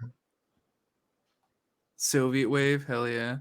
I don't know. It's gonna be really interesting to see how this all plays out in our lifetimes because, like, at some point, Putin is gonna pass away. Yeah, but the thing is that the largest contingent for people that support a return to communism will also be passing away. Right. But I don't know. I mean, like, how does the youth feel about all of this? You know what I mean? Well, we just went off over all the polling data, and it's like 35 to 55, either 35 or older or 55 and older are the greatest people that are expressing these things, which lends credibility to it because they're the only people that actually existed under it. They're the only people that actually experienced it. I don't know. I mean, like, I don't think it would be the worst thing in the world if it didn't completely mimic and try to imitate like the former Soviet Union, right? And it implemented like a lot of the things where, like, the former Soviet Union failed. If there's a sequel to the Soviet Union, I would hope that like it would be better and that it would be different and not just like I would hope so copying too. and pasting. You know what I agree. mean? If anything, I'm hoping that like they try to emulate a lot of like what China does, right? Economically, so that they can build those kind of productive forces. So kind of to build off that, this is a really interesting video, and the people that made the video are actually like real assholes that really don't know much. They're younger Russian kids, and they're actually very much, it appears, anti-Soviet, and a lot of their commentary is really lame. But what this is cool is that what these people say, and this is specifically in a rural area of Russia where they express if they want to go back to the USSR or not. And these kids offer these really dim-witted reprisals to it, and they get kind of, it's, just see, it's a good video to watch. I think you'll like it. Come and see.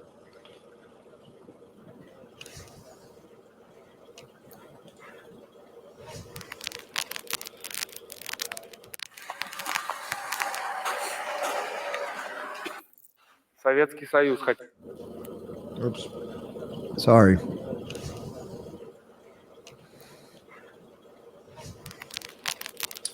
Also, just for the record, if you know this, Yeltsin, the majority of Yeltsin's support was in the city centers, like mostly like the more urban class of Moscow was the majority supporters of Yeltsin. That's why when you go to Moscow, you could see throngs, tens of thousands of people that were supporting him. And that's not to say that he didn't have supporters, especially in the beginning. He did. His support waned year after year because he fucked the country up so badly. But people when you looked at those polls about the Soviet Union going away, it was almost 90% in the eastern areas like the Uzbekistans and the Tajikistans and the more Asian, less Eurocentric parts of the Soviet Union were even more in favor by like many percentage points more than places like Ukraine and the more Euro cultures of Western Russia and Ukraine.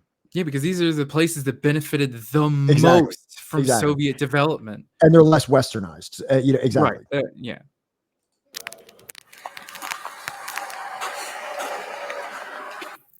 Советский Союз хотели бы вернуть? Вопрос такой.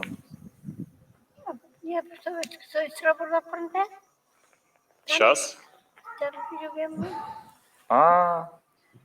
Сейчас у нас не Советский Союз уже. Прошел. Сейчас у нас уже Россия. She just leaves. Just let her be. Тебя узнали, Данилка. Меня вряд ли. Думают, наверное, я мобилизованный. О, молодец. Реально. Белок, тебе еще надо было сзади букву Z пришить. Хотите ли вы вернуть СССР?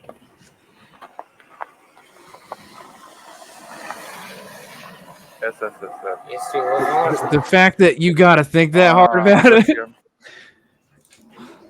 СССР, все хорошо было. Ну, одна вещь, которая очень хорошая Да. была. А? Одна. Ну, сейчас все дорого, а в СССР так дорого не было. То есть надо вернуть тогда. Да. Все. Да. Напишем Путину, чтобы вернул. Спасибо. Спасибо. These kids are dickheads. It gets worse. Хотите ли вы вернуть СССР? СССР, да. This kid's like fucking 19. Like this kid is, you know what I mean? Like, Почему? Я, блядь, просто похмелье немножко. А, да? Ну, Вдруг просто сразу. кого? Положили кого-то? Друга. На войну, на Украину? Ну ладно, все понятно, спасибо. А, точно же, сегодня автобус уезжает. А, понял.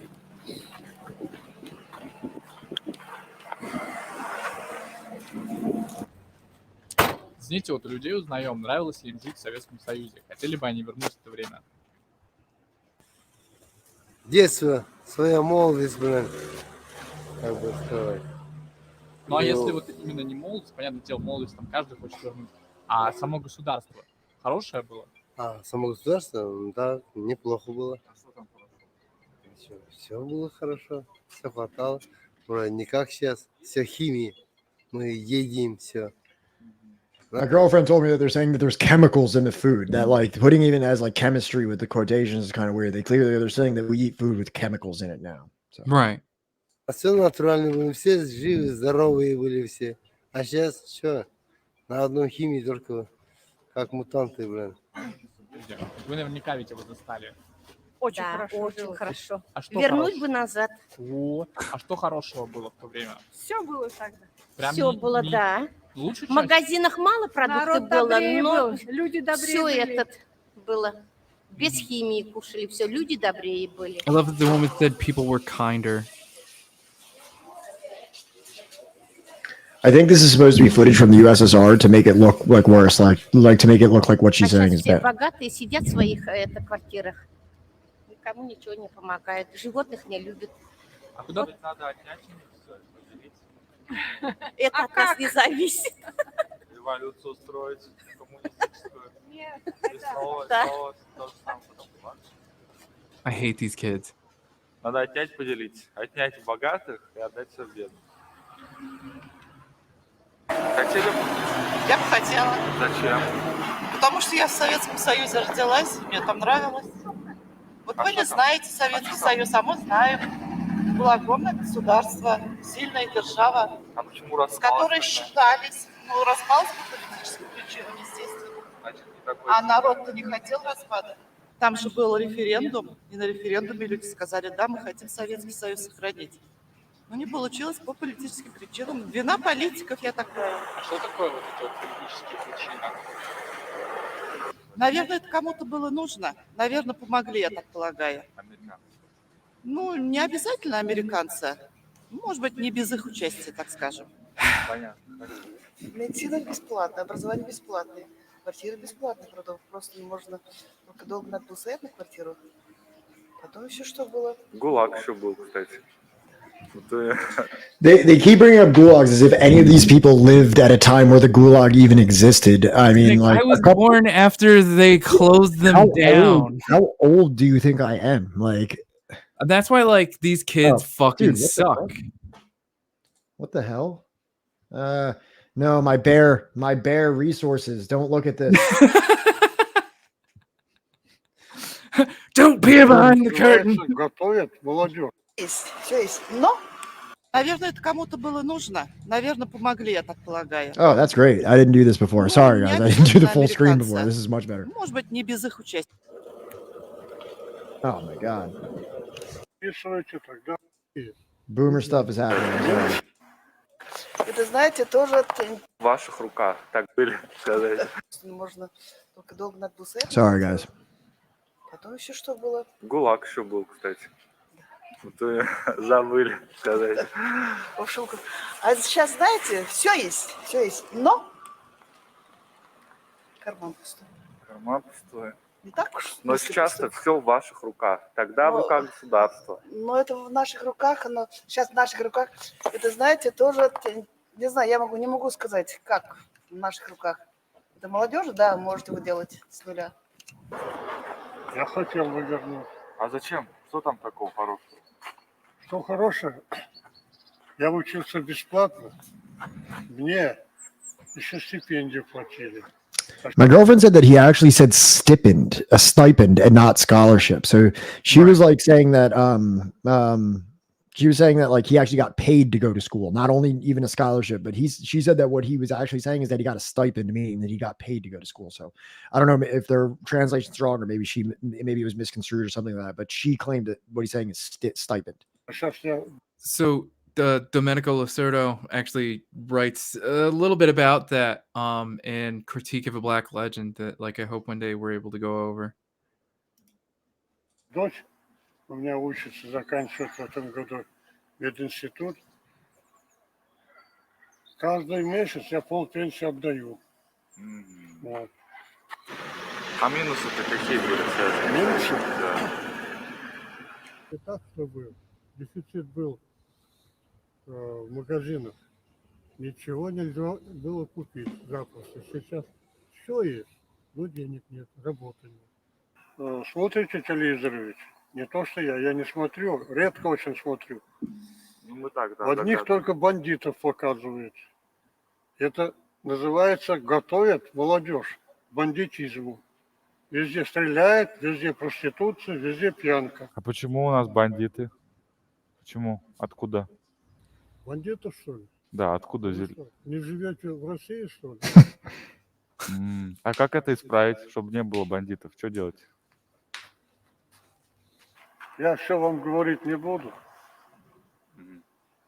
Я вижу, что вы записываете, тогда... Ну, что-то можно сделать, да?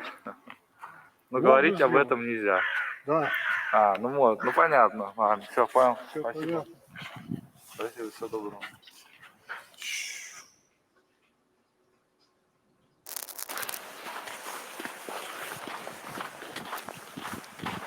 These kids suck. Хотелось бы вернуть это время, чтобы мы снова жили в Советском Союзе. Очень бы неплохо было. А зачем? Почему там? Почему хотите? Жить было легче. А сейчас сложнее? А сейчас тяжело. Ну, может быть, это просто потому, что вы молодой были. Да. Если бы сейчас молодым были, вам бы тоже легко было. А сейчас не хватает. That's the part that really got me. He's like, I would like it back. It was easier then. And this kid's like, that's just because you were young. You're like yearning for your youth, right? And he's like, I can't afford food. Yeah. Like I'm not yearning for my youth. I can't afford food. Like, look at these kids with like the iPhone with the fucking fuzzy mic and like layered up in like 3 different fucking jackets and shit. Like the kid's got like his hair bleached and shit like that. Like it probably professionally bleached, I would assume. I know that the times that I bleached my hair as a young punk rock kid, it did not look that good. Yeah, it did not look that good. Exactly. So yeah, definitely like has like nice hair and all that stuff. And even the name of the title of the video is "Do Rural Russians Want the USSR Back?" Maybe implying that they aren't rural, that they're like visiting a rural area to conduct this. So well, I mean, they did say there's 300 miles outside of Moscow. Yeah, Sebs, they're like, oh, you like the USSR back? Curious that you're not waging a protracted people's war in Siberia at the moment. Curious, your hat was made in a place that has private ownership. Curious. But that was I think that was like the most detestable part is when they're like, oh, really? Do you actually want it back or do you just want your youth back? And the dude just replies, I don't have money for food. You idiots. Даже нормально пропитаться. Вот что, ребятишки. Не было минуса. You see the cut from that time? Because they didn't know what the fuck are they. What are they going to say to that? Right. Но ГУЛАГ? О, это было до меня. Yeah, right. Ну, вам же нельзя было критиковать власть тогда. Это разве не минус? Like you can now? Если бы они что-то не так сделали, то вам ничего бы нельзя было сказать. Разве не минус? Наверное, да. Вот для вас вопрос тоже. Хотели бы вы вернуться в Советский Союз? Конечно. That dude's sitting there, and I'm not making any kind of like apologia for like, you know, the repression of criticisms of the government or anything like that. But this dude's sitting here out in the cold without money for food, and they're like, yeah, but you couldn't talk about the government. And he's like, yeah, I guess you're right. I was eating at that point. Yeah, like I had housing and education and food and healthcare. I do fondly remember the times when I had food. Yeah, I do fondly remember where I wasn't like broke trying to get food. That was a good part of my life. Там было спокойно, мирно. И дружно. И дружно. А сейчас у нас по-другому все живет. А сейчас как бы... My girlfriend's mother makes this claim a lot also, that there was like more of like a connected feeling where people were like, you know, it wasn't the same as when she moved to America. The amount of like neighborly community based kind of like connection within like certain living areas in certain towns and things like that. Там же не мирно было, война была еще в Афганистане. А сейчас? А сейчас Украина. Ну вот. Oh, hang on, pause. All right, so like these kids clearly are like Ameriboos or something, because like they think that the Soviet government wasn't invited by like the socialist government of. You could say, I mean, there's definitely I think it's more detestable that they brought up World War II when they were literally invaded. But for the Afghanistan war, you could still say that potentially there's an argument that the PLP, what is it, the People's Revolutionary. There was like at least more than 3 of them, but I know what you're talking about. But there was like a central government in Kabul. That like there was a strong contingent outside of Kabul, outside of that didn't want it there, didn't consider it legitimate. Like you could make a similar claim about like the CIA or something like that being quote unquote invited in by Guatemalans. Because there was like a Sino-Soviet, this is taking place after the Sino-Soviet split, you actually had Afghani Maoists, and you also had like, you know, Afghan communist parties that were sympathetic and, you know, working with the Soviets. And then the third part, I don't think the Afghanistan one isn't quite black and white. But like the Second World War I is like, it's just ridiculous. Yeah, that one is just like, what are you talking about? But then they're saying that there's no difference now, that you're in all kinds of wars now. So Когда люди другие были, миролюбивые были, тогда богатства такого не было, не шковали, то богатых не было, все были наравне. Все вот, даже у начальников, даже вот... I love this part right here. The bosses had the same coats, like meaning like we wore the same clothes, like they were my boss, but they weren't like driving up in a Lexus while I'm trying to get money together for the bus. Yeah, like Parenti even talks about that, like even if you were like a politician in the Soviet Union, like the wealth disparity was like maybe he made like 9 times more than you, 10 times more. I think 12 was like the maximum, and I think that was for like artists, like very popular artists. Or like engineers, you know, or like scientists and shit like that, you know, or like musicians, right? Not people that were just like popular because they were in like magazines or something, or like, you know, not just like socialites that made like 1,500 times more than the average person based off of nothing.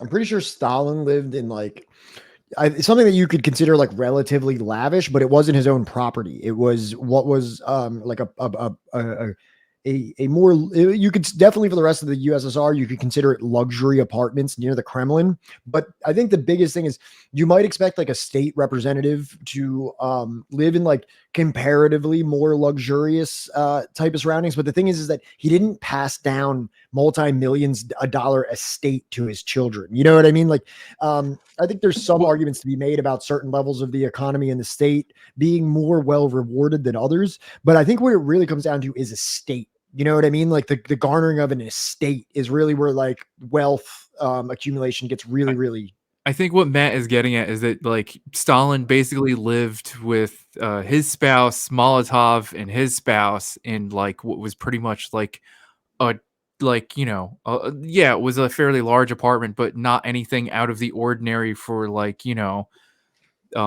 somebody like higher up in government to live in. Like You know I what I said, it mean? was relatively luxurious Yeah. to what a lot of people were living in, but Yeah. it was not. He did not own a mansion No. like somebody in the United States would. It's not like No. somebody who lives in the White House, but then also has like several houses that not only do they inhabit, but they own them. It's part of their Right. estate. It will go Like on his, to his their children. Dasha was state owned. It wasn't like That I think that's like the biggest thing to consider. Yeah, he wasn't the only person that stayed at his vacation house. Yeah. Все, так в студенческих пальто ходили мы на учебу. Wow. Там богатых таких, бедных тогда не было. А сейчас по-другому жили. Ценили Сильнее другие богатства были. Да. Дружба. дружба. Да. Дружбу отобрали же у этих богатых людей дома, кулаков, И которых чё? называли. Ой, Ну, какая это уже не Советский Такое- Союз был. другие были. Это не Советский Союз был. Когда Это не Советский советское, это другой был. Это другой был. Это коммунизм как раз. Это строили, это другой. Вот часто люди нам попадались, говорят, люди другие стали какие-то озлобленные все. Вот тогда все было прям хорошо. Ой, и тогда было всякого люда, так как и сейчас. Так что насчет этого не скажу, что уж тогда, что сейчас уж все злые. Да нет, я бы такого не сказала. Если это подрезюмировать, все-таки вернулись бы в то время или бы Нет. ни за что? Нет. А вот люди, говорите, добрее были раньше, а вот сейчас все как-то поменялось. Вот. Сейчас другое. Богатый бедного не поймет. Говорю, тогда богатый бедного не было. И все старались Не было. сидеть дома. Может, надо богатым Раньше мы, стать говорю, просто. же поздравляли открытками друг друга, Нет, доходили не в в гости смысле. друг к другу. А сейчас Даже если- по телефону только. Не знаю, как это объяснить, конечно. Это же не богатые были, но они другие были все равно. Ну, вот вы же тоже жили в Советском Союзе, то есть вы дети Советского Союза. Да, конечно. А вы тоже изменились после его распада? Ну, Нет, мы до сих пор дружим, это все, но просто-напросто не прямые, это нам тяжело. и это знаете что? Это 90-е годы. Бандитские времена были, вот все это изменилось. Bandits time. Говорят, люди поменялись. Да, очень поменялись люди. Очень даже. Друг другу раньше дружно жили. Рядом с соседом все дружно жили вообще. Друг другу помогали. Любой беде, трудности, в связи. А сейчас руку не подадут. А как думаете, из-за чего так произошло? Ну, это, Те же самые люди живут вот там. Сейчас ну, посмотрим. это государство так. Люди повыше тут все портит. Со стороны, за границей все приходит. Все американцы на нас воздействуют. Все, по действию, все, да. Все за границей идет. Чтобы мы плохо жили. То есть распространяют какую-то Чтобы здесь друг свою- друга мы грызли. Так, Ну а что, американцы? чтобы уничтожить Россию. Американцев ненавидите? А Россию не уничтожишь. Так что давайте жить дружно, и у нас будет все нормально. Wow, and what country войну кто выиграл? is Сталин. espousing За чего он peaceful выиграл? co-development? За Америка помогала Советскому Союзу. Не, Америка помогла. Потом, в конце, в 44 году. Ага. Историю Она учите. когда уже, да, Историю уже учите. поняла, на какую сторону встать, чтобы уйти. Когда уже Советский Союз побеждал, потом нацисты А помогали. до этого Нет, нет. Америка, она Минусы смотрела. были какие-нибудь в Советском Союзе? А? Почему? Какие минусы? Все работали, все дружно, было дети. равенство. Когда вот даже вот сейчас вот в школе не заставляют, нельзя работать дети. Ты что, господи, а мы работали. We need to bring back child labor. Yeah. Probably not the best the best case. Hey, hang on, lady. Так хохотали, так и работали, так все. Ну, дай.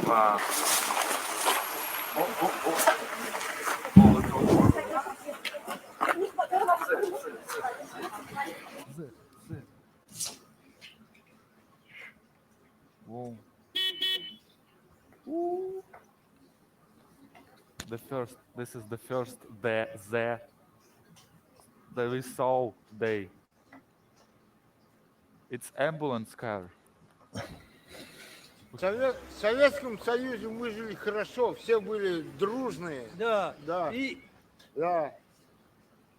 никто почти не воровал, Да. Все работали. Но всех сажали. А?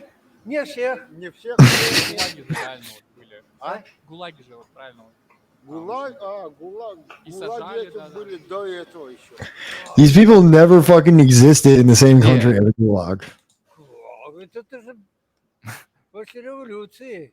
Это 30... Репрессировали людей, А? в ГУЛАГе сажали. Ага. Нет, хорошо было там. Тогда Хорошо. жили хорошо. Все. Люди These kids are definitely не from the так city, though. воровали, не так богатые были. Все ровные были. Но некоторые воровали. Некоторые воровали, ну... Yeah, some people did. Да. А там говорили, их трогать нельзя. Все. Раньше был суд, а сейчас не суд, понимаете? Ну ты раньше был судья, был следователь. Да, Ладно. и раньше, значит, коллегиально суд был, а сейчас судья. Судья судит один. А тогда были совсем другие взгляды у людей. За богатством не гнались, значит, что дают, хватает.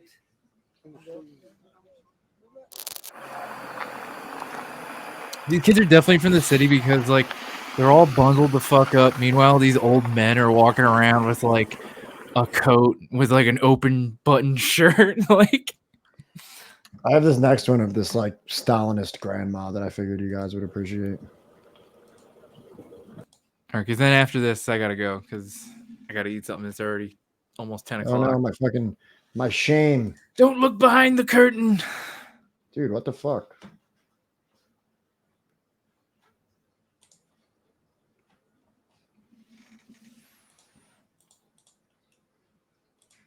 Unable to play video. Error 150. The fuck?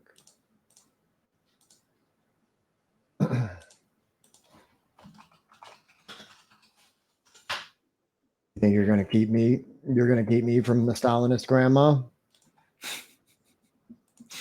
Have you ever seen the video of the guy being interviewed on the street and he's just like, no, here, just fuck it. Just play the video. I was born in Siberia. I worked in a factory operating cranes.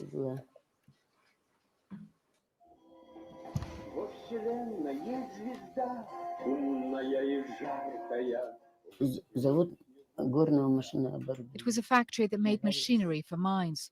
I enjoyed my work. All my life I've operated cranes. I've never done anything different.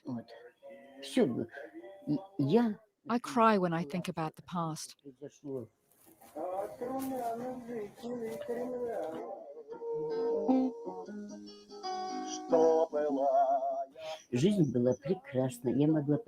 Life was beautiful. I could go anywhere. My holidays were paid for. Plane tickets weren't expensive. Before, with 1 ruble, you could get 2 meals at the factory cafeteria. A main meal, a starter, and a dessert. Now you have to pay 20 rubles even to use the public toilets. I would be so happy if we could go back to the USSR.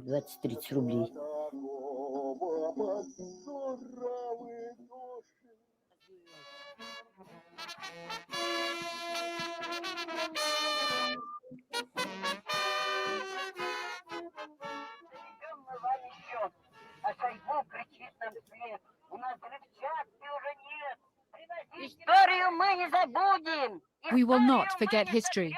We will not let history disappear.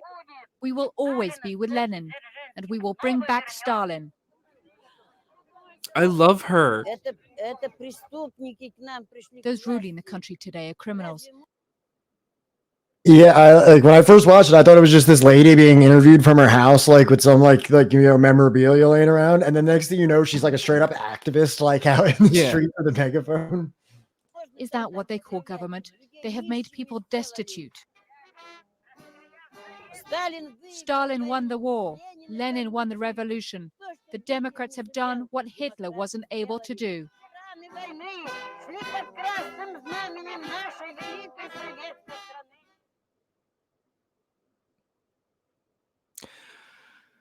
Okay, that's enough for me.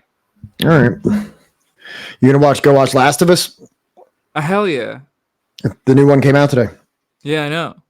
51 minutes ago it came out. I know. It's almost 10 o'clock, and I got to go to bed like in Well, less guys, than an hour.